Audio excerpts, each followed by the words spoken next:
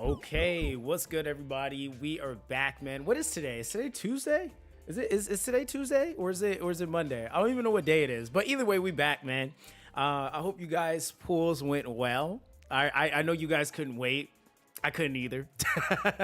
But either way, man, if you guys are here for the first time, definitely make sure you like the stream, okay? I would appreciate that. That helps us get more people, helps YouTube push the video or the stream actually on the algorithm, so I would appreciate that. But yeah, man, we're gonna just be getting into some grinding. I got some new stuff I'm working on, so I'm pretty excited. It's a lot of grinding I had to do, but I always try to mix you guys in the loop, you know. But let's go ahead and see what's going on in the chat. Yo, what's good, Current Eye? How you doing, fam? Yo, what's good, Ray, man? What's good, Afro? How you doing, bro? You said I got 150k Enigma back. Might have to save, bro. Yo, Fins fan, how much you spend, bro? Cause first off, like we not just gonna glaze over the fact you just said you got 150k, like 150k Enigma back. Like, dog, I dropped a little bit, and I got a smooth 30k. You got 150k is crazy. You said over 1k. Hey, well, hey, listen, more power to you, man. If you're enjoying the game that much, hey, listen, I support it, bro. I'm trying to get like you. Like, okay, damn, 150k, that's nice. That means you set basically. I don't see you really having to spend anytime soon. So, yeah, GG. So my credit card doesn't like me right now, but hey, listen, as long as hey, if it fits, it fits. That's it. Yo, what's good? What's good, SDVG? How you doing, fam? What's good, Mash? Yo, what's good, Fire Dragon? Yo, what's up, Yummy Zoda? How you doing, fam? Oh man, you said for around 120 standard pools, I got 3 stars, which is that's not bad. That's really good. Yeah, that's really good. I went and got my my pity ticket, all that jazz, because there was stuff I wanted to work on. So I kind of already knew what direction I was going in. So I was like, let me go ahead and just snag this stuff real quick. That's one thing that's weird though. Okay, there we go. I got it to work. But yeah, dude. Yeah, GG. Let you guys credit cards rest. Yeah, definitely give them a little bit of a break. You know. He said I won't invest into me right now though. I mean, honestly, I would be real with you. There's no need to rush like invest stuff. Really, if I'm being honest. Like if you're clearing everything, there's no point. There's literally no point. For me, it's a little bit different because obviously I make content. So like I always tell people like, don't try to keep up with me because I'm doing it for a very different reason. Whereas like if you're already clearing everything, there's like literally no point. Other than like you may be prepping to build up the next unit, but you don't have to like try to blast it all at once. Like honestly. He said, I think I'll leave her for now. My Simba's just fine though. Still need to feed her some good. Yo, appreciate the sub. Appreciate that, Nazi. Appreciate that, fam. And welcome to the stream too. Yo, what's good, Isidro? You said, hello, thankful about the pack before the refund now.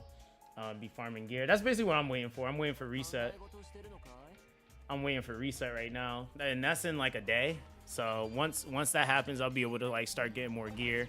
I actually need to go over to what's it called? Because I already did my dailies. I made sure I'm trying to like get more on top of that because I hate doing dailies. So I'm just get that out the way so I can be right in Fractal Vice. I've been living in there. So I would really like to get Q fully transcendent, but I already have Simba, Miyu fully, so I don't know. I should try for him and all my 2 stars fully transcended. I mean, honestly, it all depends, like, really, right? Like, it really all depends, because I think, like, the thing is, it gives your characters more things to work with, but it doesn't necessarily make them, like, ooga booga. Like, they like, because it really does still boil down to how well you play, right? So, it's like, I guess really at that point, it's like what you're really enjoying versus, like, what's required, right? Which I could argue, like, most things could basically be beat with anything if you play it well enough, so, like, that's that. Yo, what's good, Sovi? You said you're gonna be doing pulls with that juicy refund or saving? No, absolutely not. See, I'm a gacha gamer. I'm not a gacha addict. There's a slight difference. I'm not addicted to the gacha. I pull when necessary.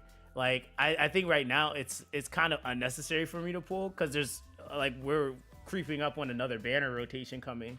So and like I was just telling Finns, like it all kind of depends on realistically what's coming and what I need. Like it just kind of all depends. I usually go for a character base for each thing, but like when it comes to standard characters, am I chasing standard characters? Hell no.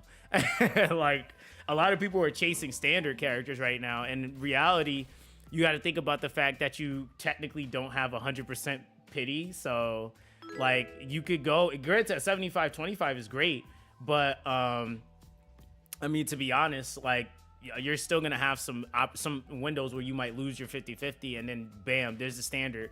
And if you went crazy, then it might usually pulling dupes after maxing doesn't feel that great, to be honest. So that's why I don't usually go that crazy right off rip, especially this early. Like maybe later down the line I'll probably like do it like when I'm trying to like get more what's it called, rank points and stuff like that. But other than that, I just usually save. Said funny thing, I wasn't gonna spend money on this game, but once they said refund, all that was an opportunity. I couldn't miss that. It will more likely never happen again. I mean, Finns, I'm not gonna lie, I fought nobody that dropped bans on this game. Like honestly, this is probably one of the very few gachas where I could literally be like, nope, that makes 100% sense. Cause in reality, I don't think a lot of people, like I was saying that last stream, I was like, honestly, a lot of people don't get, like, this is probably never going to happen in another gacha ever, let alone this game, to be honest. So people that did that basically like set themselves up to like, basically like you could have like whatever amount you're gonna you got all your starter stuff going for you, whatever dupes you got, you just kind of have, you got whatever tension cards you're gonna get from the start, and then now you just kind of don't really have to spend, really. I feel like the one thing they're probably going to get people on is like obviously like the battle pass, but because they refunded paid currency, now you just can funnel that back into the battle pass too. So technically you, unless they sell skins outside of the battle pass, you basically are paying for skins too already, which is kind of insane.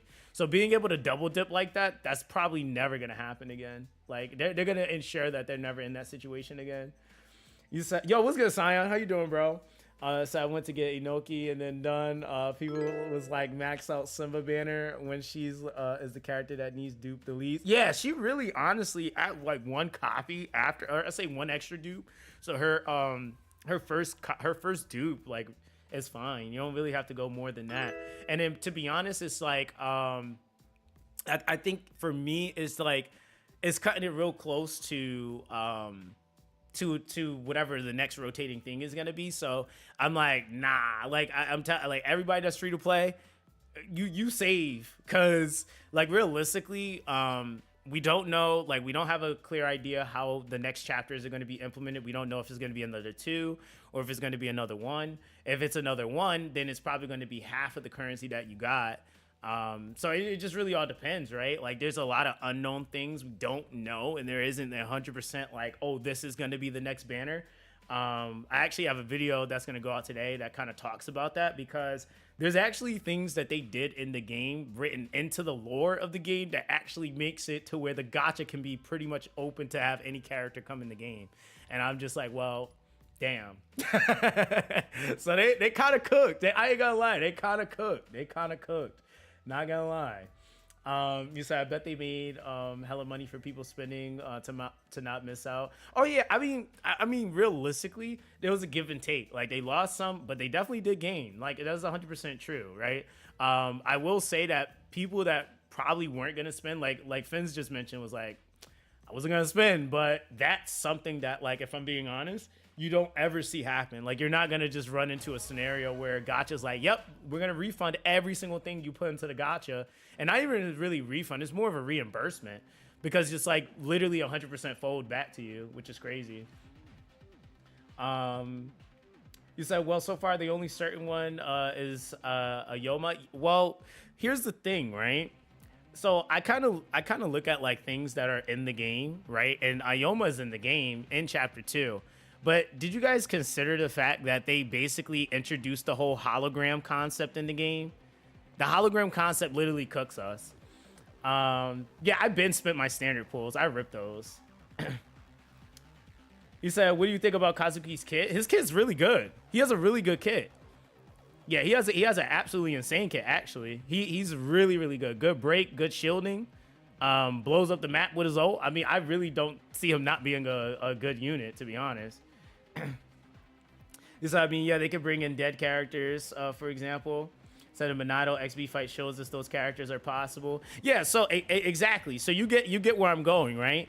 The other thing to coincide with that is the fact that those sprites and those characters are already in the game, right? So it's like, okay, it could be Kazuki, but it could also be the whole entire fucking Monado tribe, like anybody from there, because then they played it into the actual story concept. So they can go outside of the chapters and add characters if they want to.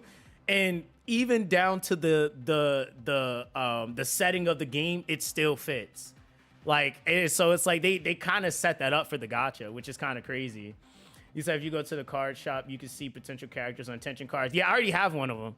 It's already one that I have that I was like, you know, attention cards one thing, but when you actually have like things like the XB where it literally is showing you the models of the characters and all that stuff, I'm like, yeah, that's kind of now making it random. So we got to try Kazuki, which I think he's a high probability, but it is still possible they could swap it and it not be him, right?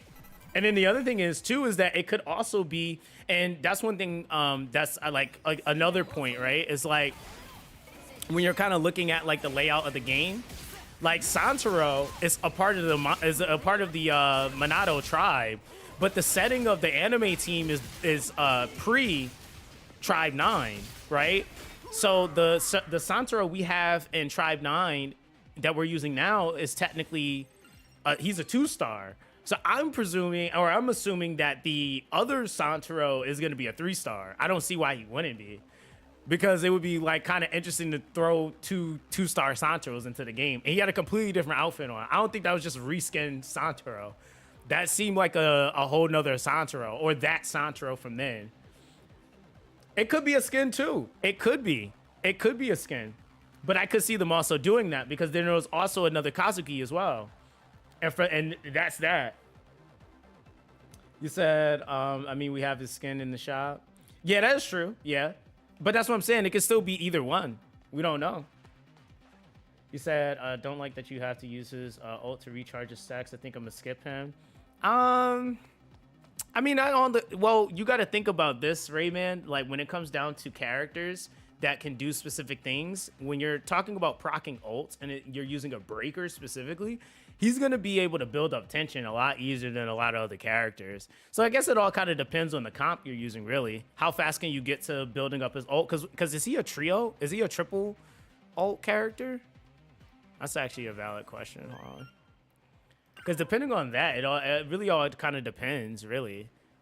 And then the other thing is, too, is he's just shielding character. So when it comes down to like a defense layer, like you kind of have some of that covered. You got break potential. He still does damage. And he's easy to use. People are definitely gonna summon for him. Let me see. His ult is. Let me see. Oh, it's only a phase 2. What the hell? Yeah, bro. People are gonna. He's gonna be busted because he's not even required to go all the way. He's gonna be kind of busted. He definitely is gonna be busted. And then his overclock is lasts for 20 seconds. Attack increases, what is it, based off of 10% of his max HP? So when we reach your maximum stats, so overclock, increase attack based on max.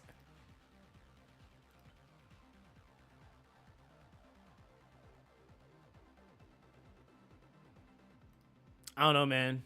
I don't know, man. That seems kind of that just seems kind of nasty. Like you just gonna casually scale off of HP too. Okay.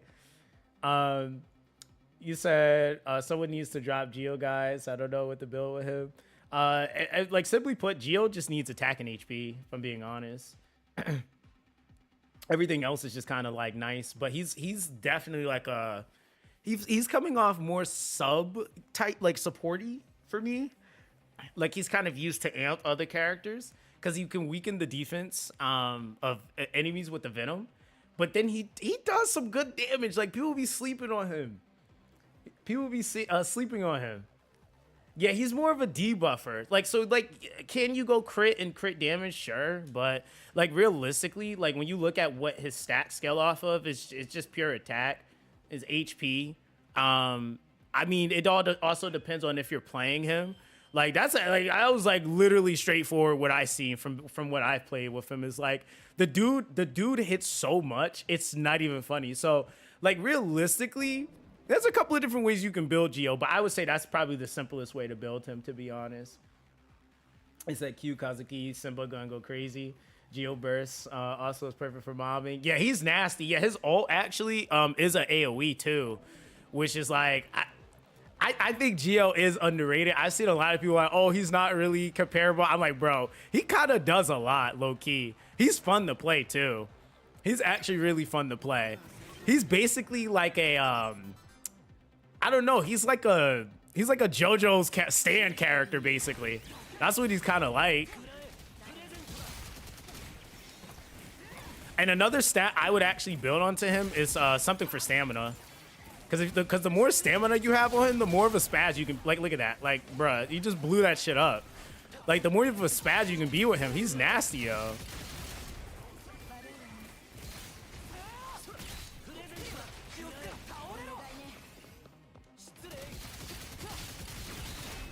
Like, what the fuck, yo? I don't even know why they let him be like that.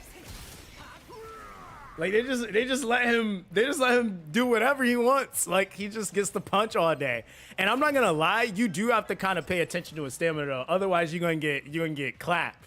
But because of that fix they did, it actually kind of helped him. It actually definitely helped. I've been doing some bosses with him. I was like, yo, this guy is nasty. Like, I was like, what the hell?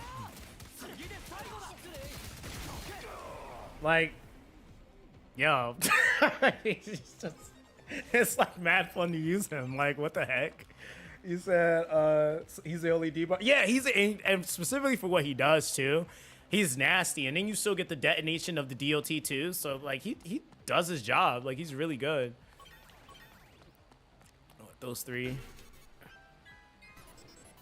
So actually, I think you could play a Yoma without spending much tension. And there's the ultimate whatchamacallit stat, right? The ultimate efficiency. So you can literally lower the cost. Yeah, you gotta be careful with him and his stamina.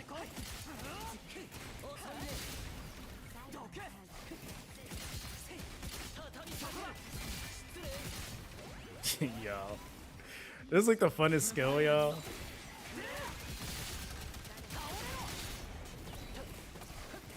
And then what makes the explosion even better is it's an AoE, so it hits everything around it. That's crazy, yo. Like I will say, Gio actually might be my favorite character in the game at this point. And I love Mew. I love Mew, but the way that Gio plays, yo, is so, it's just so fighting gamey. Like it's so fighting gamey.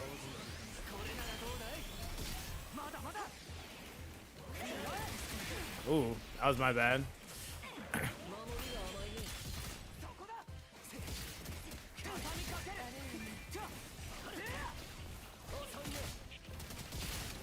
What are you backing up so much for?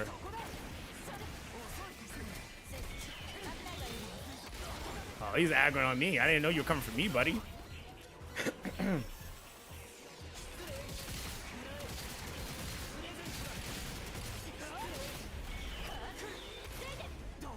Almost ran out of stamina there.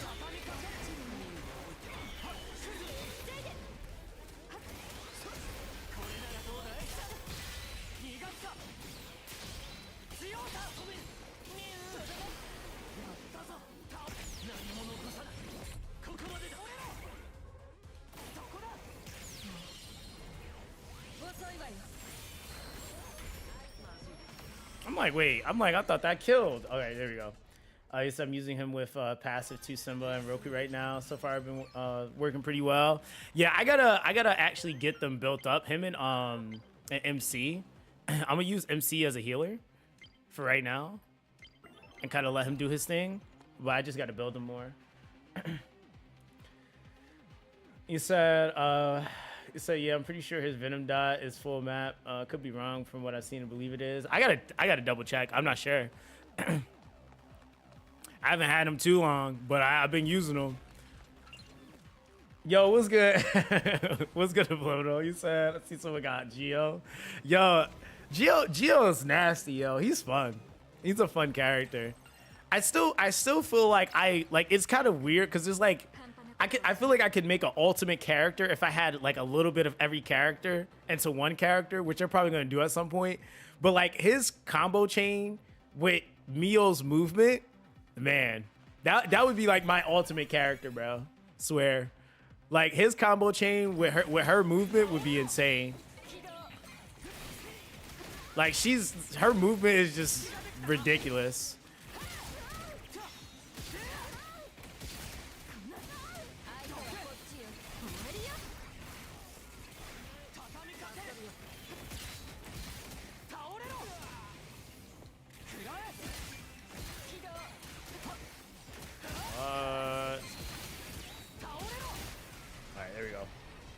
Have you seen one-shot clips with defense down?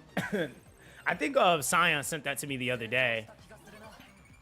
Yeah, we were literally just talking about it. It was pretty cool. So I can avoid using Roku like a plague simply because the cheese surrounding him. I mean, to be honest though, like it's kind of like one of those things. Like if you get it for free, hey, it's free to play. Why not, right? But if you want to make the game more challenging, I mean, that's also the other thing with some of the higher rarity characters, which I can appreciate, is that they have higher skill ceilings to play. So it requires a little bit more depth and understanding of the characters combined with other stuff to get them to work. You said, also, what are your thoughts on standard banner rates? I feel like they should make it so you guarantee a character if you get a tension card. I got 3 tension cards in a row. I mean, to be honest, with standard banners, it's always kind of like that. I've never really seen it where it's been like a guaranteed. Would that be nice? Yeah, I absolutely think it would be. But I've never seen a standard banner be like angled at that like that, to be honest. Like if it's mixed like that, it's usually made with the intent like you kind of just get whatever you get. But I would say one thing I would like to see them do is maybe like revamp some of the tension cards so it doesn't feel so bad to get a tension card. I think right now, like tension cards and just tension and all that is in a kind of odd spot for people.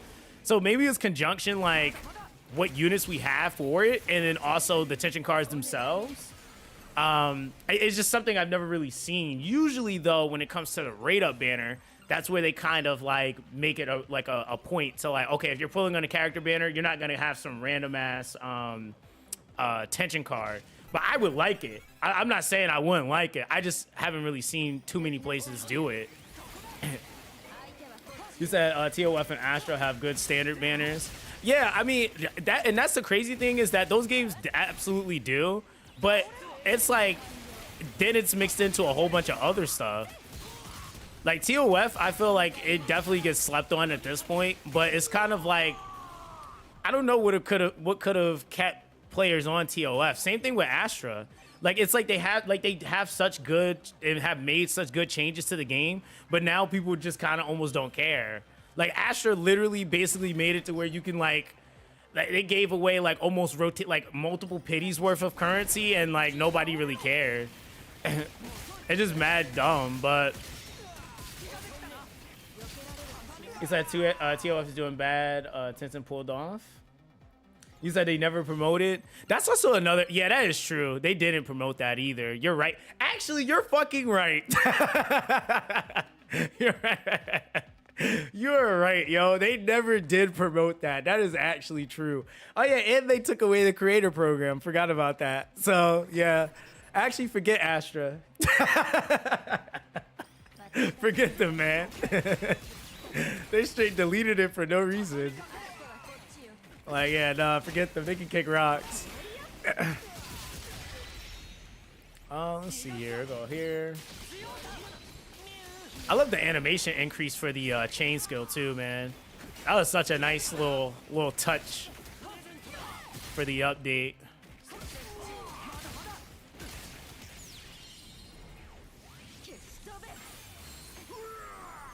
He said it should make it if you get a TC on standard more likely to get a character next time, vice versa.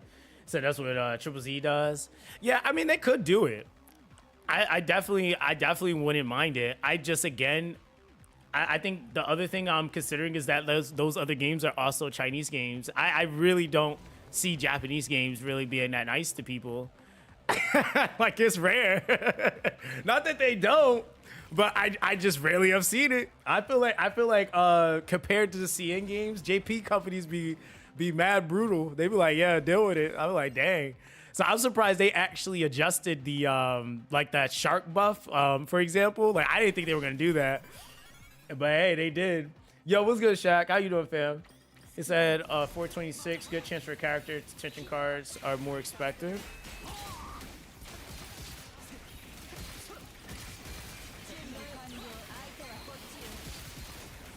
You say, yeah, JP games are mad stingy. Yeah, bro, we were dealing with that with JJK. Like, I'm not just saying that. Like, JJK was being super stingy. I'm like, yo, and then got the nerve to be trying to speed us up to JP. I'm like, yo, how you gonna speed us up and then hit us with 50,000 banners but give us no currency? Like, we love to see that, you know? I got a question. Anyone knows when Fractal Vice resets in like a day? Actually, if you check the rewards tab, it actually will tell you when it resets.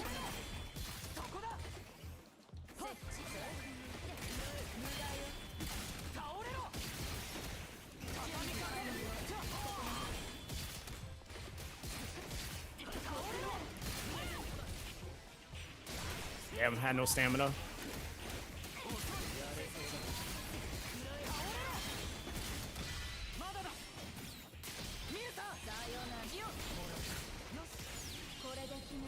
Dead.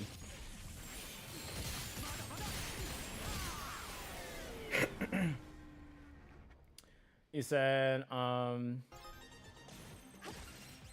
Brother Dice killing on T9 now. Keep it up. Yo, what's good, Grenade? How you doing, bro? He said JJK has a gacha. Yeah, Phantom Parade. Yeah, JJK Phantom Parade. You probably ain't hear about it though, cause they ain't really doing much with it. I mean, to be honest. They kind of had a whole fiasco in the beginning of the game. Like no lie, in that game, you could drop like 80k crystals and not get the unit you want, bro.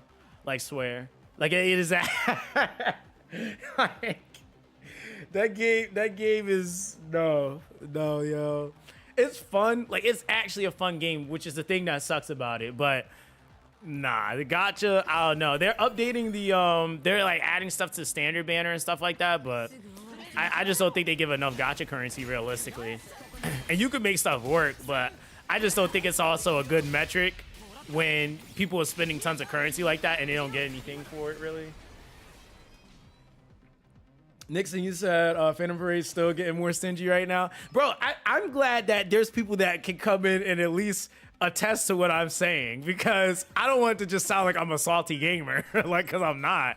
It's literally that bad. Like, it's really not friendly at all. Even if you save, like, it's not that great. and they're like, oh, we'll give you a multi for each event, but like they also don't have it to where pity carries over. So you basically like it doesn't help at all. Like if they had that, then it wouldn't be so bad, but they don't even have a carryover pity either.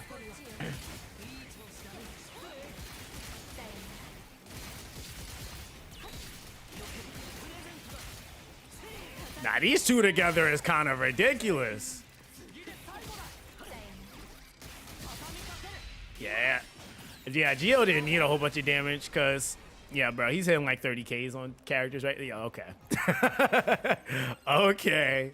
Yep. He's definitely weak, you know? Just saying. So my main issue with the speed debuff on Shark was the percent speed reduction was like 75. If it was 50, it would be more reasonable. I'm probably the wrong person. I'm going to be honest. I can't really, I don't know. I played with it. I still beat everything with it. So I mean, I didn't have an issue with the speed buff if I'm being, or debuff if I'm being honest. But I understand why they changed it because it was on an earlier boss, so I could completely get them changing it. But it didn't really. I don't think I was the crowd they were really doing it for, or a part of the crowd they were doing it for, to be honest. You said my child need food because he was hungry. Like us, you're stupid. You said the speed debuff helped you actually because it makes it easier to parry. I'm not gonna lie, it did. For me, it didn't bother me. I'm gonna be honest. It just didn't. But like I said, it definitely, I could see them doing it for like the Elite story, like intro variation of Shark. But I still think it's on backgammon though. I don't think they removed it from the harder boss. But the easier one, I'm like, hey, it is what it is. Yeah, I think Red Shark still has it, yeah. Which, that's why I was like, I wasn't going to make a big deal about it. But if they have removed it altogether, I would have definitely said something. Because for me, I also don't agree with them just nerfing content. Like, if it's meant or intended to be more so, like, get good, then I can understand that. I feel like at that point, if it's that much of an issue, they need to raise the FPS on mobile. Which, they need to do that anyway. Like, FPS, I could completely get it. And the playing on mobile, they need to make that experience better, for sure. But don't cop out and be lazy and, like, just nerf stuff just because you don't want to change that right away. You said kind of bad if Red Shark got nerfed. Yeah, that's what I mean. Like, I can see it for the earlier stuff. I'm not really against that. Especially the first boss. Like, do I care? Not really. But, like, Red Shark, yeah, I would have said something because it's like, no. Don't start that, because a lot of games are doing that nowadays, and it just makes the game not fun for people that actually try harding and putting in a ton of effort into the game. Like, if I'm putting in a ton of time just for them to nerf all the stuff, it's gonna make me less likely to want to put more time into the game.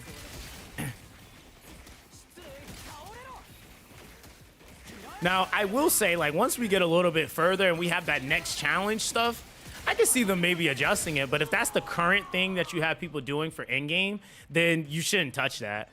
Like definitely later down the line when we get like the supreme one-shot mechanic boss, you know, then sure, by all means, make that more accessible. But for the time being, yeah, let us rock, you know. You said I play on mobile, it runs great, but I have a high-end device. Yeah, that's what I'm saying. Like, I think like. It's kind of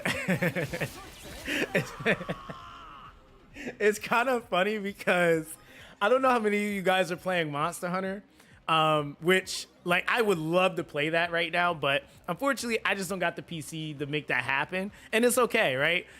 There's a lot of people that are upset because they can't play Monster Hunter right now because their PC just doesn't run it well, but it's just funny because there's a lot of people just telling people like just get new PCs, and it's like, well, that's a lot easier said than done. Like the PC requirement for them to be able to at least run it competently, you talk about anywhere from like a 2.5 to 3 grand PC.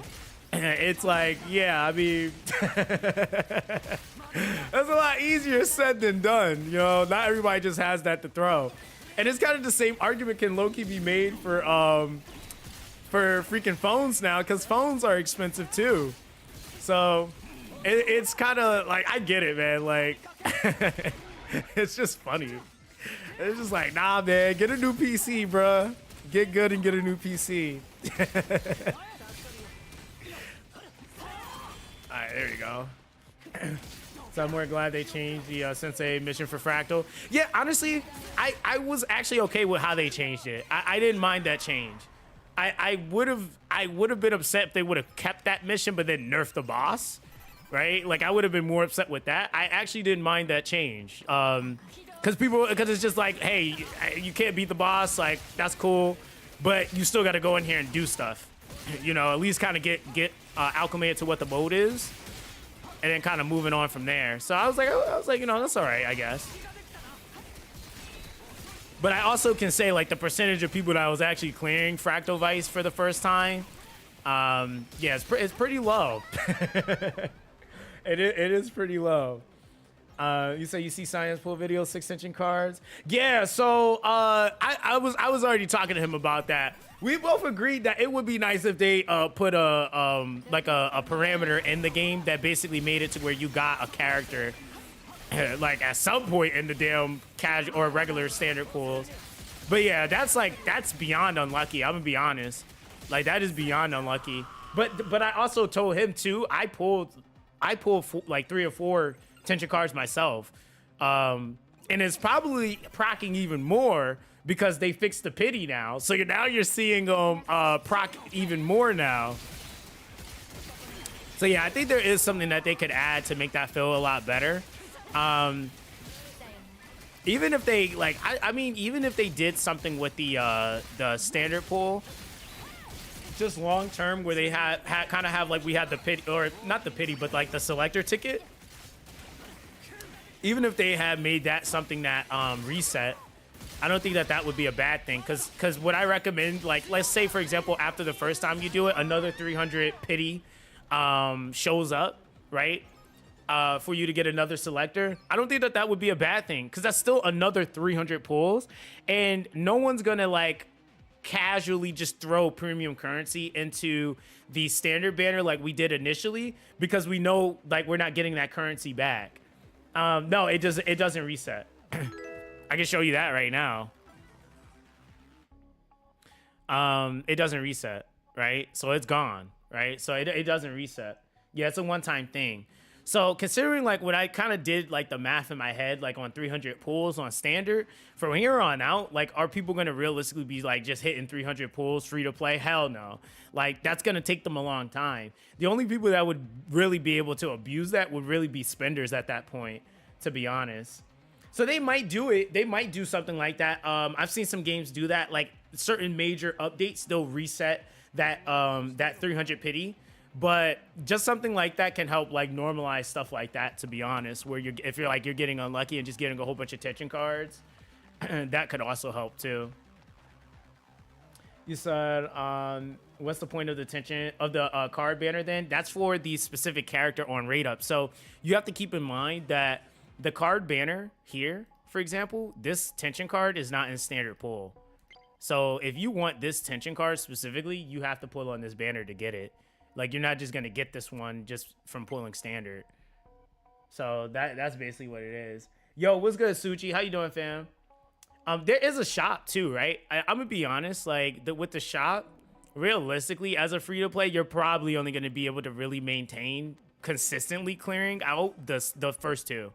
The third shop is kind of like, that's going to be an overtime thing. So I like, even when I was calculating numbers and stuff like that, I really never included that one. Because this one requires you to be doing one or two things: selling your 3-star tension cards, or getting like 3-star characters, like / dupes, basically. Really, I think it's dupes. That and like clearing Fractal Vice, which Fractal Vice doesn't give us a ton of this, so it's still gonna take you some time before you really clear this even consistently. But the first two shops are pretty easy to kind of get currency for. In comparison to the third shop, that one is just kind of to how you get it, or to how it goes, or how you get it. But yeah, Fractal gives a max of 60, and yeah, that's also considering a person's able to clear it out every rotation. So are people going to clear it out every rotation? Maybe. People that are sweating, sure. But yeah, realistically, the average or casual player, probably not. To be honest. So yeah, more than likely it's still going to be vast of that income is going to be primarily coming from when they pull, which yeah, realistically, you know, is going to be kind of in the air into each account really at that point. So the 3-star recycle stuff is probably better use buying cards you need instead. Yeah, I mean, to be honest, I would say that is also something you could do too. I really just think it's based off of what you want to do. I would have to go to the damn other shop to see that, but yeah, that is an option as well. I personally haven't used any of my whatchamacallit currency on those shops though, so, or at least the final shop. Wait, what'd you say? You said, I noticed that you did have your favorite character, Gio. He's a pretty good character, in my opinion, the second best character in the standard banner. I think he slept on. I will say, Ren, I do agree. You said, how's the grind going? Yo, it's not too bad, bro. It's not too bad. Yeah, it's not too bad, man. Where did that noise come from? What was that noise? Yo, if that was a sub, appreciate you. Oh, Shadow Fox, appreciate the sub with the Prime, bro. I was like, I don't see it, but I hear it. Yo, appreciate you, fam. And welcome to the stream, Shadow Fox. It's a good brother. Woke up this morning, snagged multi 3-star attention, Miyu, Gio, Q, EG. So I'm living. Got a new tank to work on. That's fair. Okay. So these chibi cards for the characters are hilarious. Yo, I honestly really like all the aesthetics in the game, man. Like they did their thing, man. I will say you could tell they definitely like they definitely treated this game more of like a passion project than anything else. You said I do want another damage dealer. All I have right now is Inoki. Only other one that like kind of rips would probably be like Miyu, really. Like if you're looking for like just a pure damage dealer, she still needs to build up stacks, but I think that's kind of the case for every character that does damage at this point. But yeah, Miyu would be like the next highest or up there with Inoki, I would say. He said just move. Oh, and you also have Iroha too. A lot of people have been using her. Her damage is actually pretty disgusting as well. And we all get her for free, so. You say you just moved from YouTube to the Twitch instead. Oh, okay, got you. Oh yeah, guys, we are streaming on Twitch too. If you guys are on Twitch, definitely make sure you follow me there. Whichever experience you prefer, you know, it's your poison. Same name, Zoxaskun, Zoxaskun, you know? You know? You said, y'all sleep on Q. Nah, I'm not sleeping on Q at all. I know his damage is really good, but I mean, in terms of like ease of use, I mean, I guess he could be easy to use if you manual him, but he sucks AI. So, yeah, if you're playing him manual, the other characters all around are really good, AI and manual. Like, Miyu is broken. Let's see if we can do this.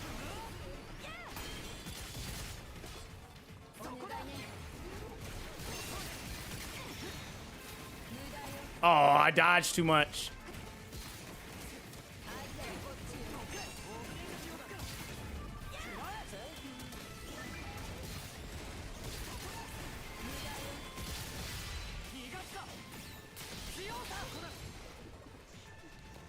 I kind of missed that, but that's fine.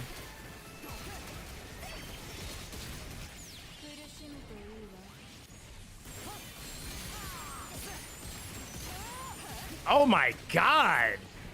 That shred with Gio is nasty.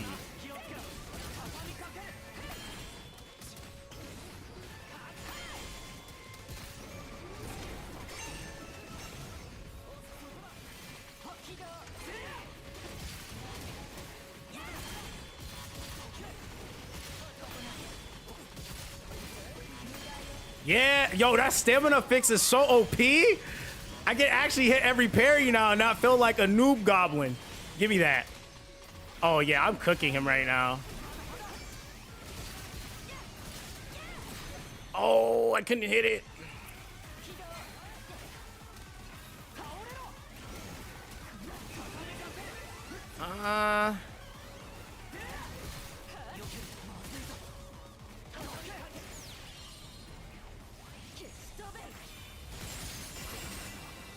Wow, he still killed me. Yo, I tried to tech that. He said, nah, fam, you good. Yo, I'm dead. I really tried to tech that. That was crazy. You ain't have to do me like that, brother. Ooh, okay. Don't give me that. Don't give me that. That's cool too. Oh man. Maybe I can get another ult off here. We'll see. I gotta like perfect dodge. Crap. Yo, you know what's so messed up about that? Is like I was in my animation and it still hit me. I was like, I'm pretty sure you can dodge that, but I guess not. They said, nah, fam, you good. You don't get that. Dang. You said you could do that or just build his ult. He nuked the whole field. You said Q ult is awesome for clearing mobs. Yeah, I'm probably gonna mess with him, build him up a little bit more. But it all depends on how you want to play the characters, man.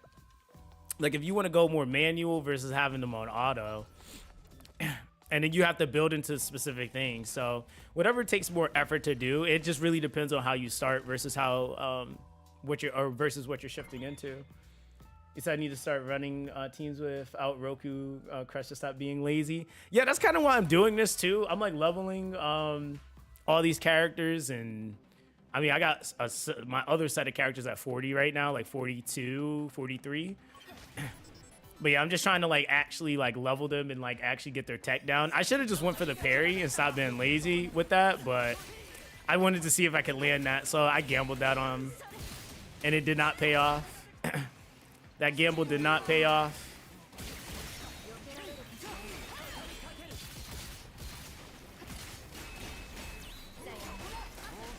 Oh, damn, sir.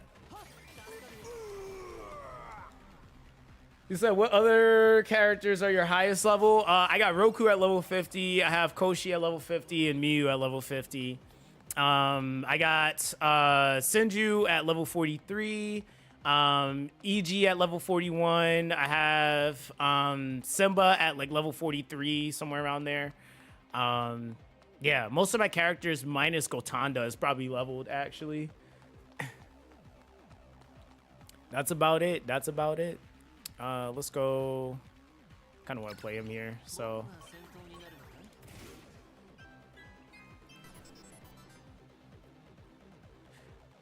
You said crazy but nice. No, dude, I put a lot of time into the game, honestly. Like, I'll swap off units because my eyes visually get tired of looking at some of them after a while, but...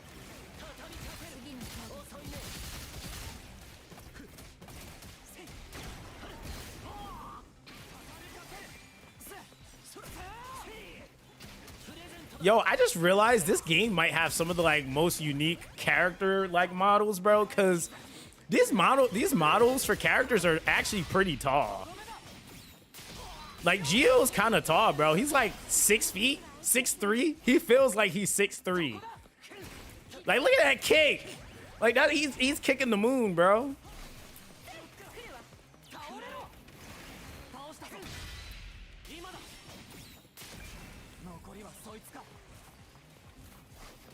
All right, let's see.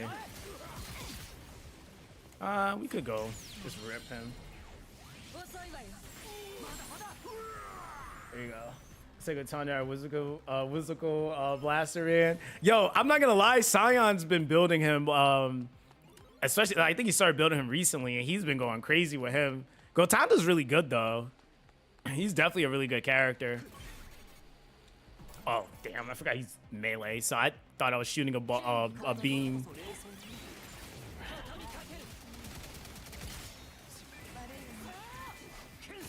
I'm definitely building some stamina into my Gio though, because once I get an, oh my god, don't let me get like a crazy amount of stamina on him. I'm gonna be messing stuff up.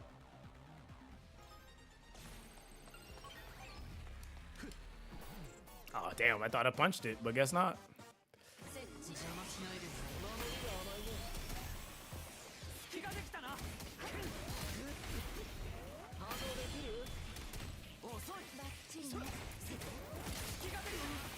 Come on, I hit that. Whatever.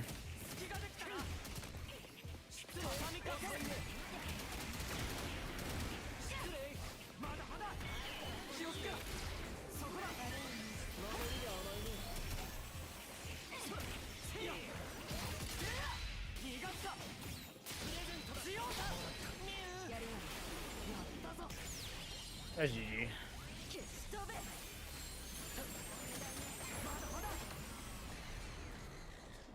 Yeah, Mew's busted, bro. I like it's just so stupid.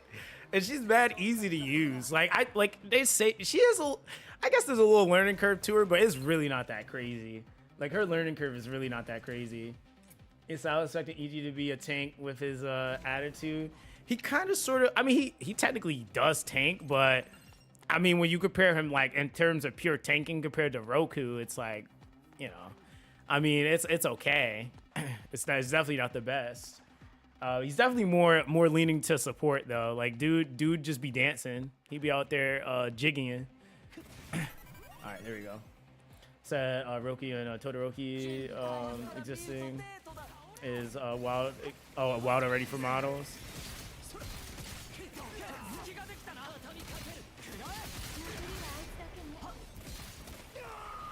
He said, how do you get Miyu to ult to do a lot of DPS? You basically have to build it up. So I kind of explained that in my my guide for her. But you basically, it's a, what is this stack called? Is it called Resonant Stack? Is that what it's called? I think it's, yeah, I think it's called Resonant Stack. That needs to be building up. And the way you can indicate that is via the, it's like a pink bar on the side of her. The thing is that the bar technically has 3 levels to it. There's level 1, there's level 2, and then there's level 3. Level 1, there's this little black bar under it, or on the bar, like towards the bottom of it. Anything under that bar is level 1. Anything over that bar goes to level 2. And then when you're at level 3, that's when the bar is completely full. At level 3 is when you actually get the most hits. I think it goes from a single hit to 5 hits to 20 hits. So that's basically that. It said, are you trying to use the power consumable in Fractal? Yeah, I have used it. That's all I've been using every time I've gone in here. I was just trying to find the next set of chests before I popped another one. There's not really anything. I haven't found anything yet. I think this area might be it, if there's even chests to begin with, but we'll see. But yeah, so that's basically how it works. And usually, like I would say on her AI, the AI just builds it up organically, and then whenever you have her ult ready, you can just pop it. There's a lot of different scenarios though as to when you would wait versus say using it right away. One thing to be aware of with her though, like when you're using the res, which is the Beyond, I forgot what that card is called, but Beyond Revival or Beyond Revive or whatever it's called. If she dies, it resets her. So you have to rebuild it all up again. So yeah, it's like most of the characters I noticed, at least for the 3 stars, have some sort of stack proc they need to build. Gio has the poison. I think Inoki also has some sort of like damage over or DOT of some sorts, I think. Miyu has to build up stacks. Trying to think. I think most of the characters that really have some sort of skill to them have to build up some sort of stack. I think even what's his face builds up something too. Santoro, yeah, a lot of the characters actually build up some sort of stack. Or if it's not a stack, it's a timer. So even Koshi like is a 50-second window before he can heal, basically.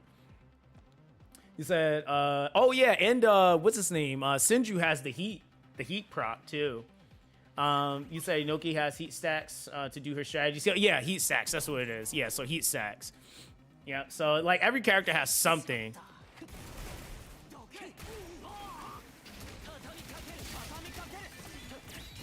Damn, I had no stamina. I had no stamina to parry that. That was my fault. All right, there you go. Cooked. Yeah, heat ship, kingship, or heat kingship, charm, unity. yeah, there's a lot of things that are even limit point. Limit point's another stackable ability. Damn, bro. You don't gotta hit me like that. Bruh, it's always when I have no stamina. Come on now.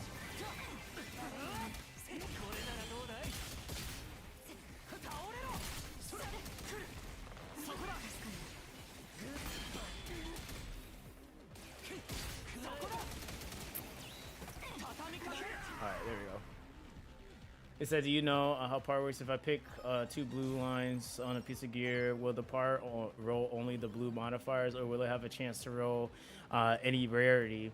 So the thing is the roll rarity is random. It's not gonna just roll you blue, right? The thing is that it's just like the buff that we have up currently, where it rolls anywhere from the lowest to the higher roll of something, and not the lowest. I don't think it's a white roll, but anything from like a blue to a gold basically is rollable. The only like stipulation behind it is that only will kick in on a tier 8 piece. So what I do typically is I will, like, for example, we have the buff up for attack and HP. I would make sure I'm using it on a piece that has, and I usually only use it on tier 8s, but pieces that actually have crit damage or crit rate rolled onto them. And from there, I've gotten pieces with crit rate 4 plus or crit rate 4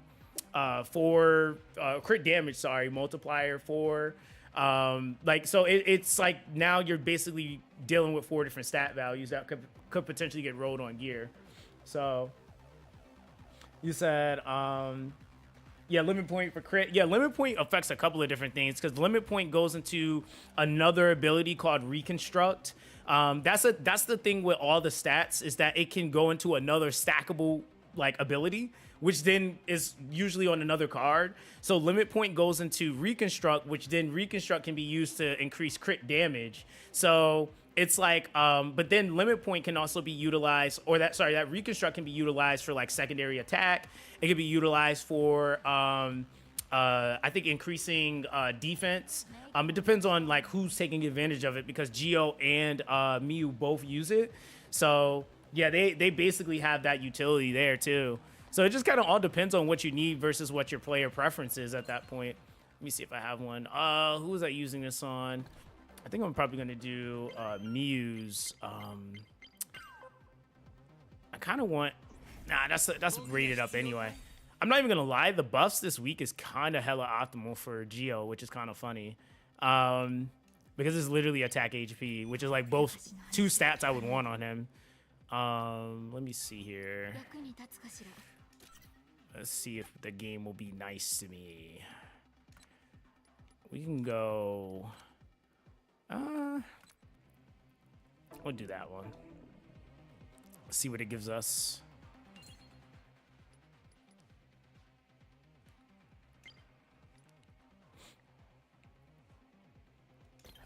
You said Gio want HP? Yeah, because if I'm running Gio, like 9 times out of 10, I'm going to have him on a team that's not like running a tank more than likely. Like right now I'm using a team with him, MC, and Miu. So I want him to be able to take some hits. So I'm giving him that HP threshold so that he can basically sustain. The attack is going to be scaling his poison or his venom. And then he's basically debuffing. So he's going to be there essentially to basically be in the face of things. And like you got to think about a short melee character like him. Like he has nothing that really gives him like any sort of like gap closure or anything like that. So it's either you dodge it or you have the capability of taking the hit. So you want some sort of like meat to his bones, basically, so he's not just getting slapped. If you build him like a DPS, I mean, you could if you want to.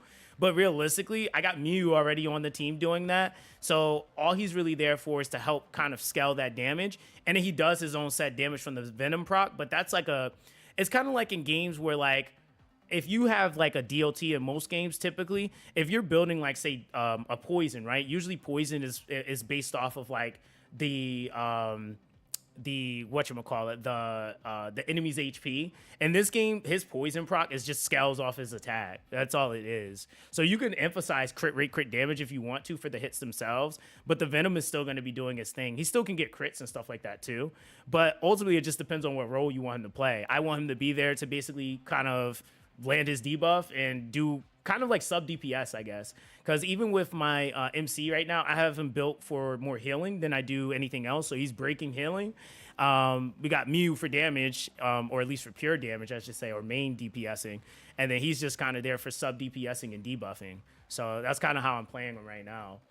You said secondary attack has decent gap closing. It's okay. I feel like it's all right. It's not the best in my opinion, but it's okay. Comparatively to like MC's gap closure with his secondary skill, it's kind of insane, to be honest. Like that shit has range on it too for no reason.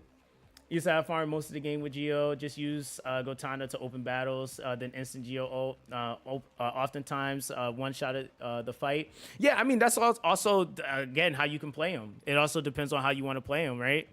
And that's the thing with the game is that it's pretty open to your strategy. It's kind of the same thing like when I was playing Santoro.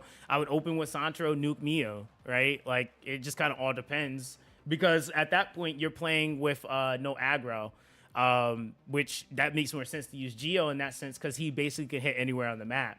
Whereas like if I'm opening with Santoro, he has a draw in, and then Miu just hits everything in that one centralized spot.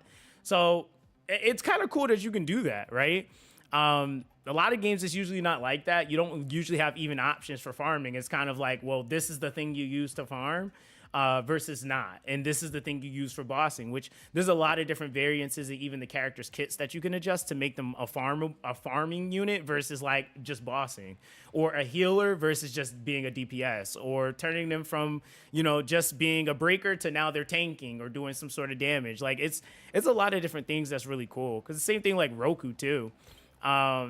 He could be used for ult damage nuking, or you can further increase his ability of self-sustain when he's tanking. So there's a lot of things you can do in this game. Let's see, that's a tier 6 down. Yeah, so there's a lot of things you can do in this game. He says it's crazy that they give you an entire pool for just doing the side quests now. Yeah, dude, even the I don't know if you guys had did any of the like the exclamation point quests. Those actually still are now going to be dropping standard pools too. So we get a synchro medal for each of those that we do.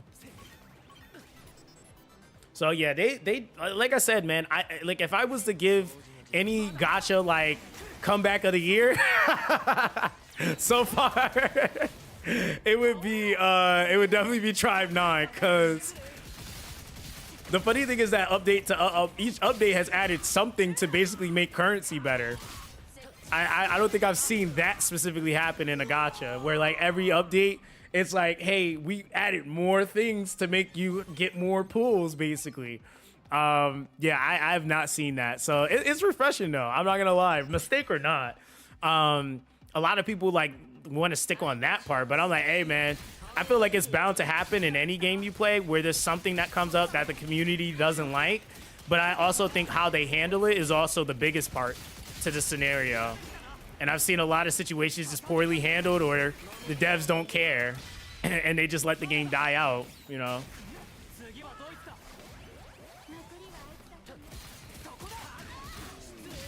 Damn. Yo, I feel like I'm playing a boxing game when I'm using Gio. Oh, damn, you went after me for all that?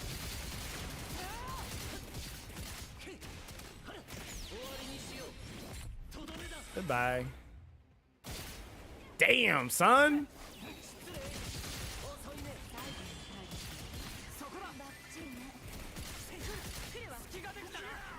Nah, yo, he's nasty. Like if you can really get good with him, he's nasty, yo. I really like Gio a lot, man. He's fun. You said I feel like you just described Genshin. I mean, hey, if the shoe fit, the shoe fit. I really wasn't shooting at anything specifically when I said that, but hey, if the shoe fit, the shoe fit, That's it. Is that mostly negative to mostly positive? In hell, the way they it's going, it could reach overwhelmingly positive. Yeah, that's true. He said playing from my iPad, still clunky. Yo, listen, I would just use a controller at this point. Are you playing like Crab on your iPad? How the hell? Yo, I'm not gonna lie, I gotta give it to y'all that play on like iPads and tablets and stuff like that, yo. Especially like this type of stuff. Were you doing the crab method? The crab, the what is that? The crab claw play style?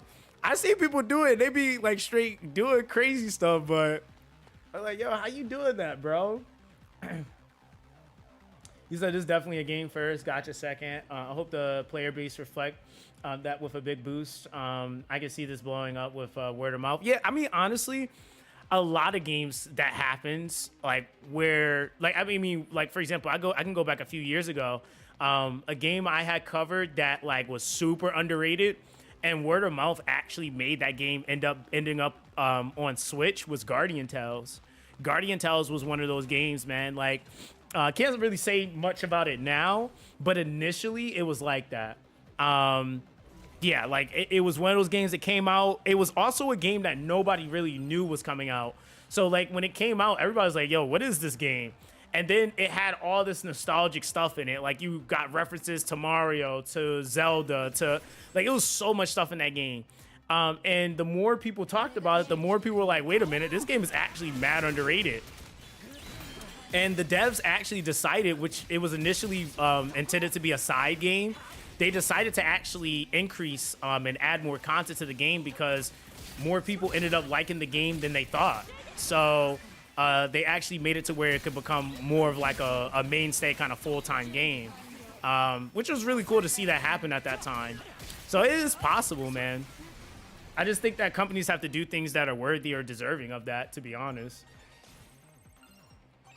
It's I like that you can actually play the game, not time gated or everything takes stamina. You can just freely play the game. Yeah, I think that's actually something that is a little refreshing, is that everything is based around like what time you have is what you basically can get out of the game. Even down to the things that would have been technically stamina parameters before. You're not locked into like, oh man, my boosters are refilling. Like, it's like, you know, there's ways for you to convert boosters even if you know you're not going to be on. And that can still turn into resources. Like that's something that I think is like really well done that they made that decision before the release for sure. So I personally hate that Gio for ruining 90% of my. Oh, so you're getting Gio spooked most of the time? That's understandable. And so I was in shock when I heard the refunding all the currency we throw in. Yeah, I mean, honestly, like I said, that's just unheard of. It doesn't typically happen, but it's something that they did. And I mean, hopefully from here on out, we just have a much better experience. You know, as long as they continue to add content that's fresh and somewhat challenging and fun to do. Because even with challenging content, I would argue that like it's not just about adding like challenging content. It also needs to be fun and challenging. I feel like so far most of the stuff I've fought has been fun. Even like the first initial like playthrough of it, like doing the shark, even into backgammon, like it was fun to play.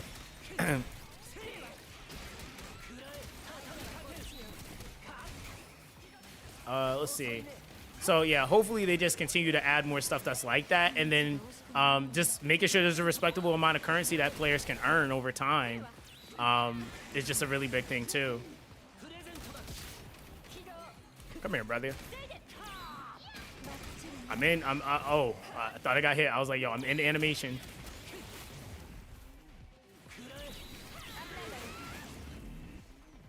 All right, I'll let you have that one, Mew. There you go. Oh, MC dead? Okay. I didn't realize he died.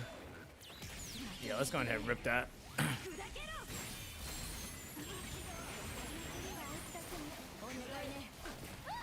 there you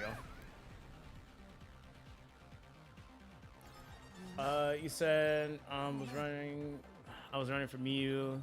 Oh shit, hold on. Got everybody and their mom running at me. Oh my god, I gotta play Miyu now. Hold on. Hold on, we could pause. I forgot we can do that. So I was running Miyu, got Inoki and Simba, and stayed to it. And today I got Miyu after getting Inoki dupe and was about to give up and reroll more than it happened on standard. Yo, Tron, I'm not gonna lie, I'm happy that happened for you because rerolling on this game at this point is just... At this point, now after the maintenance, I don't think it's worth. I would be real with you. I don't think it's worth. Is that true? Not that they fixed the currency. They should promote it with like get 100 plus pulls free. I mean, technically, yeah. I mean, There's like, but you know what's gonna happen? D4 people are gonna come in the game and be like, "Why is everybody running around talking about how many pulls they got?" I seen a guy with 94k currency. He's talking about refunded. Like, they're gonna be like mad salty. It's gonna that FOMO is gonna be kicking in. So yeah, at this point, is it worth? For sure, I really was glad I got her. Yeah, I mean, yeah, honestly, it wouldn't have been worth. I would say at that point, it would have just been like use the standard ticket for her at that point. But yeah, if you're able to get her now, you can actually go for a dupe at that point. So reverse therapy looks pretty good, or pretty interesting card if you haven't seen it. What does reverse therapy do? I might have already built it. Not gonna lie. I might have already built it. I did not mean to do that. I was actually trying to swap characters. It's going to be a weak version of that. Okay, there we go. I got a player because we got everybody and their mom here now.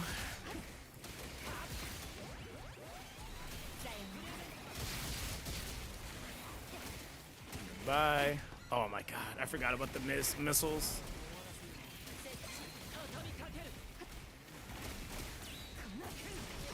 Oh, yo. Oh, and I missed my parry. God damn.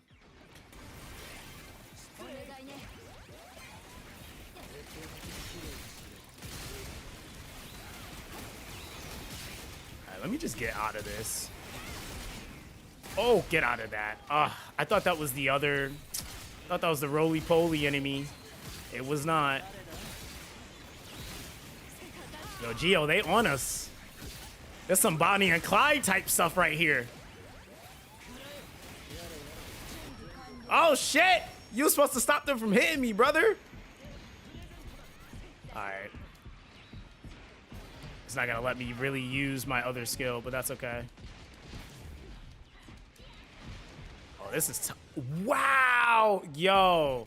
That's so toxic. That's so toxic. Whatever. It says reverse recovery effect. You deal damage equal to 54% of recovery effect with 8,000% attack point cap. Oh, okay. Nah, I don't think I built that one then. Maybe I might have it. I might have it though. I have to check. You said is there autoplay in this game? No. No, sorry. You gotta actually play. There's auto kill though. Like if something's extremely weak to you, you can just kill it. But if it's not, you gotta fight it. So unfortunately, this game is not made for the lazy gacha gamer. Let me see. All right now, what we got? What we got? That's endless serving. That's quite tank. What is it? That's Minato Tribe Bombard. Yeah, I don't think I have that one. Yeah, I don't think I have that one. Yeah, risk management. Yeah, I don't have that one.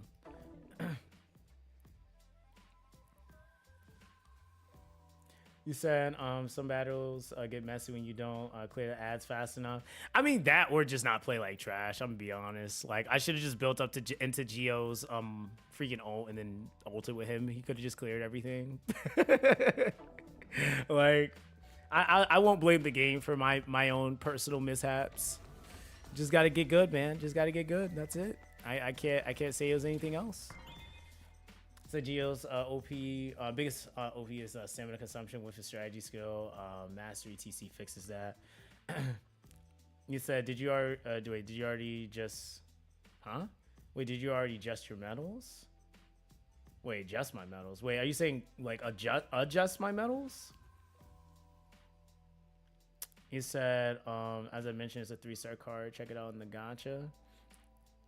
Wait, did I use my... Oh, yeah. I've been using my medals. You're talking about the synchro medals. I wasn't sure if you were talking about profile icon medals or not. It said, get to chapter 2. You can invest those gems into your Simba. Yeah, you said it's in the gacha? All right, I'll check it out in a little bit. Ain't gonna do me much because I can't use it. There's one card though that I have been investing in that's actually kind of nice.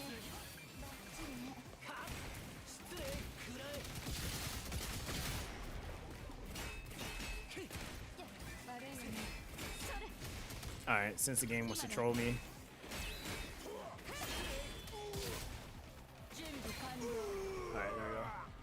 You know what's the best team for Inoki? Been seeing people hit mills with her. I'm pretty sure Gio is on that team. I'm almost convinced. No, I don't know the best team for Inoki though. That's the one character I actually don't have. So I also found a card that grants kingship buff and even can heal you. Which card is that?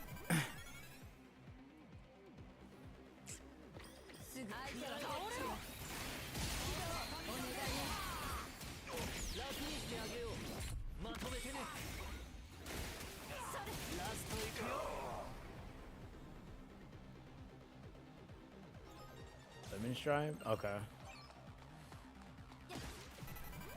I'm gonna record that in my brain.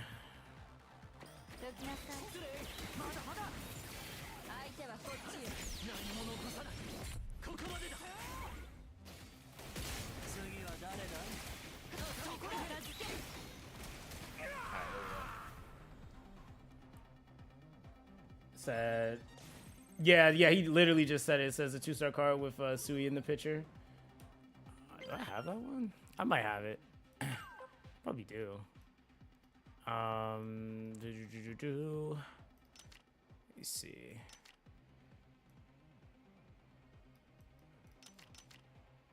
Wait. MC. Nope. I send you. Maybe I don't. Maybe I'm not a part of the fortunate. Yeah, I'm not a part of the fortunate few. I guess not. No, there are a lot of cards in the game. Yeah, I'm not a part of the fortunate squad to have that card yet. It's all right though. You can't have everything. He said they gave me double symbol pull. Oh, congrats on that. Shoot, I got my base copy Simba and I was good. I was like, all right, I'm out of here. I was gonna side parry that, but never mind.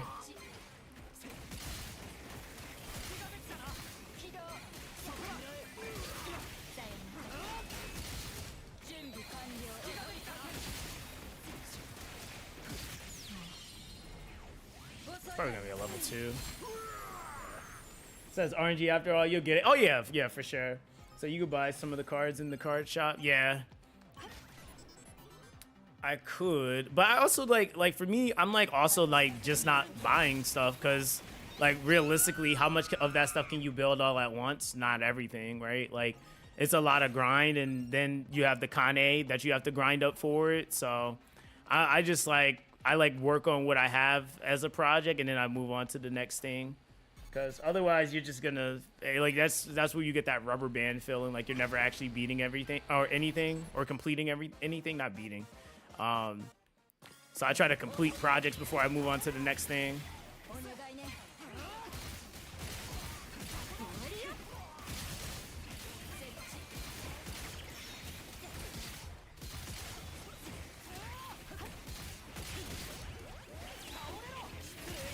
I mean, I know, but you can also just think of specific cards based on your build. Yeah, I mean, I do that anyway. I don't have to have the card, though. Yeah, I do that anyway. Damn, okay, so you're just gonna aggro me. No stamina, we love to see it. Yeah, I do that anyway. Okay, I got stuck in that hit, but that's cool. Bruh. Get me out of here, game.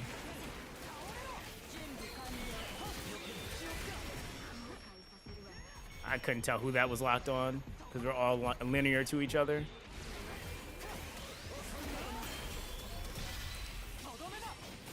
I gotta stop being lazy.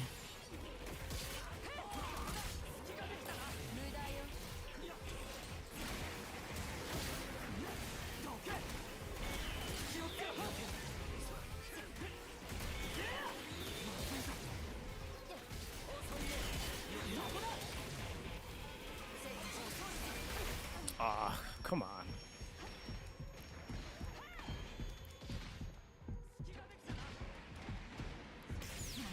Yeah, I'm not building up.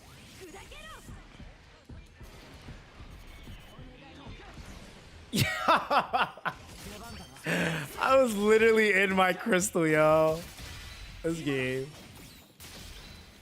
Get him out of here. Or Rezer. That's bad messed up.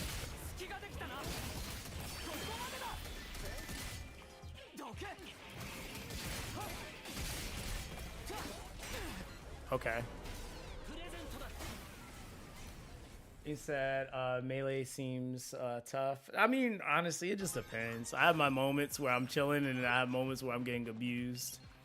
So it all depends. Like my Miyu got abused like right there, pretty bad, you know. Let's see. I need more Kane, bro. I don't think I have enough Kane for crafting.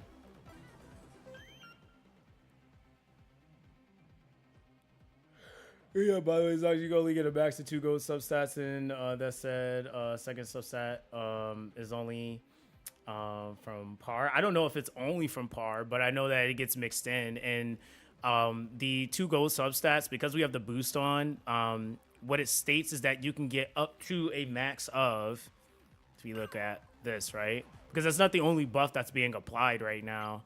It's also this right here in the fractal vice, this right here. These substats get a boost, but it's up to. So as far as what you're boosting, you're basically able to boost up crit rate, wow. Whatever piece you pick. But what the dungeon itself is having boosted is attack up to attack 4+ and up to max HP 4+. So those could also be one of the gold rolls that you get as well. So I'm not 100% sure like if the par forces those out, which I don't think it does. I think it actually mixes in with them, because otherwise it would be kind of weird just to have that on and it doesn't really apply then. I guess that could work for people that don't want those stats, but yeah, from what I've seen, it's been mixed. That's the other thing with the par is like, it's not like it only guarantees that you're getting just those stats. You can still not get that stat altogether, even though you have a par on. Like it's still that can happen.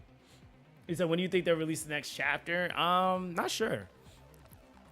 I'm actually not sure. I feel like the next chapter probably will be closer to when Simba's banner is about to go away. So probably like they'll at least announce it probably a week before it goes away, or the week that it's going away.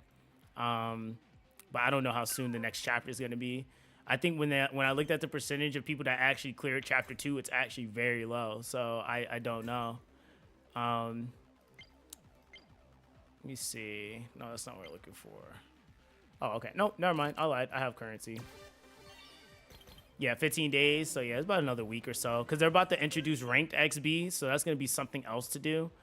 And then there's people that literally not even just some people. There's a lot of people that just finished re-rolling, and it's still are pushing through chapter 1 and chapter 2. Like you would think after all this time people would be caught up. No, trust me, they're not. There's a lot of people that just either finished chapter 2 like a day ago, still pushing through chapter 2, still in chapter 1. People were re-rolling like crazy, man.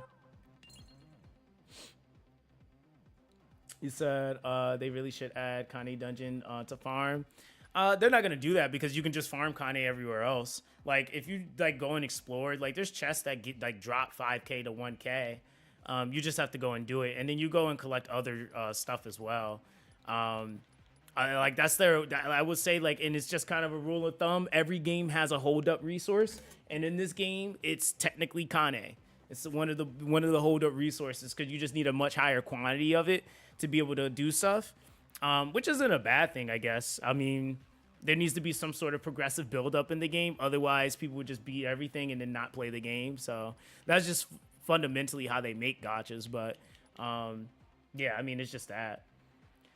It said, second act on Zox. I was pretty much enjoying my Suruko, even though I have Miyu, Q, and Noki, but I want to push my Suruko as much as possible. Here's the thing. Can she become a good dealer and carry? Suruko is Simba, right? Like, am I tripping? I don't think I always do this in my head where I'm like, who the fuck is who is that? It's Simba, right? Yeah, okay. I need to remember that that's the same person. But if I'm being honest with you, there's people that literally only played with her and they beat everything in the game. as their like only 3-star on their account. So yeah, I mean, she technically can be built for damage altogether if you really want to. The good thing about Simba is that she can be built for damage and or healing. So you kind of get the best of both worlds with her. But like even with me with my crappy build on Simba, she does really good damage. So it's just a matter of learning how to properly string her and play her. But yeah, like she's fine.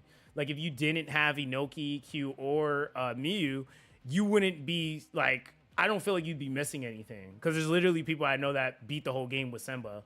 Like they didn't have any of the other characters to do it with, right? So that's kind of like, I guess, more so a preference thing at that point. But then, of course, as time progresses, there's going to be things that like people want to do, which is like speeding up how fast they can clear something. So they might lean more towards a certain strat or a certain unit for a certain build. So there's probably going to be something along the lines that works really well for Simba. I think the other thing that we kind of need, though, is more characters in the game.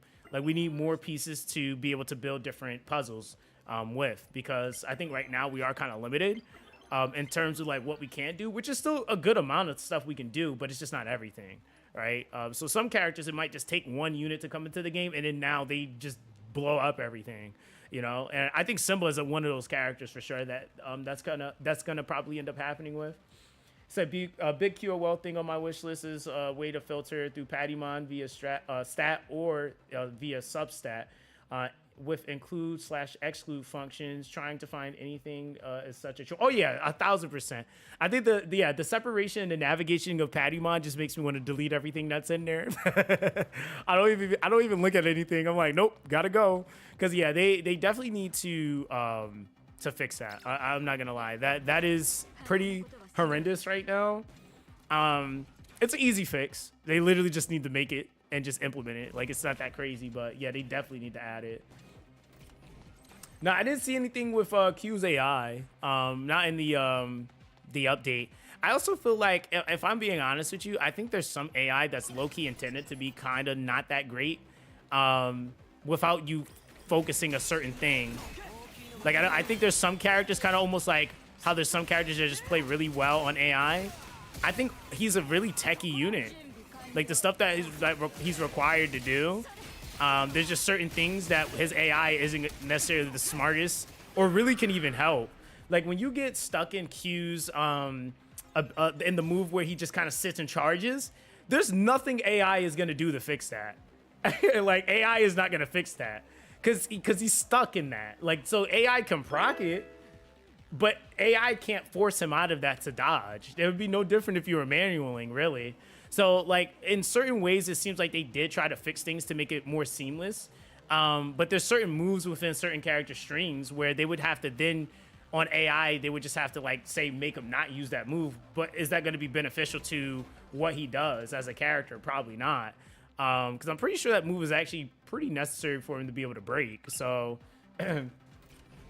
I think it all depends on the character. Kind of like, what's his face that I've been using that he dies quite a bit. Senju, right? He's another one. You said Q's all about timing. AI not got play him. Oh yeah, exactly. Yeah, exactly. Yeah, AI's not gonna play him right, and that's what I mean by like, there's really some characters that are just true to tech. He's one of them. So like, for example, that ability where you're using the charge up, if you use that at the wrong time, you're gonna get slapped. And there's really nothing you can do about that. Like, AI is not going to fix it. I think even, like, Senju dies quite a bit on... Senju dies a lot on AI. I was leveling him, and I, like, looked away for a second, and I looked back, and I'm like, did he die? I'm like, what did he die to? So... I feel like for those types of units, you would have to try to probably build a little bit more into... parameters that would help keep them alive a lot easier, versus like Roku, for example, who has self-sustaining stuff in his kit and 70% damage reduction in 8, like, and he mainly is blocking, but that doesn't really take skill to do, right? You said there's a lot of characters S tier with player, but F tier with AI. That's why I said, like, And that's what we were saying before. A lot of things like with the tier lists that were put out is pretty subjective because it's like, well, are you playing that character or is that character on AI? Like, you know, then you still have to factor in how easy is that character to play on manual versus how they play on AI. And it's like not everybody's going to be able to pick up like Inoki or Miyu and feel that they're easy. They still, like, I've seen some people say like they still feel like Miyu's complex, and I'm like, oh, okay. I don't feel like she's that hard, but some people do. Same thing with Q. Some people feel like you know, Q's really easy, and there's some people that's like, no, he's super hard to use. So it just kind of all depends on the players at that point. And I think because this game isn't a like auto game, it's kind of hard to argue like, oh, well, just pick that character and you win. Outside of maybe Roku, but even then, like some people get to, like down to Roku and they still get clapped. I would say without a healer, yeah, that's kind of the scenario. But if Roku got a healer, he's kind of the game's current auto right now. I don't know why they're walking in the corner. That's weird. That looks a little buggy.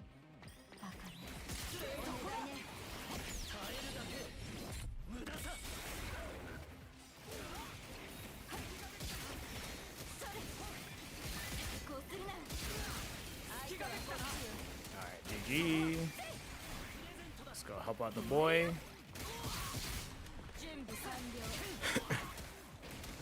Yo, did you see that? Okay, I thought I thought I was tripping. I'm like, did they just walk into a corner like willingly?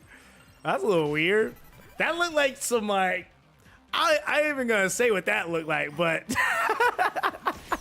that looked a little weird. Just saying. Just saying.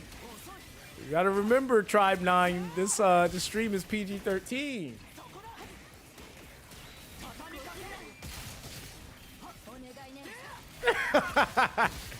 He said we don't say, but we all know. Yeah, that was yeah, I don't know what to really say about that. You said I got Q today. Is he fun? Yeah, Q is fun, right? Like, and that's the thing. I again, fun is subjective, right? But I will say every character I've played so far, I found them to be fun. Like, especially like from the ones that at least that I have on my account, like Miyu's fun, Gio is fun, Q is fun. But yeah, I mean, again, it's still more so of like how they play. I like some of the intricacies behind how they play and the differences in how they play. So whereas somebody else might not, they might hate that character. Like one character I just can't. I want to like him, but I just can't. Is Senju. Like I like Senju's abilities. It's just how he plays is just weird to me. I'm trying. I've been trying. I even force played him. I was like trying to get used to playing him, and I'm just like, bro, I can't. You know. So I'm trying. So I'm at least giving every character a try, which is I feel like at most the most realistic thing you can do is that, but. Yeah, I don't think it's expected to like every character either. So I might like Q, but you might not, right?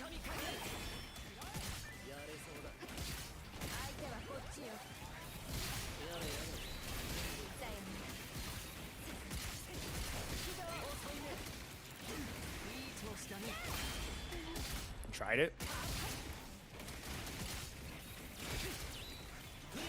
Ah, come on. I was prepping for his move.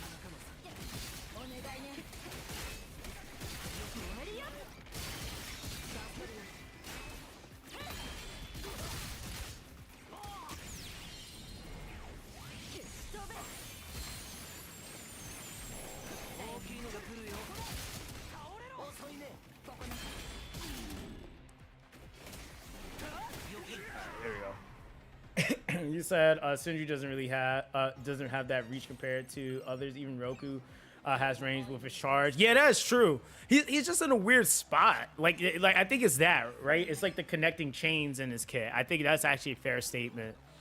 He said, how do you start the combat with tension 2? You have to sneak attack the enemy. Like that. Whenever you have the screen come in blue, you start out with tension, 2 tension. If you don't sneak attack them and the enemy hits you first, it will go in red, and they start out with 2 tension. So yeah, you and if it's normal, then you don't have any. It just starts out regular. I thought I was gonna be able to sidestep into that. It's a send you send you filed. His break is nutty. He does, like, for what he respectively does, he's good at it, right? Like, I'm not gonna take that away from him. Like, he actually is really good as far as like his capability as a unit. It's just certain things with his strings that just feel weird. Like, he definitely is great breaking. His chain skill is really good. Like, he's a solid unit. Like, he's not bad. It's just the playing of him feels weird. Yeah, I'm leveling stuff. Yeah. Leveling, I'm also like, I'm not even just leveling. I'm also like going through here and I'm trying to go through all the different pathways so I can get all the currency before reset happens. That's the main reason why I'm doing this. If I really wanted to level for real, I would probably just do some of the chapter bosses. Oh, brother, get away from me.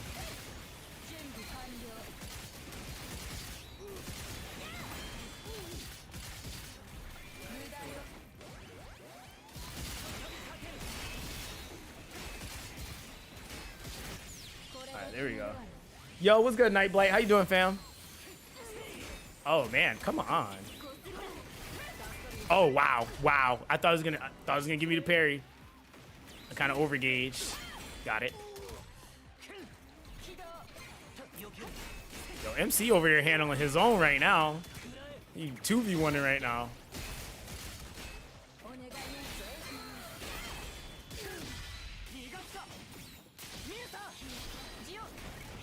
Damn. It's crazy how fast chains are now.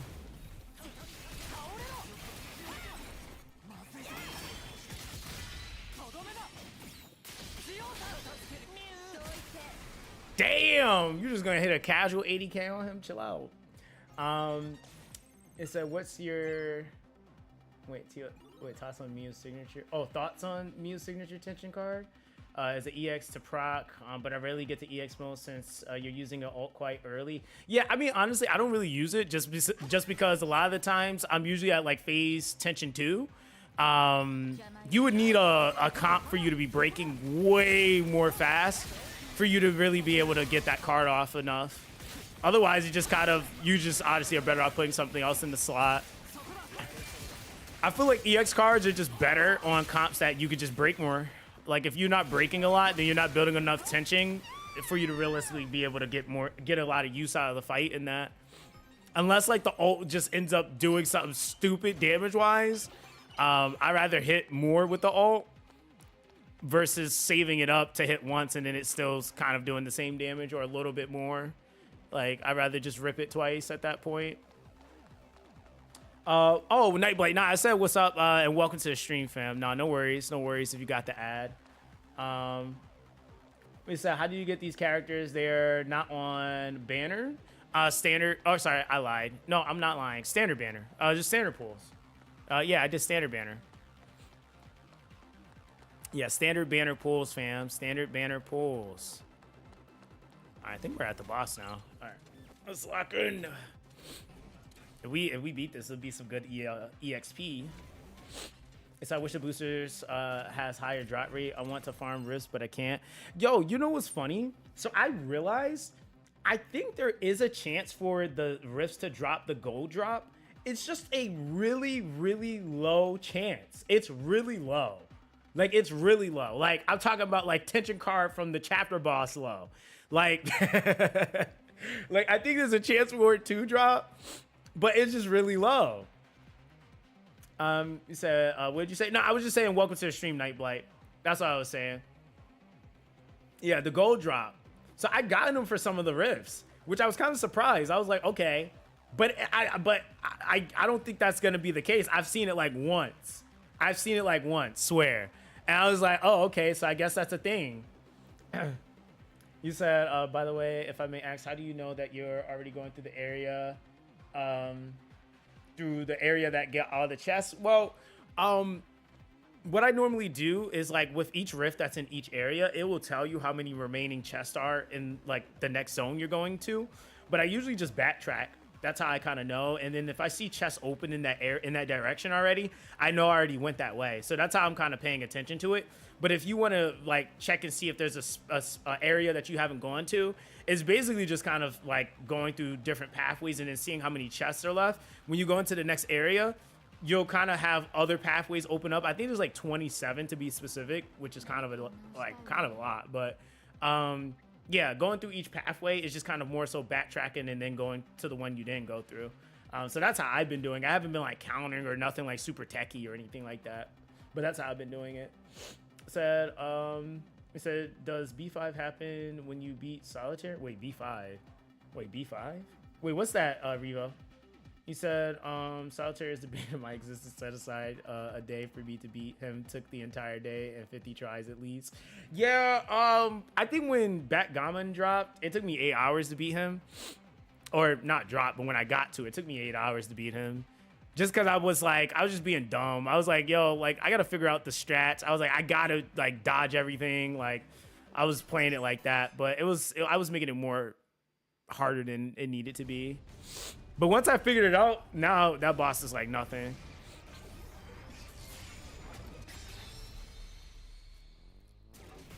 Yeah, mats for rifts.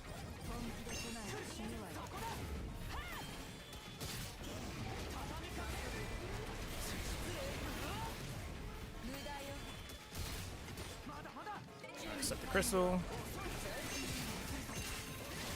Damn.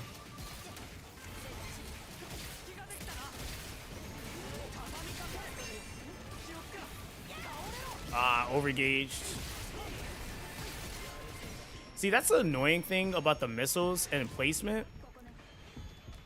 There you go.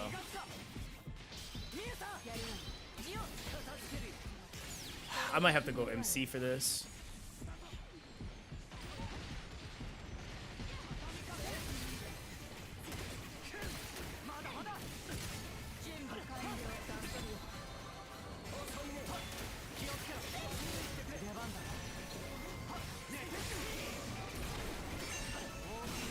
Wow, okay. Probably weird to swap in between that, but we did it anyway. There we go.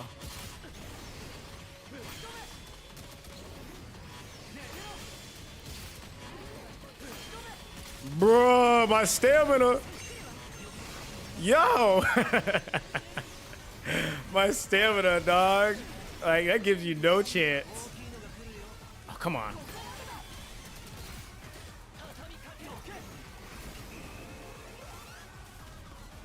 I know the window charge swing. No, I missed it.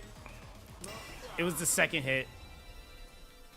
I always screw myself. Yeah, because I swapped at a really weird time. I should have waited, but I swapped mid him swinging on Miyu, so the AI didn't have enough time to pick up and catch that. And then I just missed his nuke parry. So yeah, I cooked myself. Yeah, it is what it is. Oh, man. You said I couldn't, for the life of me, get the timing right. Everything else is easy to learn. Yeah, I mean, I still mess up on it, right? Like, it is what it is. I mean, I also think it depends on who I'm playing with, because I think the first time I blocked it, which I don't know why I'm not using her to do it, is Miyu. I blocked it with Miyu, and I keep swapping from her, so I could try to block it with other characters.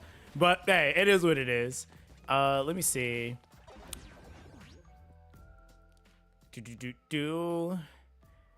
Because I think I got all the chest pathways.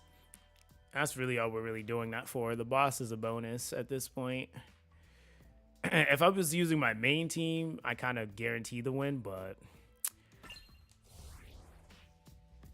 yeah, he poses 3 times. He takes 5 seconds to strike. Yeah, I know my brain just wasn't actually computing with my fingers when I should hit the button. So I see it. My brain said now, but my fingers said nah, fam. And then my brain said, nah, do it now. So it did it. And then it was like, wow, I knew that wasn't the time. So I had to kind of watch myself die there. You know, it's all good, though. You said it's kind of a fair attack in one shot for the most part, but it's actually easy to parry. It is an easy parry. You just got to be patient. The thing that parry window plays on is impatience, if I'm being honest. And I'm a pretty impatient player. That's the thing. It preys on impatience. It's like, oh, he's impatient. He's gonna hit the button. It's like he's definitely going to. So most rage characters have more generous counter timing. At least that's what it feels like. Maybe. I mean, like Miyu's just fast as hell, so her recovery just feels really nice.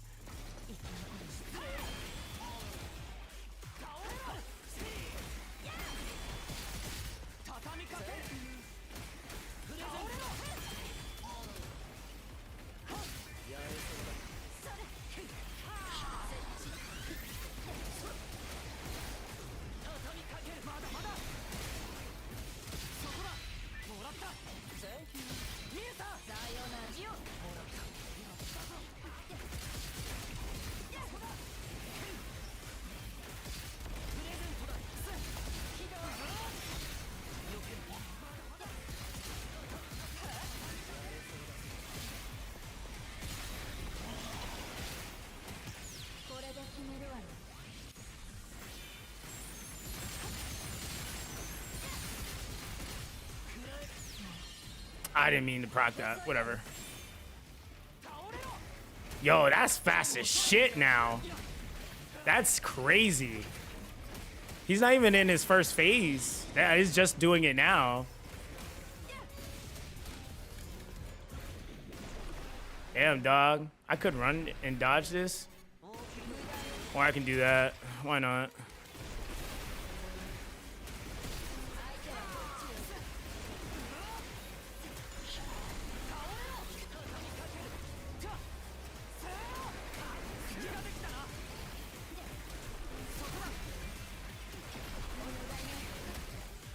I think he's gonna go Vortex now, but I think my crystal finishes here.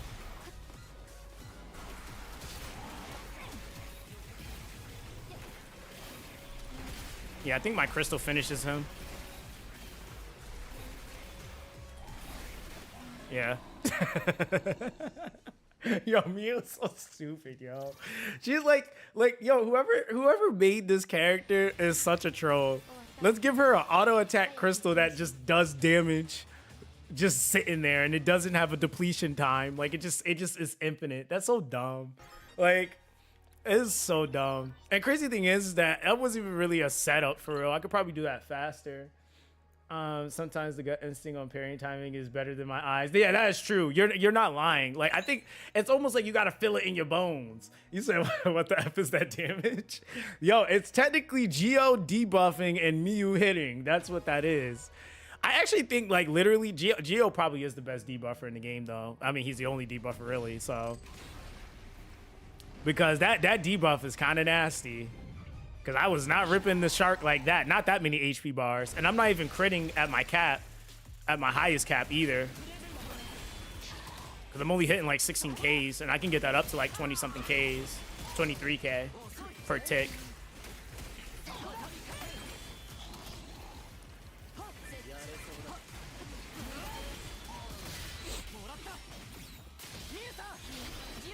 No, I don't have copies of Gio.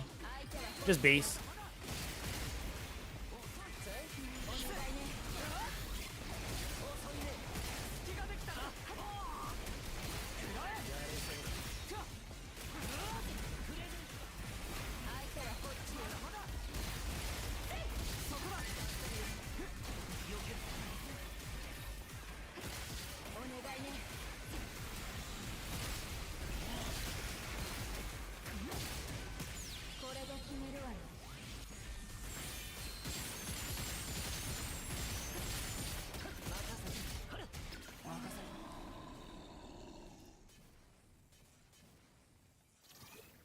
Yo. What the fuck, yo? Okay.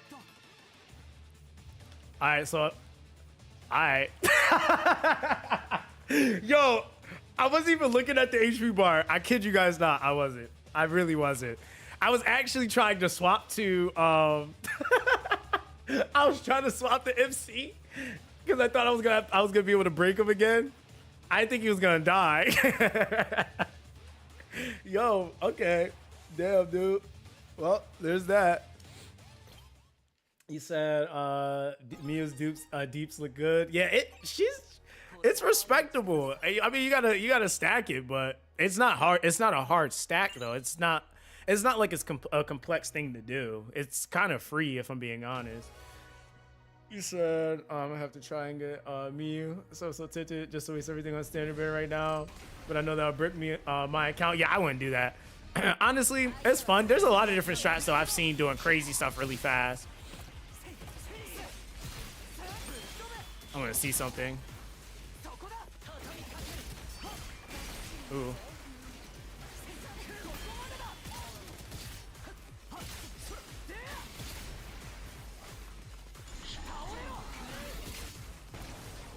What? Go the other way.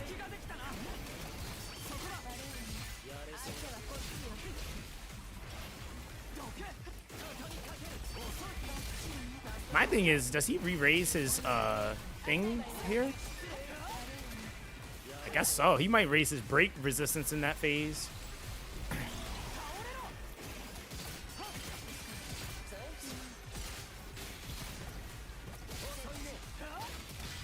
Okay.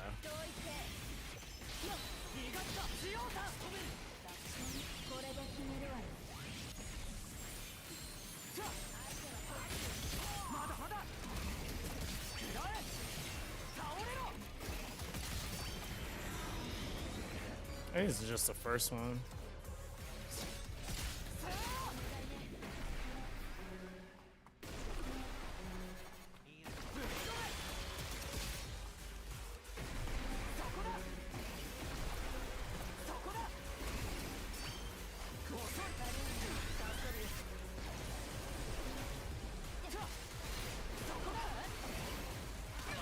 Trying to get out of that.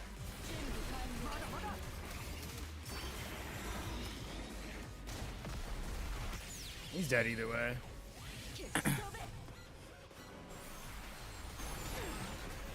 Oh, really? I think I was one hit short. Oh, damn.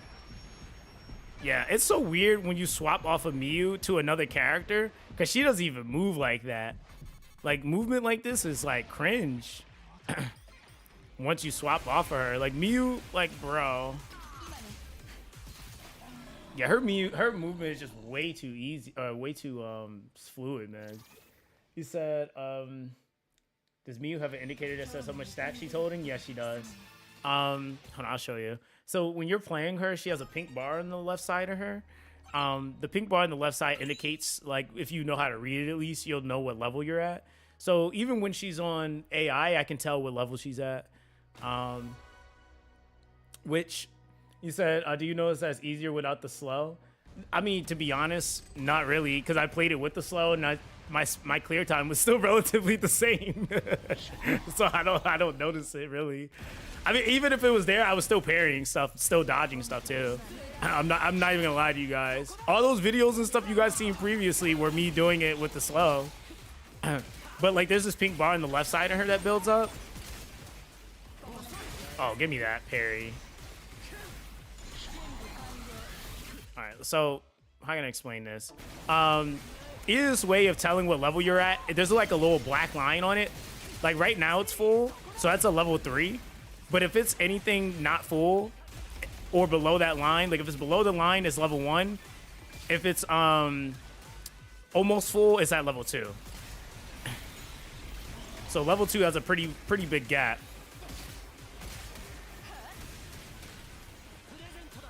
I want to see something. Go to Gio.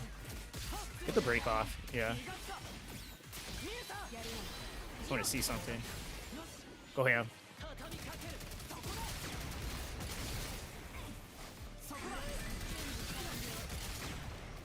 Now go for it.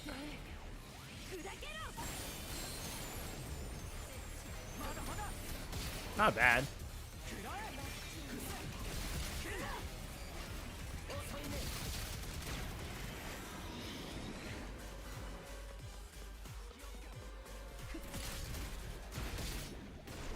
Yo, Gio is kind of ridiculous, yo. I couldn't see that. This is such a weird angle, but whatever.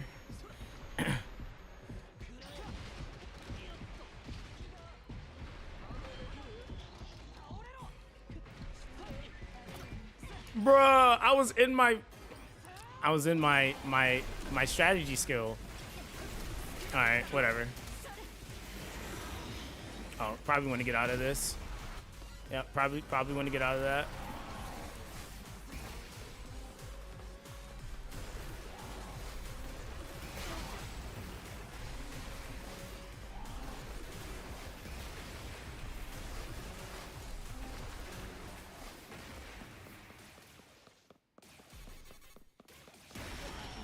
All right. Oh, we love to see that.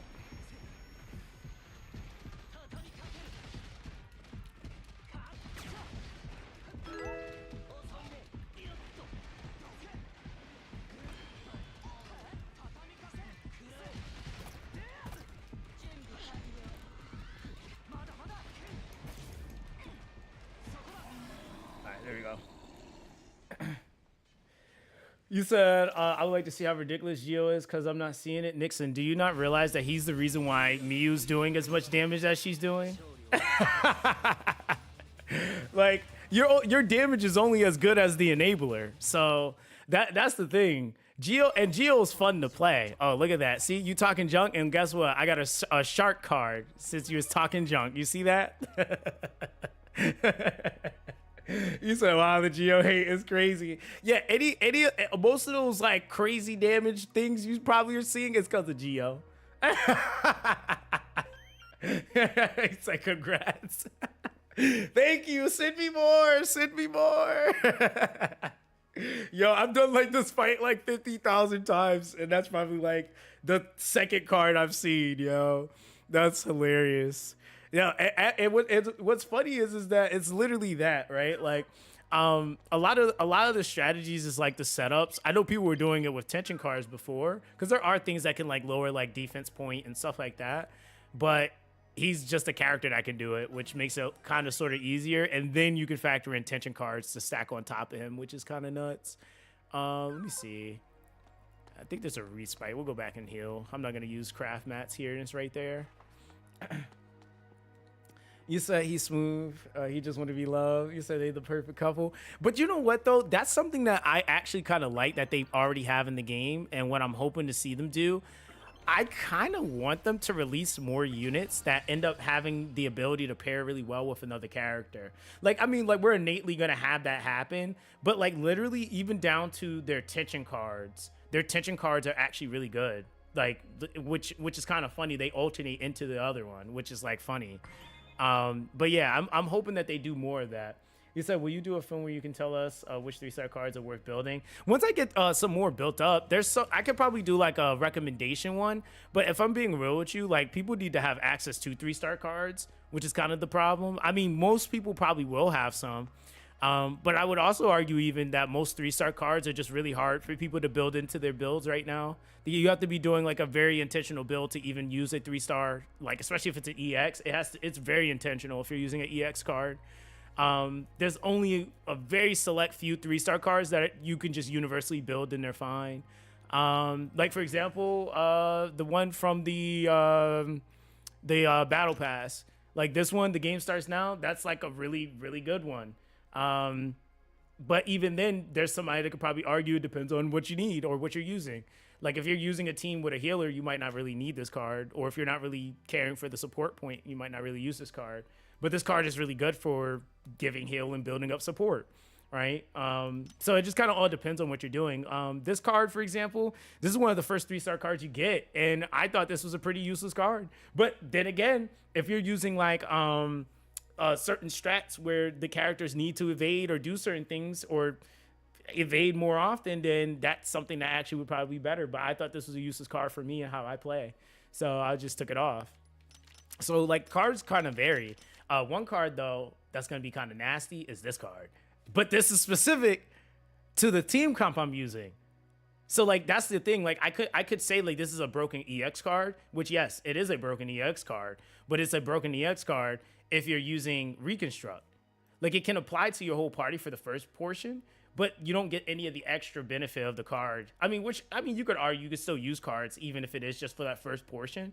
But increasing ultimate skill damage multiplier at EX is still kind of a lot, like, right? Like, most players aren't really even building up EX efficiently. So Yeah, it's kind of a thing still. So yeah, even like with my current build, I'm not even really using EX cards. Do you think Koshi is a better healer than Simba?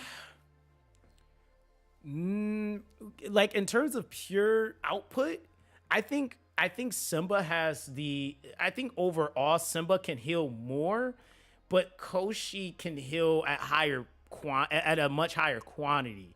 So like you can get like a whole health bar worth of healing just in that one instance of like throwing Koshi's heal. And I could argue you could probably get some similar results with Simba, but you have to know how to play Simba. I think that that's the thing. Simba requires a little bit more of like a setup, because if you're not getting that field expansion happening with Simba and then doing damage in that field, then you're not healing. So you need to actually like make use of that versus like Koshi's a little bit more of like every 50 seconds I heal, but if you move and I throw that heal and you ain't standing there, then you just don't get healed. So I've had a few instances where like my healer just didn't heal me because it whiffed it, or Koshi, for example, it just whiffed it. Um, so it's like that, but the potency of it is great. I will say it's kind of also based around it's position. Like I would argue both heals are kind of position based. But I will say that I feel like Simba heals better overall. It's just more consistent. Because having to wait like 50 seconds does suck. Like I can play out a scenario and just get good for 50 seconds, but 50 seconds is a lot before you get clapped. Like if I know that I can do a setup and if I just do the setup quick enough, I can just start healing versus I gotta wait 50 seconds to do a heal. That's kind of yeah, that kind of sucks. that kind of sucks. I guess it just all depends, really. He said, Koshi is every MMO healer dealing with DPS not standing still for 1 second. Koshi also is, I think, also has a little bit more of a more consistent break as well, or it can add more value to your breaking as well. So I guess there is that. That's actually why I use Koshi at this point over my Simba, because I just like the application to break that Koshi gives. But yeah, I mean, realistically, like, I also don't need the extra damage from Simba either. Like, I'm kind of chilling. Like, I'm kind of using Miyu to rip everything. But even on my other comp where I'm using Roku, Koshi, and Miyu, like, they kind of are fine, really. I'm not in the fight that long. He said, broken card means shut up, Lonzo. Yeah, it's like Coach would say you were often when you were in a tight spot more than Simba. I think, that's like a real play on scenario, right? Like, I feel like if you know, like for example, if you're also not getting hit, Koshi will save the heal until you actually need it. So it's not like Koshi just like aimlessly throws heals out there. So it's like it's very like depending on use based like case scenario. Like Koshi, I will say, is like super reliable. I haven't really had too many situations where it was like, ah man, Koshi let me down. Like it was definitely more so like I was moving too fast. So like I know like with like if Koshi throws the heal, Koshi's throwing it right. Like Koshi's not doing anything wrong because that's where I was standing. But if I go and I move, like, which is kind of the problem you can run into with like a fast character like Miyu, you're just moving so fast. So sometimes I'll be moving and I will completely dash out of the heal zone that she throws. So then it's like, well, damn, I can't blame the AI because the AI threw the heal where I was, but I moved out of the healing spot. So it's like stuff like that.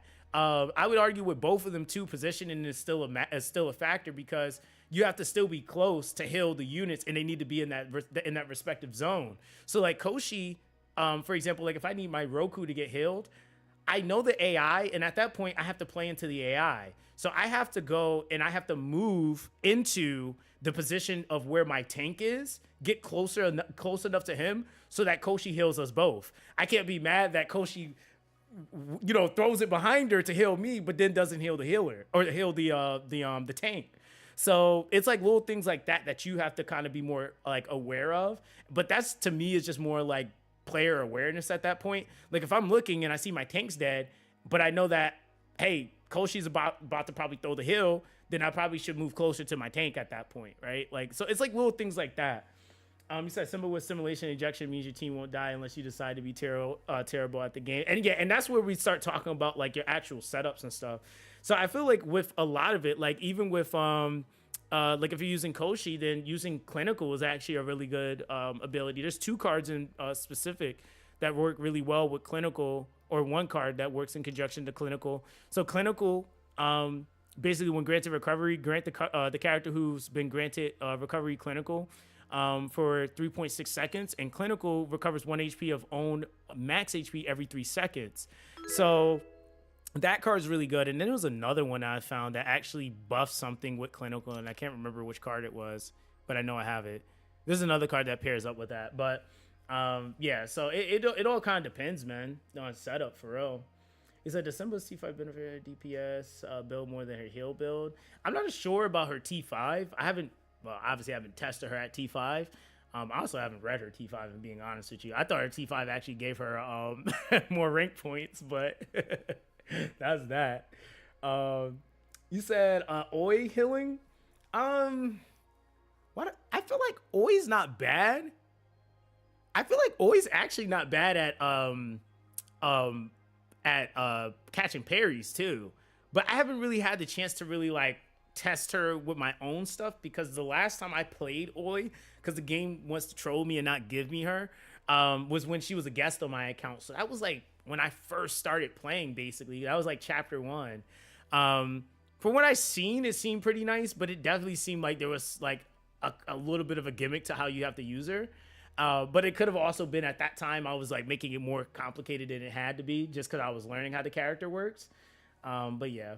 He said, does the sending the cards do anything? It doesn't. If I'm not mistaken, I think it slightly increases the base value of whatever stat that's being affected on the card. I'm pretty sure. I don't know if it's much though, because I'm pretty sure it's that. I'm like almost certain. Let me see. So what is that? Defense points at 3.6 at level 1. So hold on, let me see. Let's see. Yep. Yeah, it brings it up. Because I was like, I've always noticed it, but it never was like so much of an astronomical change to where I was like, oh, that's OP. I think it does affect that. But maybe it's higher, or you could see it more when you have more investment into the card. You said increases the base state or duration if it's a timer. Okay, yeah, I've always seen it, but it just never looked like that was literally went up a 0.7. But hey, 0.7 might make or break something, you know? So always OP at max dupes. She pretty much gives revive and ejection for free. Yeah, see, that's what I'm saying. Oh, wait, you got her at max dupes, don't you? Yeah, I literally haven't been that lucky. I haven't gotten 1 copy of her. And there's, I think, 2 units in the game I'm missing right now. But yeah, so I will say ascending does matter, but I would say that like certain cards I would say is not bad to hold off until you maybe have enough, because you might want to I mean, you might want to try to do something else with it. I don't know. But I just kind of dump everything into duping or ascension if I have it. All right, so do I need to do another one of these? Yeah, we do. You say, yeah, she won't leave me alone. Bro, yeah, it's crazy, y'all. Like, some of the ways that some of these characters are dodging me right now. I finally started getting some Roku and MC dupes. I was mad happy. I was like, yo, finally. Oh, what the hell? Okay. Just act like I ain't hit that button, but that's okay. I be feeling like my inputs don't be registering sometimes. Because there'd be like certain inputs where I'd be like, yo, there's no way. I hit that in my sleep.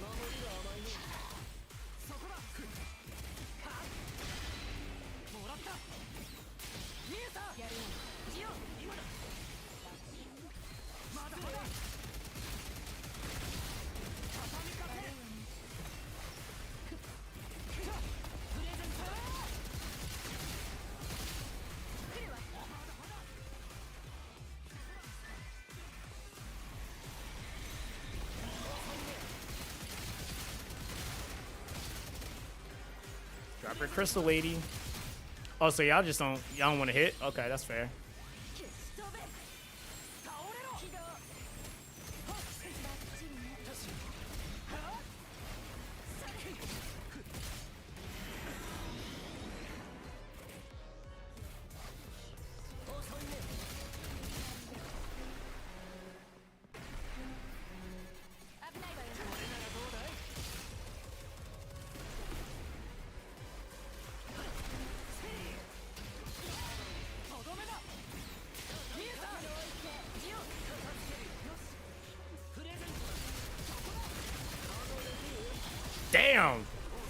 that felt crazy. That's GG. How you still? I'm about to. I'm like, how are you still alive? Like what? Okay, sir. Okay. We got Pretty Boy McGee here. You said how Gio is strong. Just got him. Gio. So the thing that makes Gio strong is the fact that he. Okay, so let's read, guys. He said he really tried to phase. Yo, he tried to do me dirty. Like, I ain't just take all his HP. Like, come on now. he running around with like 0.1 HP right now. All right, so let's talk about it. Okay, so what does Gio do, right? So, Gio has the 3 stages of melee attack, granting the enemy hit Venom. What does Venom do? So at regular intervals, it deals damage to enemies that are granted Venom based on the number of stacks and own attack point. So his hits do a certain amount of damage, right? But the core of his damage is coming from the attack point, from the Venom proc. So when Venom procs, it's like this massive, like, I don't know, is it massive? I mean, I guess it is. It's a massive AoE that kind of comes off the character basically that he's hitting, and it's like an AoE spread, so it basically hits things around it. Now, it basically says when the maximum number of Venom stacks is granted on the enemy, activate Venom Spreader, and all the stacks will be removed, and he basically rinse and repeats that. Now, Venom stacks will decrease over time, and the higher the stack count, the faster the depletion. So one of the reasons that he's as fast as he is because he needs to constantly keep up his stacks. That's the reason why. And a lot of the times, it's not even really so much about trying to keep up the stacks. It's putting a whole bunch of stacks on at one time. That's the easiest way that I've noticed to manage his stacks, is not really trying to keep them on consistently. You just want to dump them on him, on whatever it is you're hitting all at once, basically. So that's that, right? So it's pretty straightforward. Secondary attack, perform 2 stages of melee attack. Kick upwards to deliver a spinning kick and make the enemy lose their balance. So that does actually have the chance to break. And then with a counter attack, you can also grant Venom with that, right? So if we look here, let's see. So stamina consumption, break values at 200 for both of the hits that he does here. And then this is at 500, which is, I think, standard for a break. And then Venom granted is 1 stack per hit that he does, or whatever hit he does, right? So it just adds to that. Now, the second ability, which is his Toxic Smash, delivers consecutive punches swiftly, press and hold to consume stamina. So this is basically where you get the stack dump from, right? So this move is his fastest ability that he has to be able to stack the Venom stacks with, basically. And then basically after that, you have the Venom Spreader activate, and the action damage of that is 1400, right? And then it resets. So that's that, right? Now, with his ultimate, it just attacks all enemies. So this is where you heard some people mentioning how they would like basically open with like Gotanda, for example, and then they would just AoE ult with him, because it's a phase 2 ult, so it only requires 2 tension phase. Mine is at a action damage of 5,600 right now, but that's because I have in his ranked, I think his action damage is increased 2 nodes, and then you get 5 Venom stacks from that. Right, so that's basically that. Now, the other thing is too is that basically all his follow-ups grant Venom. So his whole kit is just all Venom, just Venom, Venom, Venom. Hit him with Venom. Okay. Now, with that, damage from him in conjunction to any other damage dealer, I feel like right now the way I'm using him, he's kind of like a sub DPS. It's not really like he's not out DPSing my Miyu. I don't think he's gonna out DPS Inoki. But he does still do respectable damage. He can still break fairly well. So he still breaks better than honestly most of the other pure damage dealers. And that's one thing I kind of noticed. If a unit has a really high score in basically being able to attack really well, they have really low break value. So I guess there's that, right? And so you have that component. And I know there's one more thing I'm missing. Hold on. Let me see. There's one big thing that I'm actually missing, and I can't remember where it's at. No, it's not that. It's, where is it at? It's not that. That's action tension. Yo, where is it at? Oh, you know what? I'm lying to you guys. It's not here. It's in his rank. All right, so this is the other thing that makes him kind of broken, right? So the thing is that you have that's how his kit basically works, right? It kind of is like an interlooping rinse repeat thing. But the other thing that he has in his kit is he has the ability to decrease the defense point of the enemy that he grants venom to, right? So, with that being the case, he's basically think of him as a debuffing DOT defense break at that point, right? So now what that means is that he's able to basically enable how much damage you can deal. So if you were able to deal X amount of damage before, with him on the team, he's now going to shoot that number up by X amount because now he's making the defense point on the enemy much lower.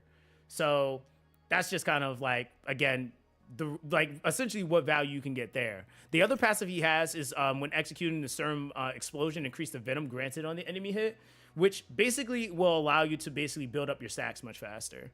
That's just it, really. So I feel like the biggest bang for your buck that I'm getting from him at least is definitely his first passive. The first passive is nasty. I think if you're doing like more farming oriented stuff, because this is based off of the Serum explosion, this will actually be a little bit better. But yeah, this in like boss fights is gonna be kind of nasty. It's at 25% defense shred with max 2. Yeah, that's a lot. Like, yeah, defense shred. Then you factor in the fact that he can still deal damage. So I kind of get why he's not the highest attacker. So a lot of people will downplay him and be like, oh, Gio's trash. And damage, okay, sure. But the other damage dealers also aren't enabling or defense shredding either. So that's that's kind of like arguing roles at that point. Like he's more debuffer at that point than he is just a pure damage dealer, which is where you get the support. Because support actually factors into a couple of different things. Is either you're doing something to buff the team, to heal the team, or to enable the team, which is basically either, debuffing usually. So yeah, we don't really have another option for that as far as a pure character. So yeah, I mean, that's just kind of that. He said build Gio on attack or crits or something else. I would say for what I'm aiming for attack simply because I'm using somebody else to do the shred for critting and all that. But the other thing that scales, he can technically crit, but his venom scales off of his attack. So that's one thing that I was paying attention to with him is that his venom actually scales off of his attack. So if I had to kind of emphasize a value first, it would be attack over crit rate, crit damage, because venom proc at that point is doing a couple of different things. It's doing excess damage. And then, no, I said it can crit, but I'm not emphasizing for the venom to be the main source or the crit factor for my setup. Like the other thing is too, it's easier to scale and get the values I want from an attack build versus me trying to emphasize crit rate and crit damage. It's just right now, that's what my account's allowing me to do. So I'm just like, hey, attack it is. Obviously, if you can get crit rate, crit damage, then that's fine, right? That's great, go for it. But you also have to factor in that more than likely you're not going to have a piece that has attack, crit rate, and crit damage on it. Like that's we're talking about rare drops at that point, especially if you get double gold with a purple. Like, yeah, good luck RNG. There's one person I found that had that, but yeah, no. But yeah, other than that, I mean, yeah, really it's the enabling. So he can still do respective damage. He still hits pretty hard. I'm still in scenarios where I'm still critting 30k with him on certain enemies. So it's not like he doesn't do any damage. I would honestly argue that a lot of characters can do damage. Even Koshi can do damage, right? It's just a matter of the setup you're using. Yo, what's up, Sania? You said, love your vids. Thanks for making them. Now, listen, I'm having fun with this game. This game is like, this game for a gacha, genuinely, like, it's like something you find out every day. They change something, they add something, they make it a lot better, or I haven't had anything get added that made it a lot worse, but it's been progressively getting better. So to be honest, I've been having a really, really fun time, especially like just being able to like do these different strats and playing different characters. Everybody has value. I think that's the thing that sucks in a lot of other gachas is like sometimes you get like you have a gacha with a ton of units, for example, but then you only find that the player base is using 5 of those characters and there's like 30 characters in the game. I'm finding that everybody is bringing like, and that's what we have currently going on in the Discord right now. Like everybody is throwing something in of value. Like I'm seeing every character do something really good or really OP in a certain strat or a certain comp. So it's more so about what's your preference versus like this is the only thing that works in the game. Yes, you said except Sinju, man. Yo, Sinju, but even Sinju, I would argue you probably have to play him manual. I just don't think he's an AI character, like really. Like the more I played Sinju manual, I was like, I can kind of deal with this character. Still a little weird, but if he's on AI, my man, I look away and he dies. I'm just like, damn, what did he even do? Right? So there is a little bit of, or a couple of different gimmicks within his kit that I really want to mess around with because he does have like some damage reduction stuff in his kit, if I'm not mistaken. But yeah, he's a very interesting character nonetheless. And I would say that even for him, like, he has his moments. Like I definitely would say like breaking with him is like kind of nuts. So he said, this is my favorite mobile game in a long time. Said, man, I'm addicted. Yo, Fins. Well, that's my thing is that I'm glad. And that's at least what I want my content to be is like just kind of closing or kind of bridging that gap to allowing players to be able to enjoy the game more. So if it's like kind of giving them an idea of how to clear something or looking at something or a strategy, whatever it might be. Yeah, that's basically what I want to do, you know? And so I'm having fun doing that though. So I told you the T5 Simba perk since you haven't read it yet. Wait, what was it? You said, while unending... Oh, damn, I like completely missed your comment. My fault, fam.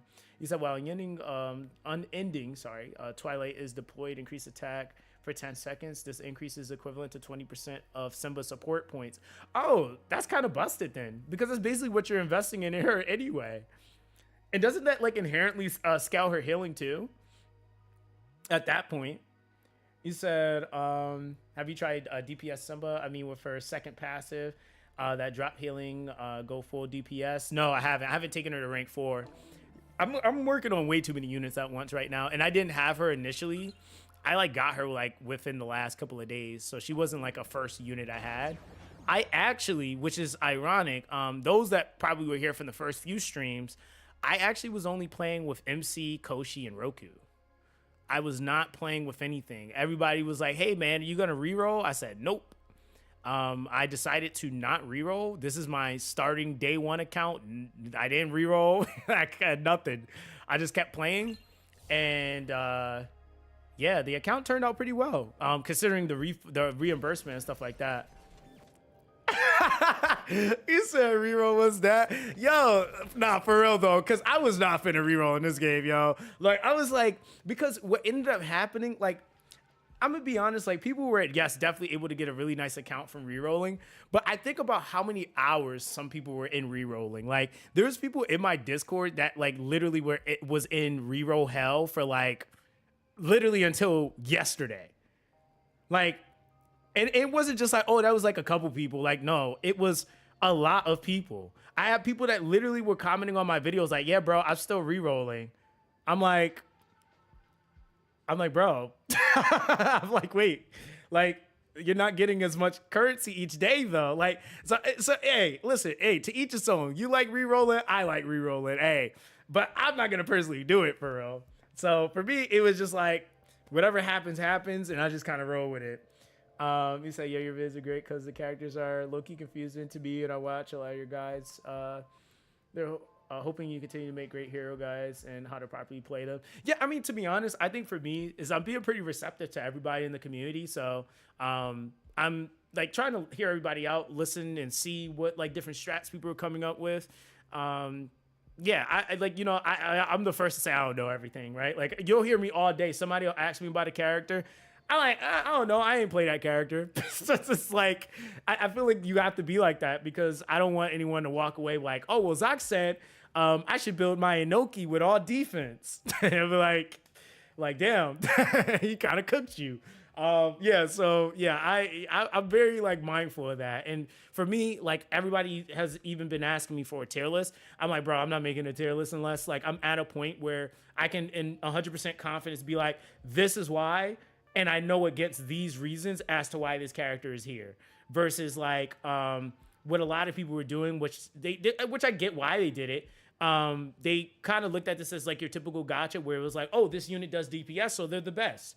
Whereas like just being a DPS doesn't necessarily make a comp, right? Your DPS can be great, but if you don't have anything helping you, like maybe sustain or aggro, whatever it might be, enabling, whatever it is to make out your full team, or even things to help make your DPS do better, then you're still losing a lot of value at that point. And there was some people that were just going for straight DPSs, and then we're still missing some important things to make the team comp flow seamlessly, you know?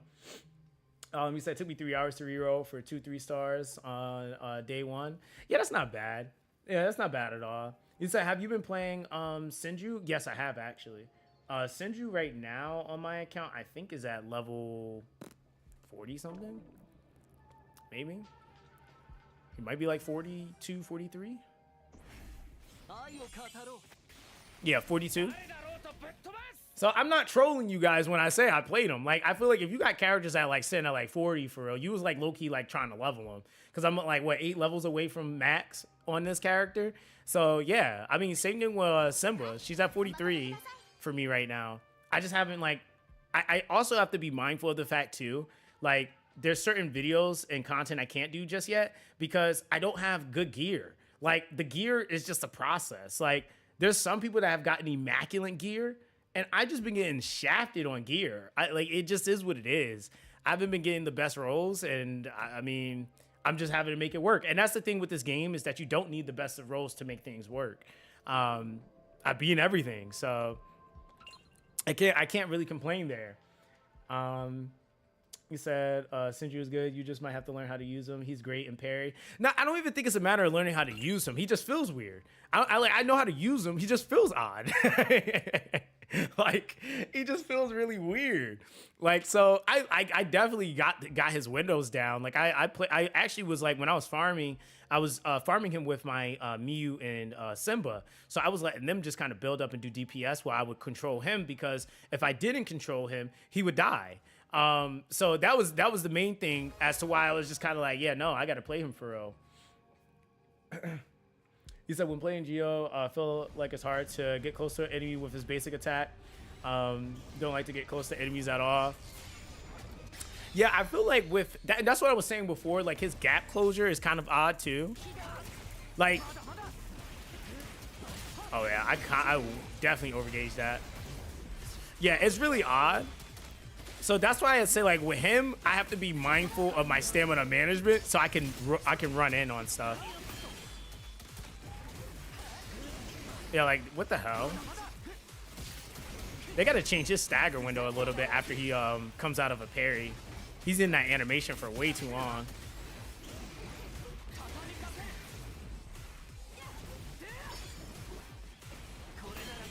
Like, man be styling. Like, look at that. He's styling, trying to set up his form and stuff. Like, bruh, we need you to be need you to be parrying, brother.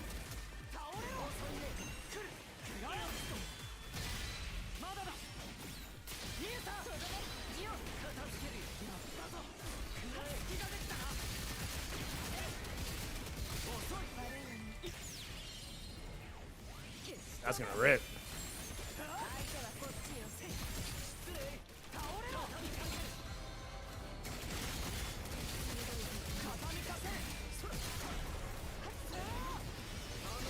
Damn. Bruh. I love when he doesn't register the parry. I love that. That's my favorite thing. Oh, but I can hit that weird ass angle. That makes perfect sense. Can't hit it straight forward, but can hit that. Well, we love that.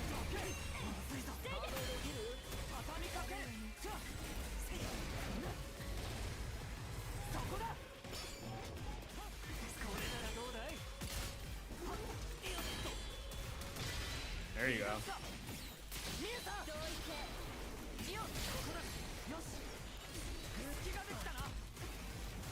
Yo, he's really in that for way too long. Okay, yeah, they gotta change that. Yeah, he's in that, like, he has this weird stagger that I'm like feeling now, and that's like, okay. Yeah, that gotta go. That gotta go. You said my Miyu? Oh yeah, Miyu. I mean, the thing is Miyu, yeah, Miyu's broken. I mean, she is. To be honest, we're getting some scale damage from Gio, but my build on her isn't even that impressive. Yeah, it's not even that impressive, man. The stats I'm rolling with right now are just getting me by at this point. So crit damage really is all I was getting for this piece. Everything else, like, she ain't using that. Grant recovery effect and shield resistance. Yeah, she doesn't use that. Crit damage, or sorry, wow. Crit rate with attack 4, max HP 2, and a crit damage 4 with a max HP 2 plus and a crit rate 2 plus. So yeah, that's that. Nothing crazy. It said you put most of your coins in passive skill 2. You should. It is not even really up for debate. You should. Like I balanced it out to try to test them out, and yes, passive skill 2. I've went all the way full send. I think when I go all the way to that, it caps it. For me at like 23k a tick, somewhere around there when I hit a crit, which is not bad.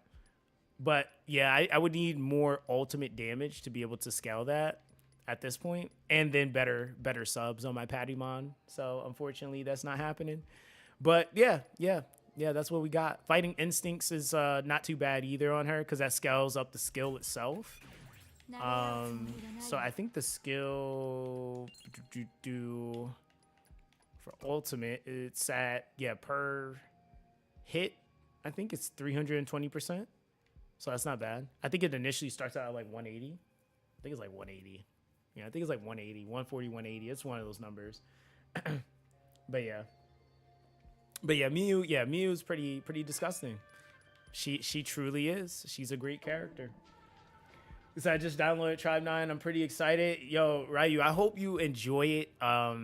The story, like, everything about this game is really fun. Like, the story, like, I really have gotten tired of story games, but this was like one of the few exceptions, if I'm being honest. It's like Gotanda seems like a good contender for damage. Yeah, Gotanda does really solid damage, to be honest. He's very consistent, which I think, like, for his damage output, makes him really nice. He has the range. He's really good. He's really, really, really good. You said, did your vid? Yeah, I talk about her tension cards crazy. Yeah.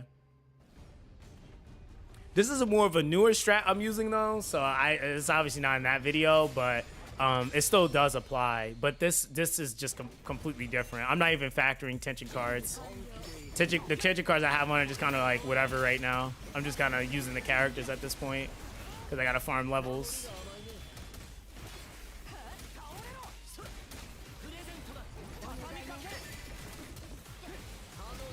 Oh, you're just gonna overshot me? We love that. Like, how do I hit impossible stuff like that, but I can't hit regular parries?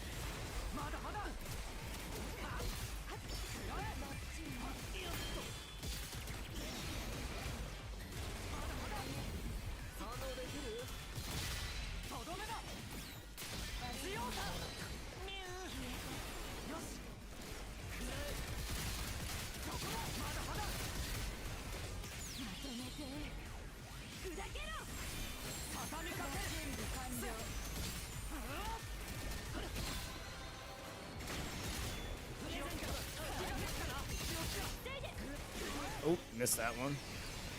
Oh,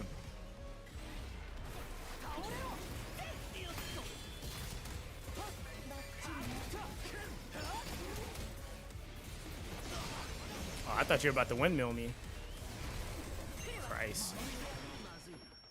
I was like mid-dodge already, dodging another move, but that's cool.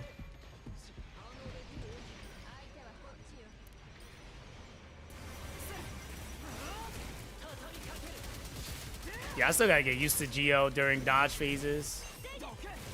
There we go.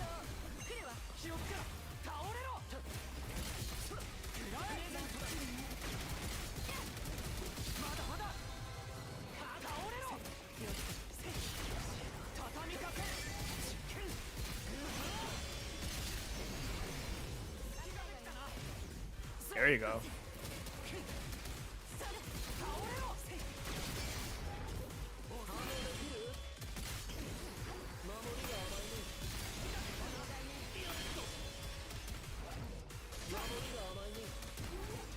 Yo, I have no stamina. That's mad dumb. Yeah, I need a little bit more stamina.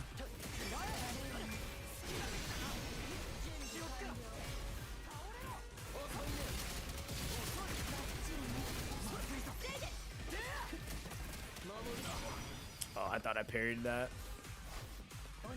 Yeah, I need a little bit more stamina. Oh, wow. I was literally one punch away. Whatever.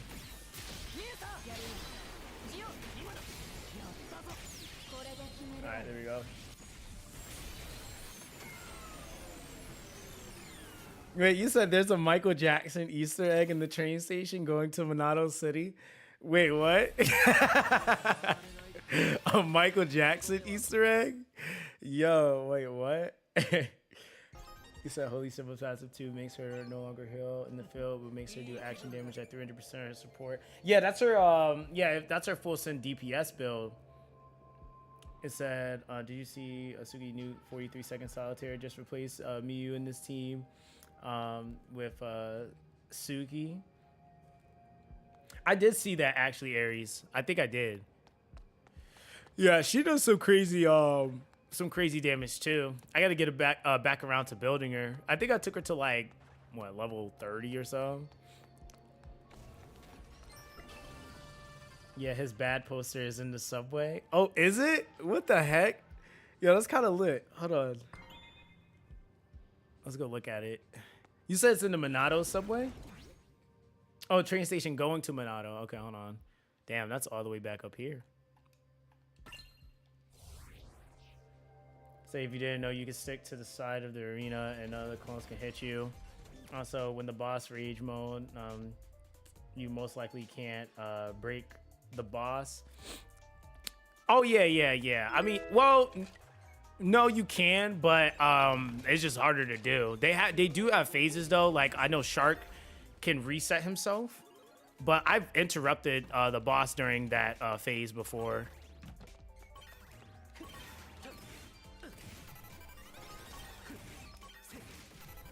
I just think it's when they're doing certain move strings that it's like that one specifically that he's gonna do the whole thing. He's like F your break, but they technically can be broken in that phase altogether. It's just getting good and being able to do it.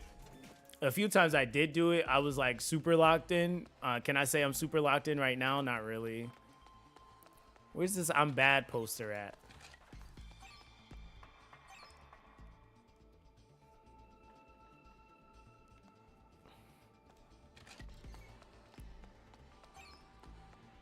I think this is the right subway. Is that when? After reset? I got Gio after reset. I like him a lot. It's a fun character. I forgot about the slime. Yo, we fought these characters for like all of like 2 seconds and then we never seen them again. I forgot about the slimes.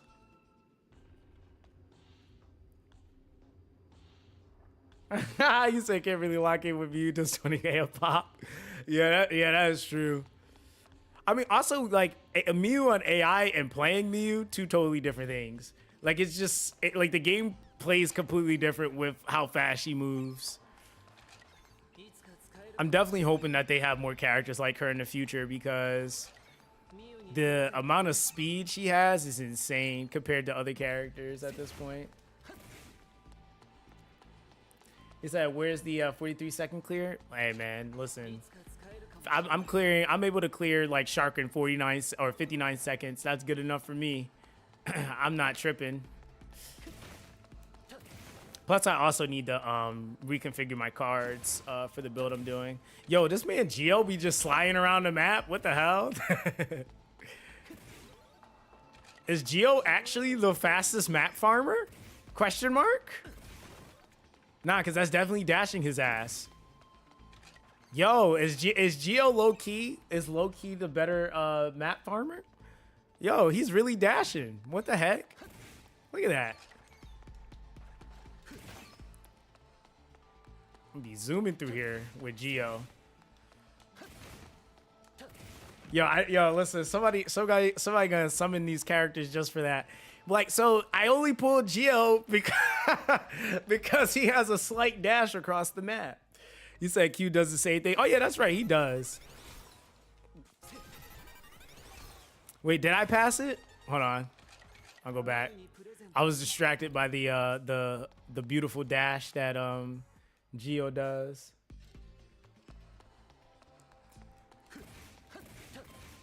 Look at that. Bro, that's kind of crazy. All right, let me see. You said I passed it?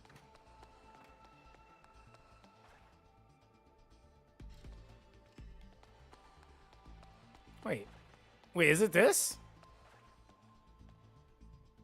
Wait, I passed it again?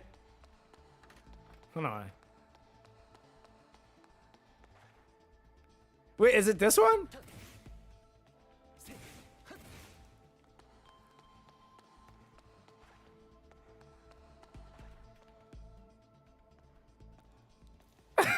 wait. Yo, wait, what? That's like a mad random, yo. Hold on. My eyes. Hold on.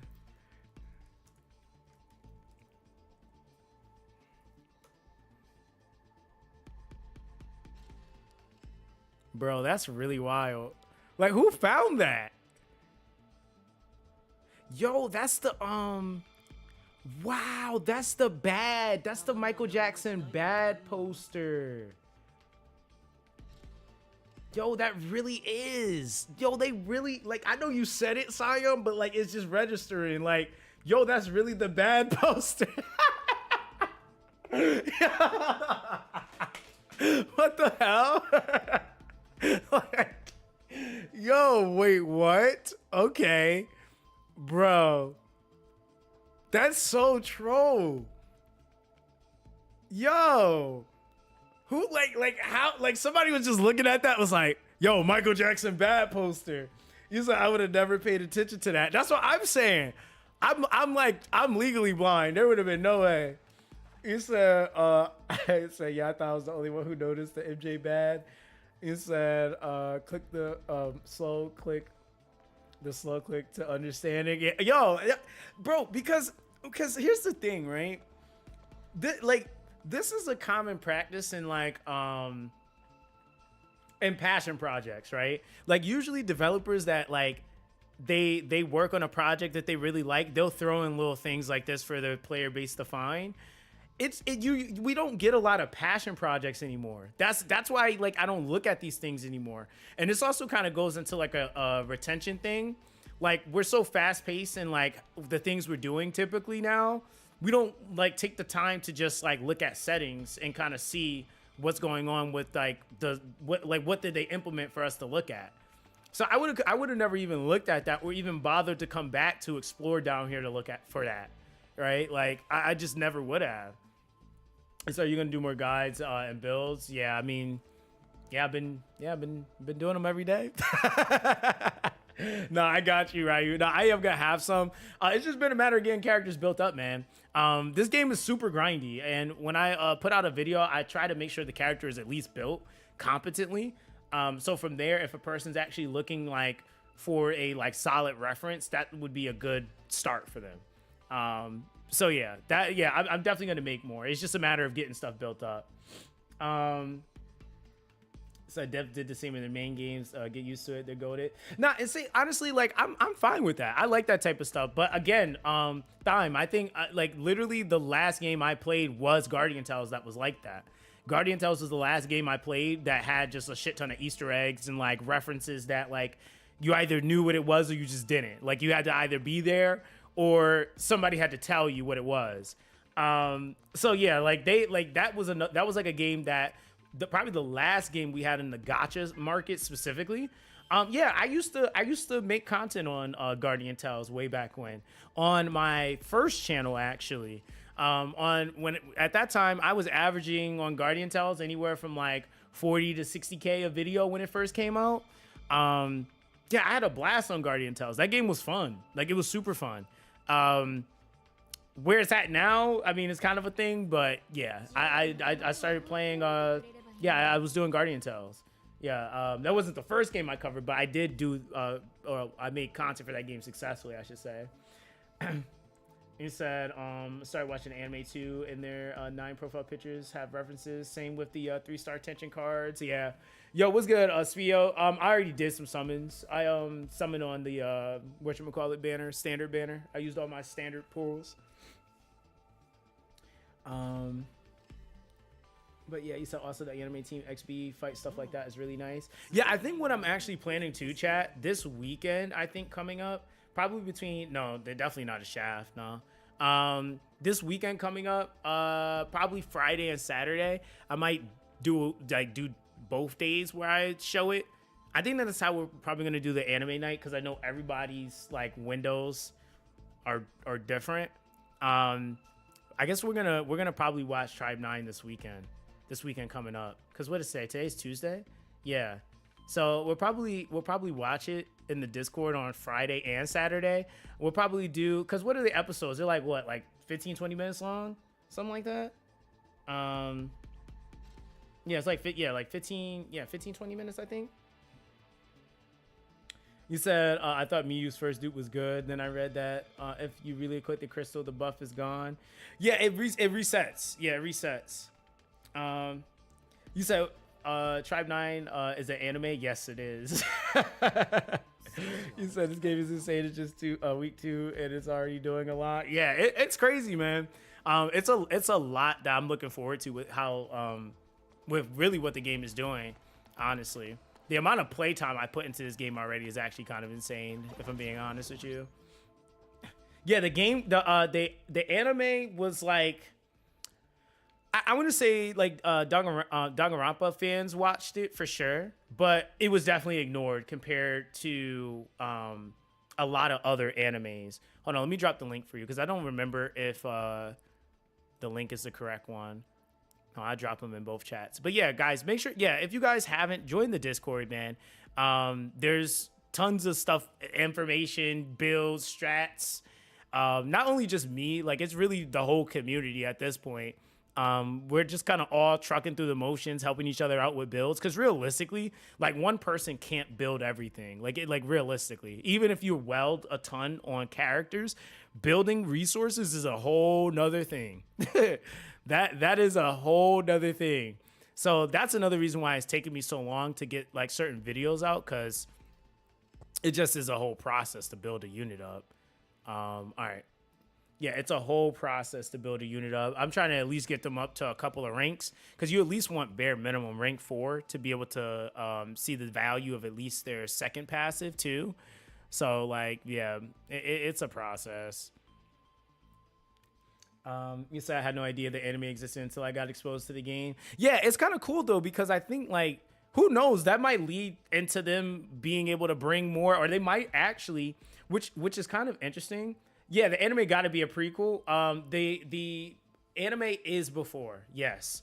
The anime I think takes place before Tribe, or sorry, yeah, the Tribe 9 anime takes place before the video game stuff is happening, which I think kind of makes sense at that point. And so that's why it kind of like plays into the whole scenario of like how everything is playing out in the story now. So it's kind of cool. They really did their thing with the game, man. They really did their thing. So I think like what this actually could potentially fund and push them more closer towards is bringing more episodes for the show. You said I think the anime was to promote the game. Could have been. And I mean, like, depending on like what ends up happening, and one or two things, like I know like they have character exclusives for the game versus like the anime. And then like that within itself can all kind of funnel into itself, because like that's kind of what Seven Deadly Sins did. Like Seven Deadly Sins, I would argue like Grand Cross ended up actually kind of sort of becoming slightly bigger than the whatchamacallit, the anime. Like as far as like the show like of it, like not the series itself, but you get what I mean. So like they basically just started doing everything on the game itself, making the unique characters, and then they just went into what is the what's the show after Seven Deadly Sins with their kids, I think, where they become the four horsemen or something like that. I forgot what that show's called. I don't think it's still called Seven Deadly Sins, is it? It's called something else. Yeah, the Four Nights of Apocalypse. That's what it is. Yeah. And I bet you there's some people that probably don't even know that happened. Like, so that's that. He's like, click the join, but I don't think it worked. Hold on. Let me see. Can anybody try out the Discord link that I dropped and let me know if it's working? Because hold on. I'll snag another one. That is the link, though. There's no way I could really change it. So the gacha is actually better than the anime. Yeah, no, that and that's the funny part. It's actually animated better in the gacha than it is in the anime.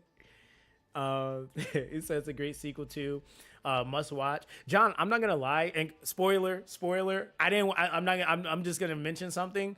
I seen a clip on Twitter.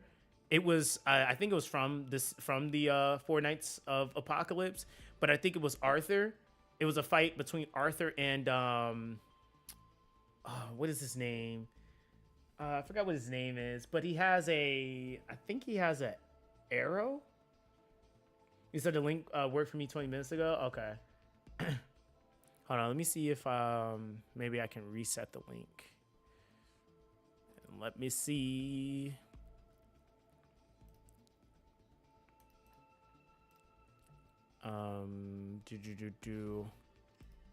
Lancelot. Yes, he was fighting Lancelot. Yes. That fight, I did see that clip and I was like, holy, that was actually pretty good. I'm not gonna lie. That was pretty good. They made him look like a badass too. All right, so let's see if this works. I mean, it's the same link, but I like kind of reset it, but I'm not sure if it's just that link itself. Yeah, it was Lancelot. But yeah, I seen that and I was like, yo, that was kind of crazy. I was like, man, they're actually way better now. You said, wait, the Great Quest give standard pools? Yes, Tron, they do. That was a part of the update. You said he's an anime power creep. Yeah, I see when they added him to Grand Cross too, and I was like, dang. I was like, I kind of want that character. I think I might have got on and pulled him, but I didn't really have any context of what I was really pulling for at that point. So yeah, it was kind of cool to see though. I was like, yo, they actually like, you know, kind of saved themselves. Not really for Seven Deadly Sins specifically, but as far as like, I guess the continuation of the franchise. I think this is a gray. Oh, it worked? Okay, got it. All right, no worries. All right. Yeah, so now these missions gives out standard pools now. So I think that's also why we got as many tickets retroactive, because there was a ton of missions that people had already did. You really got me out here doing community service.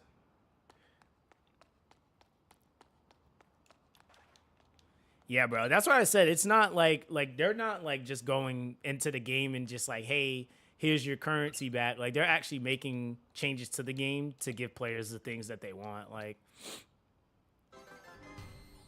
all right, yep. So see, you get a synchro medal now, and you still get the 10. You still get the 10 enigma. So technically now that's equivalent value of 130 crystals if we were to give it a value. So realistically, that makes it to where, yeah, we're kind of eating. Oh, it's the link under the description. I think it's my stream one. It's because I always preset it. So let me change that real quick. Yeah, that is a different link. Hold on, I got you.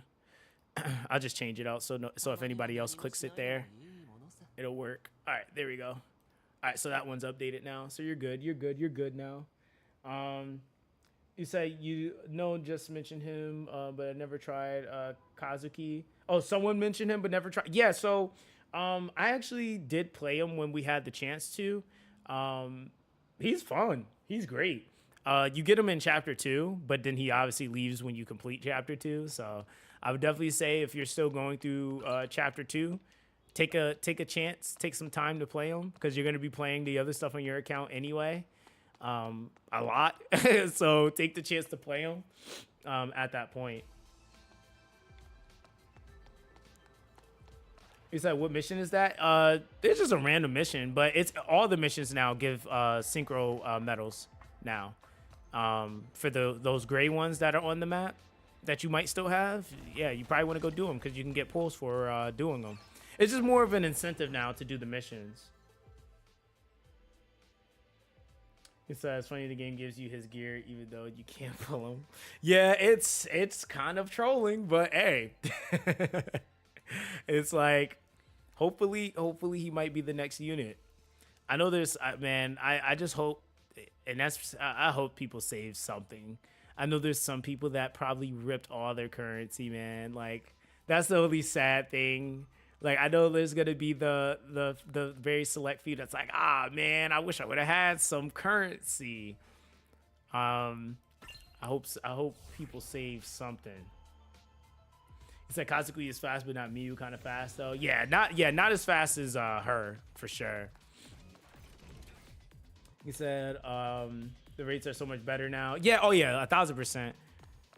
I proc gold in like 40 pulls twice. I was like, damn, I felt that one, felt that difference. Come here, sir. Look at that. You can't run from that. Oh my god, dude, him chasing down people like that. Come here. Thought you were gonna run. Wait, how much Kane do I have? Okay, so they're almost, okay, they're pushing almost 40. He said, I guess that explains why I got a lot of currency in the refund. They gave synchro medals at the side quests. I already finished all the side quests before the refund, except the challenge and graffiti. Yeah, so they basically said that all the side quests that we basically did already, those were going to be basically retroactive. So yeah, we kind of came up, man. Like we definitely came up 1000%. So that's the only nice thing. I think the only thing that wasn't retroactive was the change to the Fractal Vice completion mission. They basically said, yeah, you kind of got to get good, but I mean, hey, it's fair. They changed it to where you only have to do fights to get your level 50 uncap, I think it is. And that completion, I think, is opening chests and fights, I think. So, yeah, that's, I guess, better than for some people having to actually clear Fractal Vice. But it's not retroactive. So, like, some people might have to wait a day if they already went and opened all the chests. If not, then they can still do it. But they just have to wait a day. So can you only Fractal Vice one time a day? No, you can do it all day. Open or yeah, basically yeah, literally you can do it all day. The chests though reset weekly, so that's the stipulation behind it. Yeah, the chests will reset every week. You said the game is in a great state now, only missing some QOL, like with Patimon or recommended stats for character builds. Yeah, exactly. And those are all things I think they're gonna add. Usually you'll see like the string of like what we have to get in the game now, and then those things usually like kind of progressively come into the game. So I would assume like the next major update they'll take care of like stuff like that. But they still got a few more weeks. Yo, what's good, zombies? How you doing, bro? Instead of killing the boss once, you have to do leave 50 times safely. That's actually kind of, I guess it's not too bad if you can't beat the boss. Oh wait, I always forget to place her crystal before I start going ham. Thought I dodged, but okay.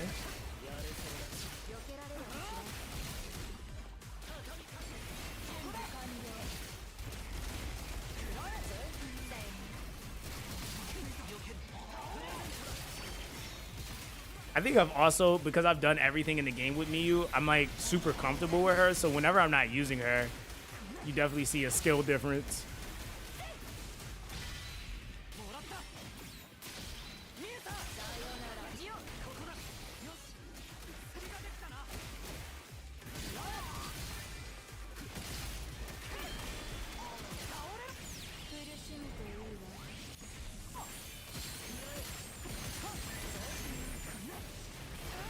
No, Mew's not healing. That's MC healing.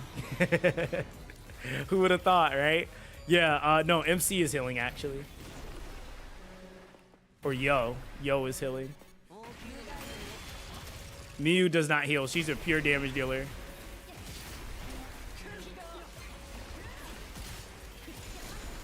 Oh, damn.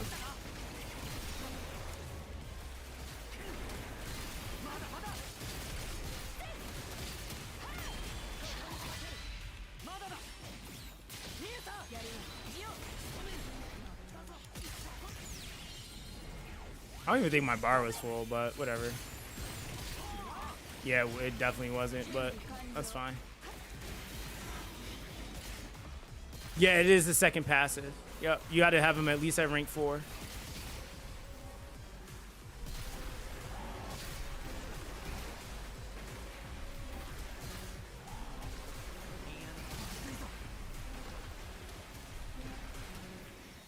See, this is why Mew's great. You get to just turn into a spirit ball and just run around.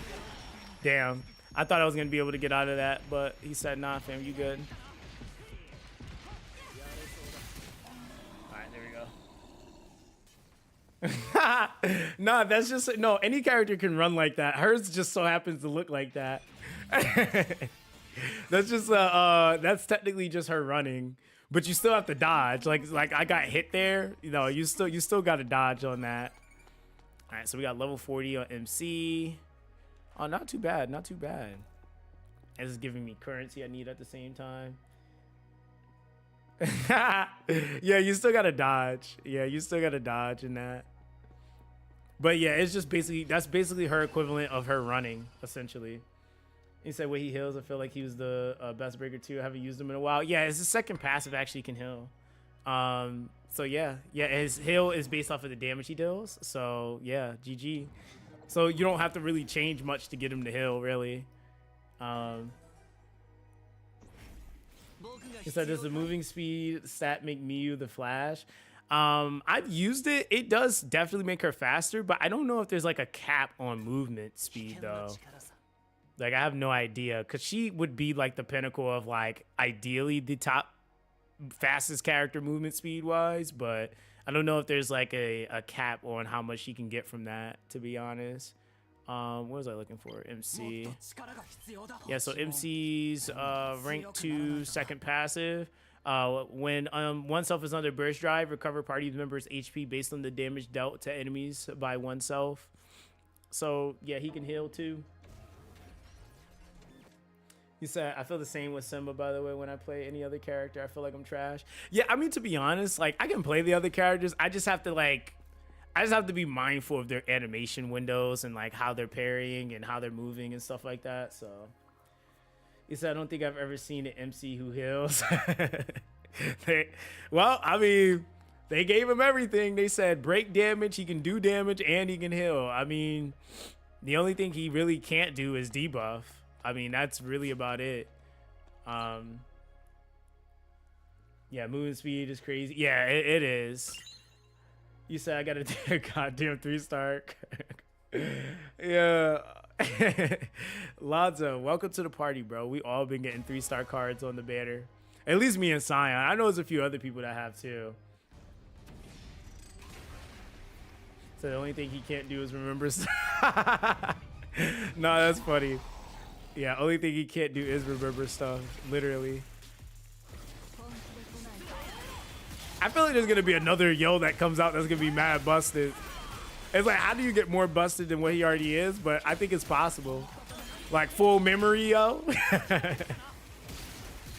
Full memory Yo probably gonna be God tier.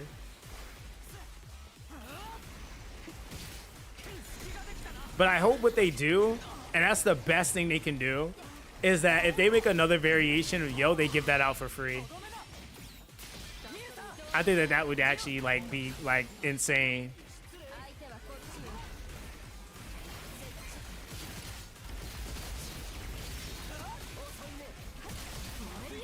Yo, she can build that up so freaking fast if you're spamming.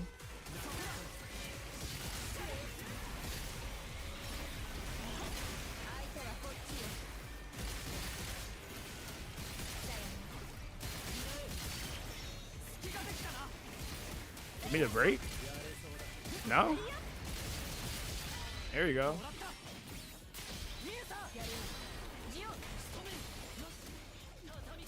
I was gonna wait, but he freaking moved.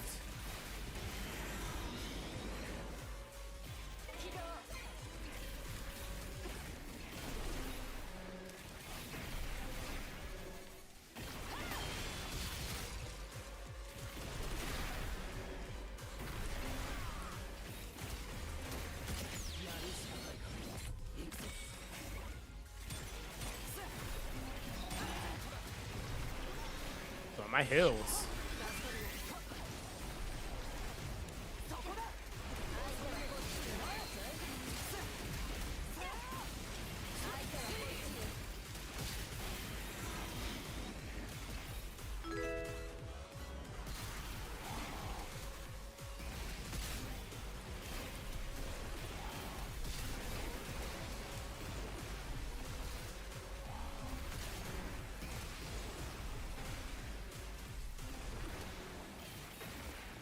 Miyu's not moving underground. She's actually just turning into a spirit ball. Yeah, she's just floating. That's just her running animation. So like if I'm using let's say Gio, right? It's basically equivalent value of me doing that. Damn, I should probably like not get hit, but yeah, it's equivalent value of me dashing basically like this. Any character can run like that infinitely. She just does it in a really like very interestingly animated and very fast way compared to the other characters. Oh, brother.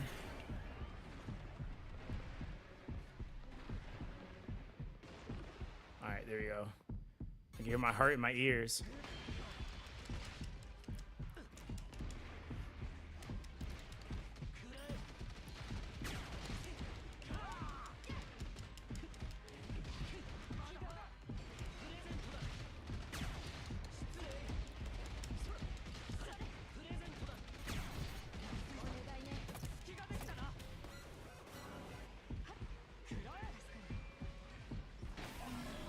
Oh, never mind. She finished them.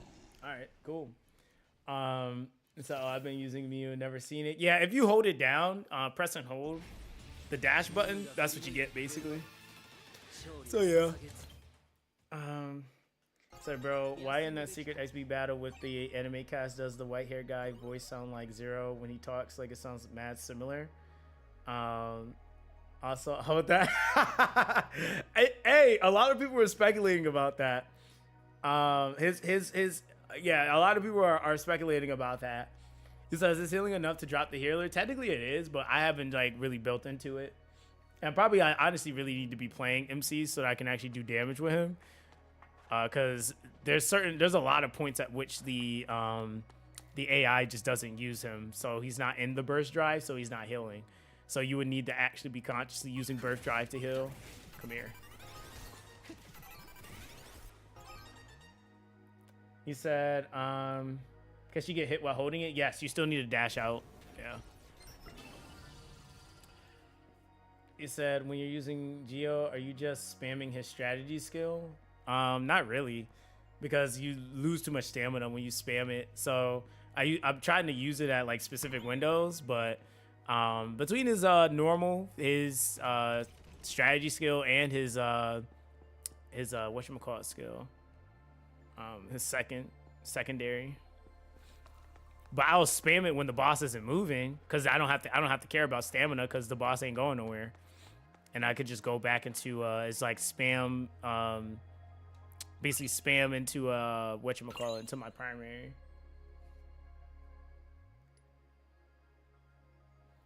He said in the end of chapter 2, the shit Yo was saying was low key fucked up. I think that that's something that's kind of interesting. Is like we don't really know, and he could be like that's why I'm like I don't know. Like it's like it's like what are we dealing with here? Because there's something Zero knows that we don't. Like there's something that's why he's so bent on playing this game, because there's something he knows.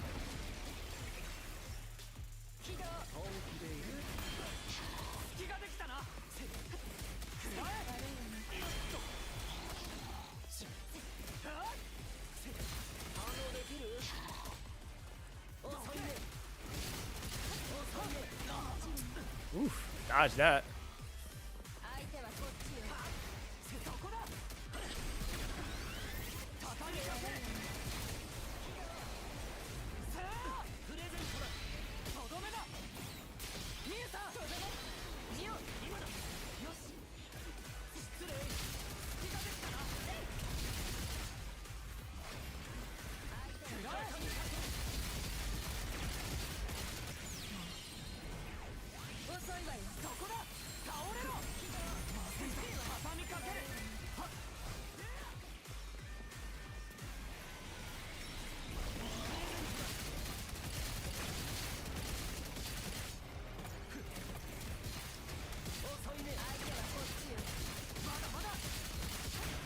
Yeah.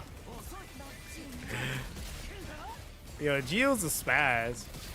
You can't give a character like that mad like high damage because he hits way too much.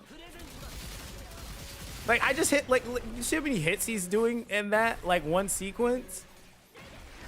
That's way too many hits for him to be as strong as Miyu. Oh hell, he'd be breaking the game.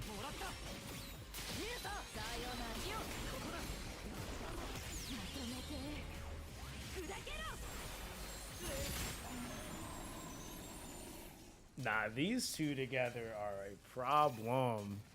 That's a problem. That's also, I think, why his break value is so low too, because he hits like 50 times. I don't even like as long as he has stamina, he doesn't stop hitting. Yo, I really want to try a stamina build on him to see how long he can hit because. He said, I hate Gio's hair though, but his helmet's fire. I mean, to be honest, that's why I don't mind it because he wears the mask, right? Like I'm like, that's all right, you know. So no way the MC's two friends aren't clones. Yeah, and I mean, well, yeah, considering the fact we watched them die and then they came back, so there's that. And then we technically watched one of them die again, so. The story is kind of cooked right now. It really is. It really is. You say I got 3 Mews and 1 Q? Damn. I wish I had some of the luck you guys had, because y'all just be going crazy. So we're running up death penalty, right, Zox? Regen stam on counters. Wait, are you talking about the like attention card for it? You said I think they're on a simulation. Ooh. So you think that this is a game that they're not really winning then? Oh damn, that's kind of fucked. But considering how effed up everything's been, I mean, it seems like where we're going. That seems like where we're going.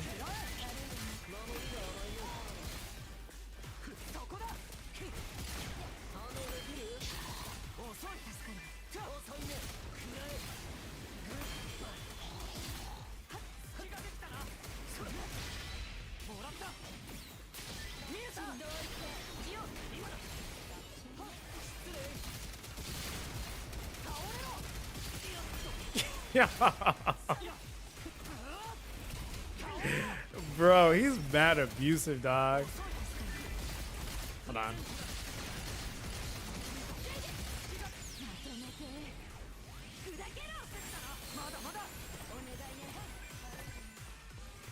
Good damage. I was about to say that didn't hit you, brother.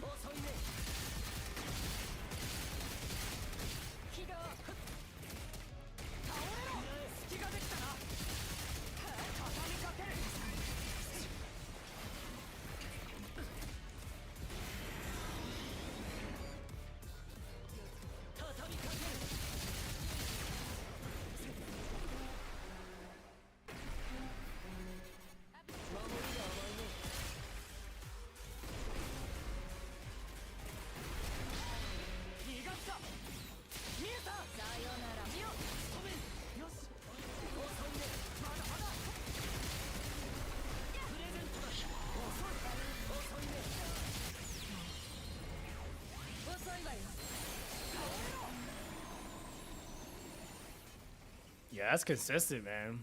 Man, that debuff is pretty good. You said getting all these boss cards to send it for more. I'm hoping I get enough to max, but this, like, I don't even think I got a ton of dupes on the boss cards. I got 1, 2. I have another one. I thought I had 2. Was that another shark card? Or did I already ascend it? Oh, okay, never mind. It's here. Yeah, so I only got 2 shark cards. I don't think I have another. I got 2 of those, and that's a mid-boss. I literally only have 1 blade dance. Yeah.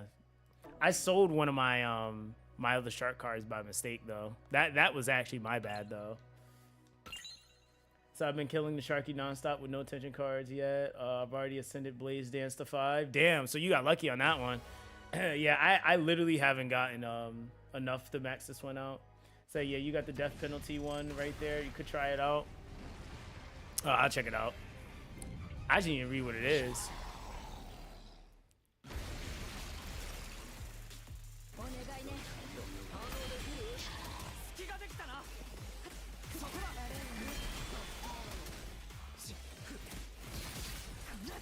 Yo, like, Gio's really tall.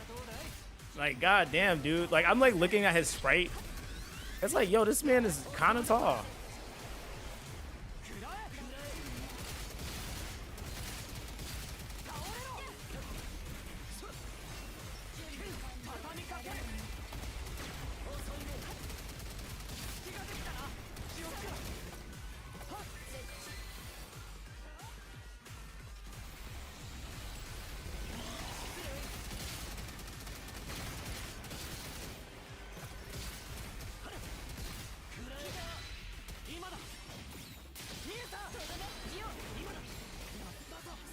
Yeah, Sign, you see what I'm talking about?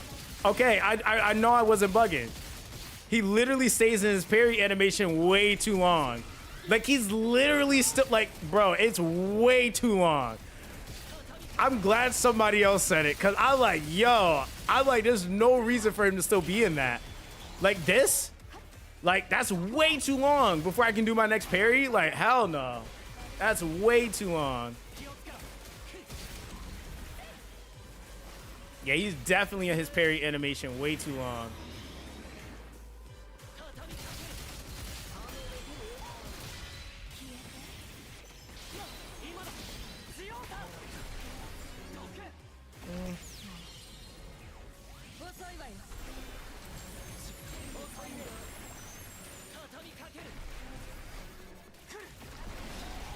Oh.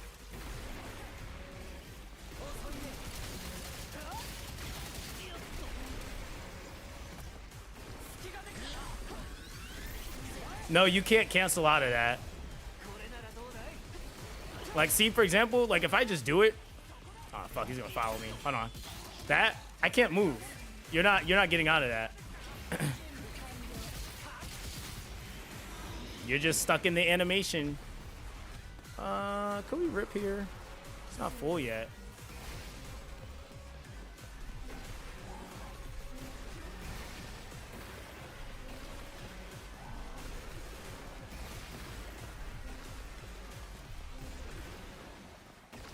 Yeah, you're just stuck in that.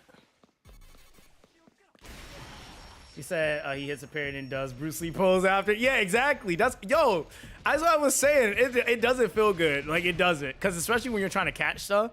He has a good amount of stamina, though, to work with. So you could actually land those parries pretty well. But the faster the boss is, like when I'm doing Brave Diver, yeah, you're getting punished for that. For that stagger in between. Like, it definitely punishes. Let me kill here. Says like Q's charge. Yeah, exactly like that. Yeah, but then not really, because Q's charge up is an actual fucking skill. That's him just parrying. He shouldn't be caught in a parry window like that. I could argue like him charging up to do something. He ain't charging up nothing. He just trying to look cute. Which I guess you could argue is his gimmick, but like still, like he just trying to look cute. At least Q he finna build up to break somebody. Like, you know, like he doing that and you just doing the same move afterwards. Like he ain't doing nothing extravagant for all that styling he doing. He said he just want to be cool, let it go. Bro, listen, I'm okay with it, but I'm just saying it is a thing, and if you're playing, you're gonna definitely feel that. Like like a lot of people aren't gonna like that. It just simply makes it to where it's like, bruh, I'm getting punished for something I have no control over. Like if you perfect parry, you shouldn't be getting punished because he has a long animation on his parry. Like that's not your fault. And that's also not even like a stamina issue either. It's not like you run out of stamina and he's just stuck in doing that. So is that my Mew build? Yeah, hold on, I'll show it to you. This would be funny if Mew isn't there. He doesn't have that animation. Yo, if he doesn't, that would like kind of low key trigger me. I'm not gonna lie, that would low key trigger me. I was like, yo, so you really just over here styling for her? Okay. So this is what I'm currently running on my Mew. Broken set, crit damage multiplier 4. Other two sets, pretty useless. Attack 4 with a max HP 2, crit rate 2 plus. Then crit damage multiplier 4 with a maximum HP 2 plus with a crit rate 2 plus. So, yeah, that's what I got. Game ain't being nice to me. Not like they are to some people. But hey, these stats work. They still work. He said, how do you level your skills up? Your skills actually will level from your rank. Technically, Fighting Instincts is the skill that does that. So you could technically use that. That's what kind of filters out gear that has skill ups on it or level enhancements. Because ultimately, the higher tier gear doesn't even care about that crap. Because you can actually just level it from here. Maybe later on when we get a higher tier, it might factor or filter it back in. But like tier 8s, they don't really care about that. You're starting to actually develop ranks and stuff like that. The unit, though, I will say it does depend on what you're investing in, because there are some skill passives that directly increase the overall damage of like the main part or gimmick of a character. So like Miyu, like for example, you can level her skills up with Fighting Instincts all day, but if you don't level up her second passive, then you're not really doing nearly as much damage as you could be, because it literally increases the action damage of Resonance Accelerator, which is for her ultimate. So I still wonder if it's better to use the Patimon with skill up or just the pure stat. It's just pure stats. Like if you look at all the tier 8s, there's nobody walking around with tier 8s with enhanced skills on them. They all have they're just stats. And like I said, that one level that you get for that, it's like it's not necessarily the most beneficial thing comparatively. He said, how high can EX rank possibly go? I don't even know. I don't even know if anyone has that answer yet, because technically per EX level, it takes I think past EX1, it starts taking 2 of the friendship or presence. So I'm not sure. I seen EX3, but I don't know if it goes higher. You said, is it EX4? Does it stop at EX4? Because that's technically ranked, because EX is ranked 6, I think. Yeah, some people were saying EX5. I'm seeing EX4. Yeah, that's what I'm saying. Like, I haven't even gotten that far, because I'm like, how the fuck have you gotten that far? It's like literally impossible. Like, you literally, like, it's impossible. Like, you literally, like, everybody at this point has gotten the same. Like, if you cleared Backgammon and you cleared Solitaire, we all have the same amount of friendship points. Or presence, sorry. So I'm like, I don't know. You said it could be when you max out all of the passives. That is possible too. And it could be also from dupes. You said it was mentioned in the 1.0 note update. Oh, was it? Okay, so if that's the case, then that means that that's the number. Because then, yeah, wherever it's officially noted, then that's more than likely the number. You said, so what's Gio role? Is he a better DPS than Miyu, or is he more sub DPS? He's a defense shredder. He is debuffing and he's sub DPSing. So the thing is that, like, yeah, you can have like another DPS, sure, but he sub DPS and he breaks as well. So he does pretty good or pretty solid break damage. He's defense shredding and he's sub DPSing basically. So that's what he's there for. The other thing is too, though, and I'm not gonna say that's all he's there for. He's actually there for limit point. So it's much bigger than just like, oh, he doesn't work. He's actually there for limit point. I'm probably gonna make a video on it because a lot of people are asking that. He's there for limit point. Like he actually can build up limit point way better than she can. And that's the other component to their gimmick, is that if you want the secondary build up or the defense build up from limit point that you can basically get, or the resonance, or sorry, the reconstruct, to be able to proc and stuff like that, you need to use Gio, because Gio is able to actually have enough hit output to keep the stacks up. For example, right? Limit point. Basically, when an attack is launched towards an enemy, towards enemies, do not hit within 5 seconds. Receive damage equivalent to 1% of max HP. When under limit point, if hitting an enemy with an attack consumes stamina, grant oneself 1 stack of reconstruct. One of the top moves that you use with Gio uses nothing but stamina. Literally, his strategy skill is a stamina monster, right? Now, the other thing is, too, is if the number of stacks does not increase within a 5-second period, all stacks will be removed. So, with that being the case, he's the best enabler of limit point. Like, she's not gonna do it better than him. She can proc it, yes, but she's not going to be able to keep it up, not nearly as fast or as much as he can. You said, what do you think of Simba and Noki and Q team comp? Too greedy with damage? I mean, no, I've seen some people actually do that, Kevin. I'll be honest. I've seen people run it, but I think, yeah, I mean, yeah, you're fine, really. You got heals. I mean, the only thing you really don't have is, it's really like any like debuffing, really. But I mean, other than that, you are fine. Like, you got aggro, you got damage, and you got sustained heals. Like, I mean, you're really honestly fine. You just have to get good and not die. So there's that. But other than that, that's all you really need as far as the content goes right now. Like, there's no need to use, say, poison or venom. There's no need to use kingship over control or over limit point. It's really more so about your comp, how you can get it to work, how it feels for you, and then building on that, right? So I just kind of ended up gravitating towards the limit point stacks. That's kind of like the extra to my composition. But yeah, that's kind of that. You said, damn, the levels of your tension cards are high. It's just right. Cue for the taunt. Yeah, for my tension cards specifically, though, I'm not using all the tension cards at this moment, right? Because I gotta figure out something, and this is why I'm actually building up my Yo. Because in order for me to properly use my tension cards, I need to also filter in. I would have to take off something, right?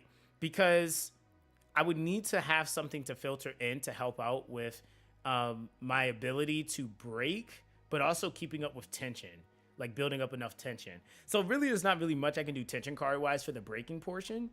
Other than, and the only other thing I can do, there's a stamina card that I can utilize. So giving myself like more stamina would allow characters like Gio, for example, to just kind of hammer with his strategy skill, because his strategy skill is based off of how much stamina he has. So the more stamina he has, the more or the longer that you can basically like hit that. So I would have to test that out. But these are all just like kind of working theories. So it's like, it just kind of all depends on what comp I want to do. I could also go for a character that can generate tension. I can go for a character, like, you know, like, or even like down to the skills I'm allocating, I can go for skills that use less tension, so that then my tension cards, whatever they're taking, my ultimate doesn't require as much. So it's like, this game, it's so many things you can do, but you have to kind of try to test it to see what's more optimal. And part of it is like what you can reasonably do now versus what you have. Like, I can't test ultimate really because, or the decreasing of it, because I don't have, enough Patimon with that said roll on it, to really be able to get like enough of a fair test off of it. So it's a lot of different variables. You said I've used random tension cards to see what I can do. Right now, I just feel like tension cards give more things to add to characters' kit. Yeah, it's like I think of it more of like a sprinkled or icing on top of the cake, more so. I don't think that it's like a I don't think it's necessarily the basis of your kit. The character themselves is the basis, and then what you can get out of the tension cards can help filter or make up for said things. So, like, I feel like general cards, which I mentioned before, like the strike zone into full party, are great cards because they make up for like stat values that you might not have, like the crit rate, crit damage, being able to double that effect with unity. That's huge, right? Versus like anything else might be kind of like like that's a little bit like now we're kind of try harding a little bit more because we have to think about it. It's a lot of people are raging on the system, but I think they're looking at it too much from a gotta be optimal point, which is valid. Yeah, that's true. Yeah, I think also too, like there's this idea that it's like every card you have for a specific character needs to be used. And I think like a part of it is also too like how you're building your comp, right? I think the main thing is that I kind of feel like this is maybe something the devs might be pushing for. They might be pushing for us to get to the point where eventually we don't really need to have healers like that.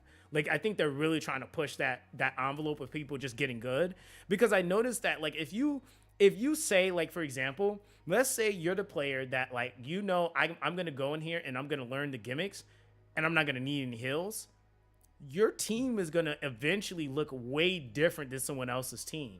So like if I was like I don't need heals, there's two things I wouldn't have in my comp.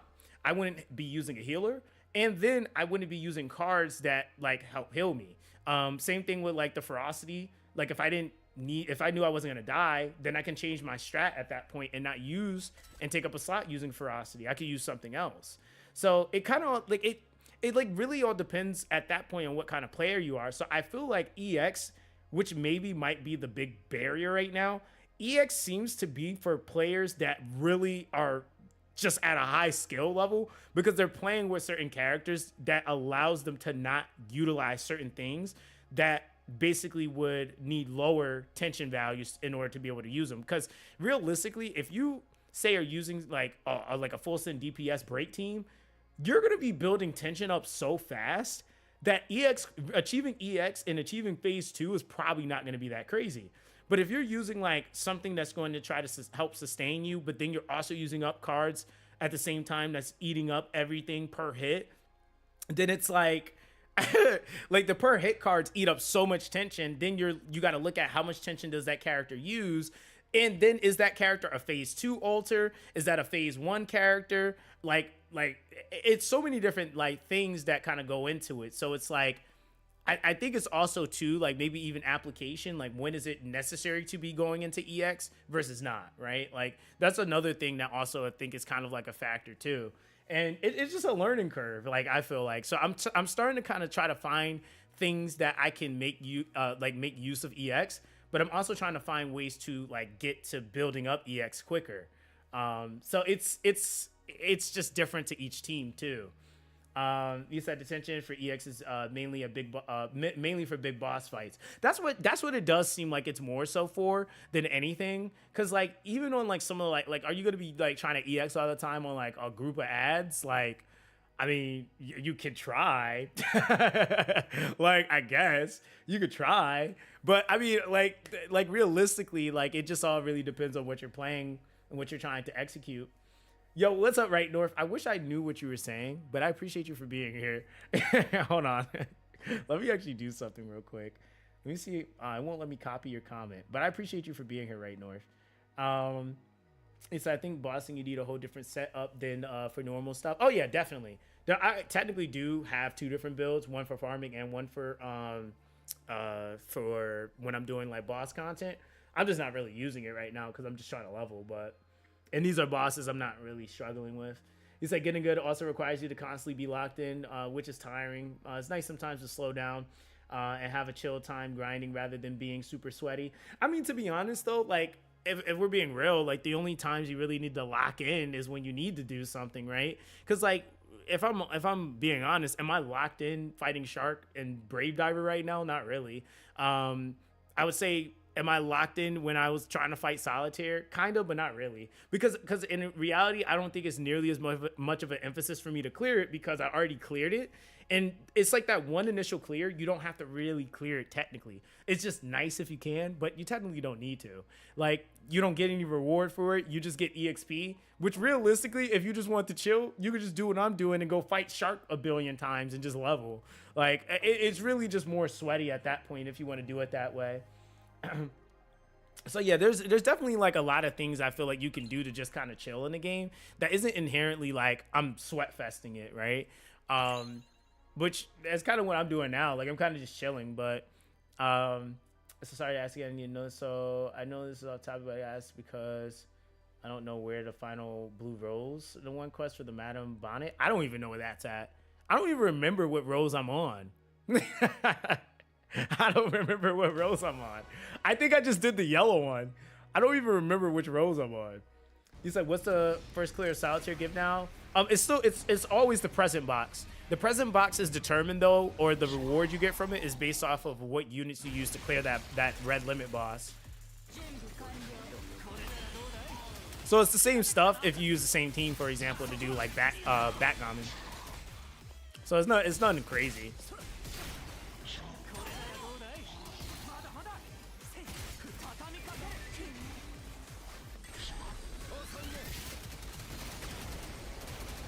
Hoping to give me the break. He said nope.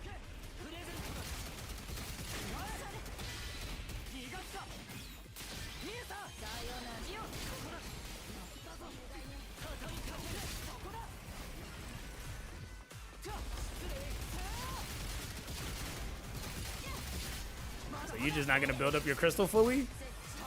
Oh brother, now I gotta actually do this.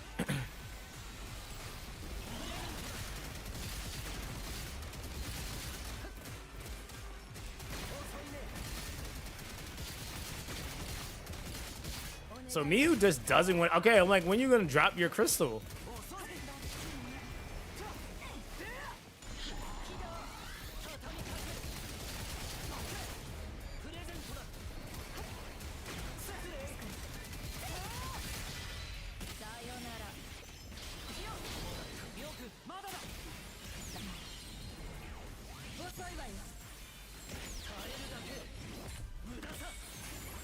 Damn.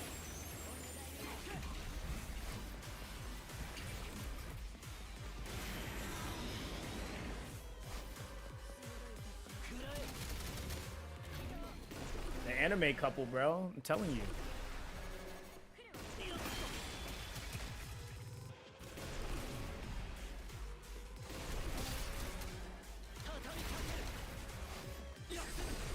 I always step in and get hit by that.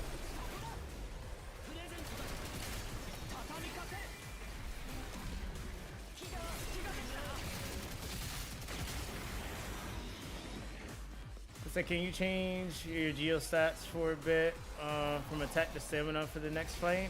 Oh yeah, we could try stamina.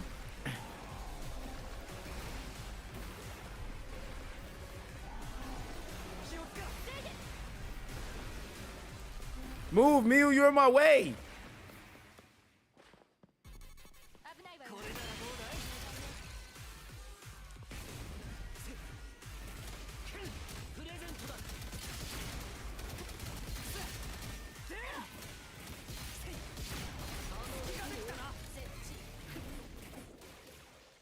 Damn, son. You just gonna be that guy?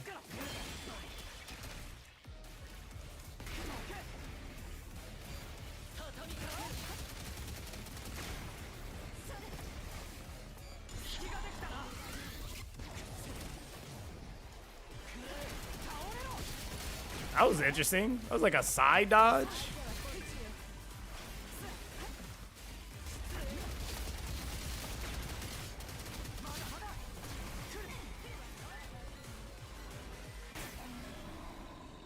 Did I just kill him? Did Gio just die? Like, what just happened? I know I was on one of those bombs, so... Alright, whatever. I don't know if he died or not. Alright, level 40. Okay, no, he didn't die, but it looked like he did. Yes, I do. I do have Q. Set competition one card to increase tension, but just a bit. One 3-star card gives a little tension when getting hit. Auto tribe one. See, that's the thing too.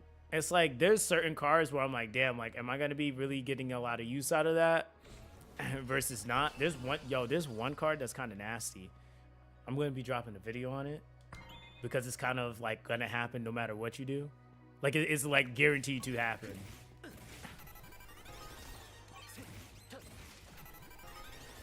It's that I have to be actively being there dodging and countering. Yeah, it's like there's some cards where I'm like, it's also like based off of like what's happening. He said, is he good? Yeah, Q's actually really good, honestly. He's really, really good. I feel like he's better manual than anything, but yeah, he's still really good. Let me see. Let's go here.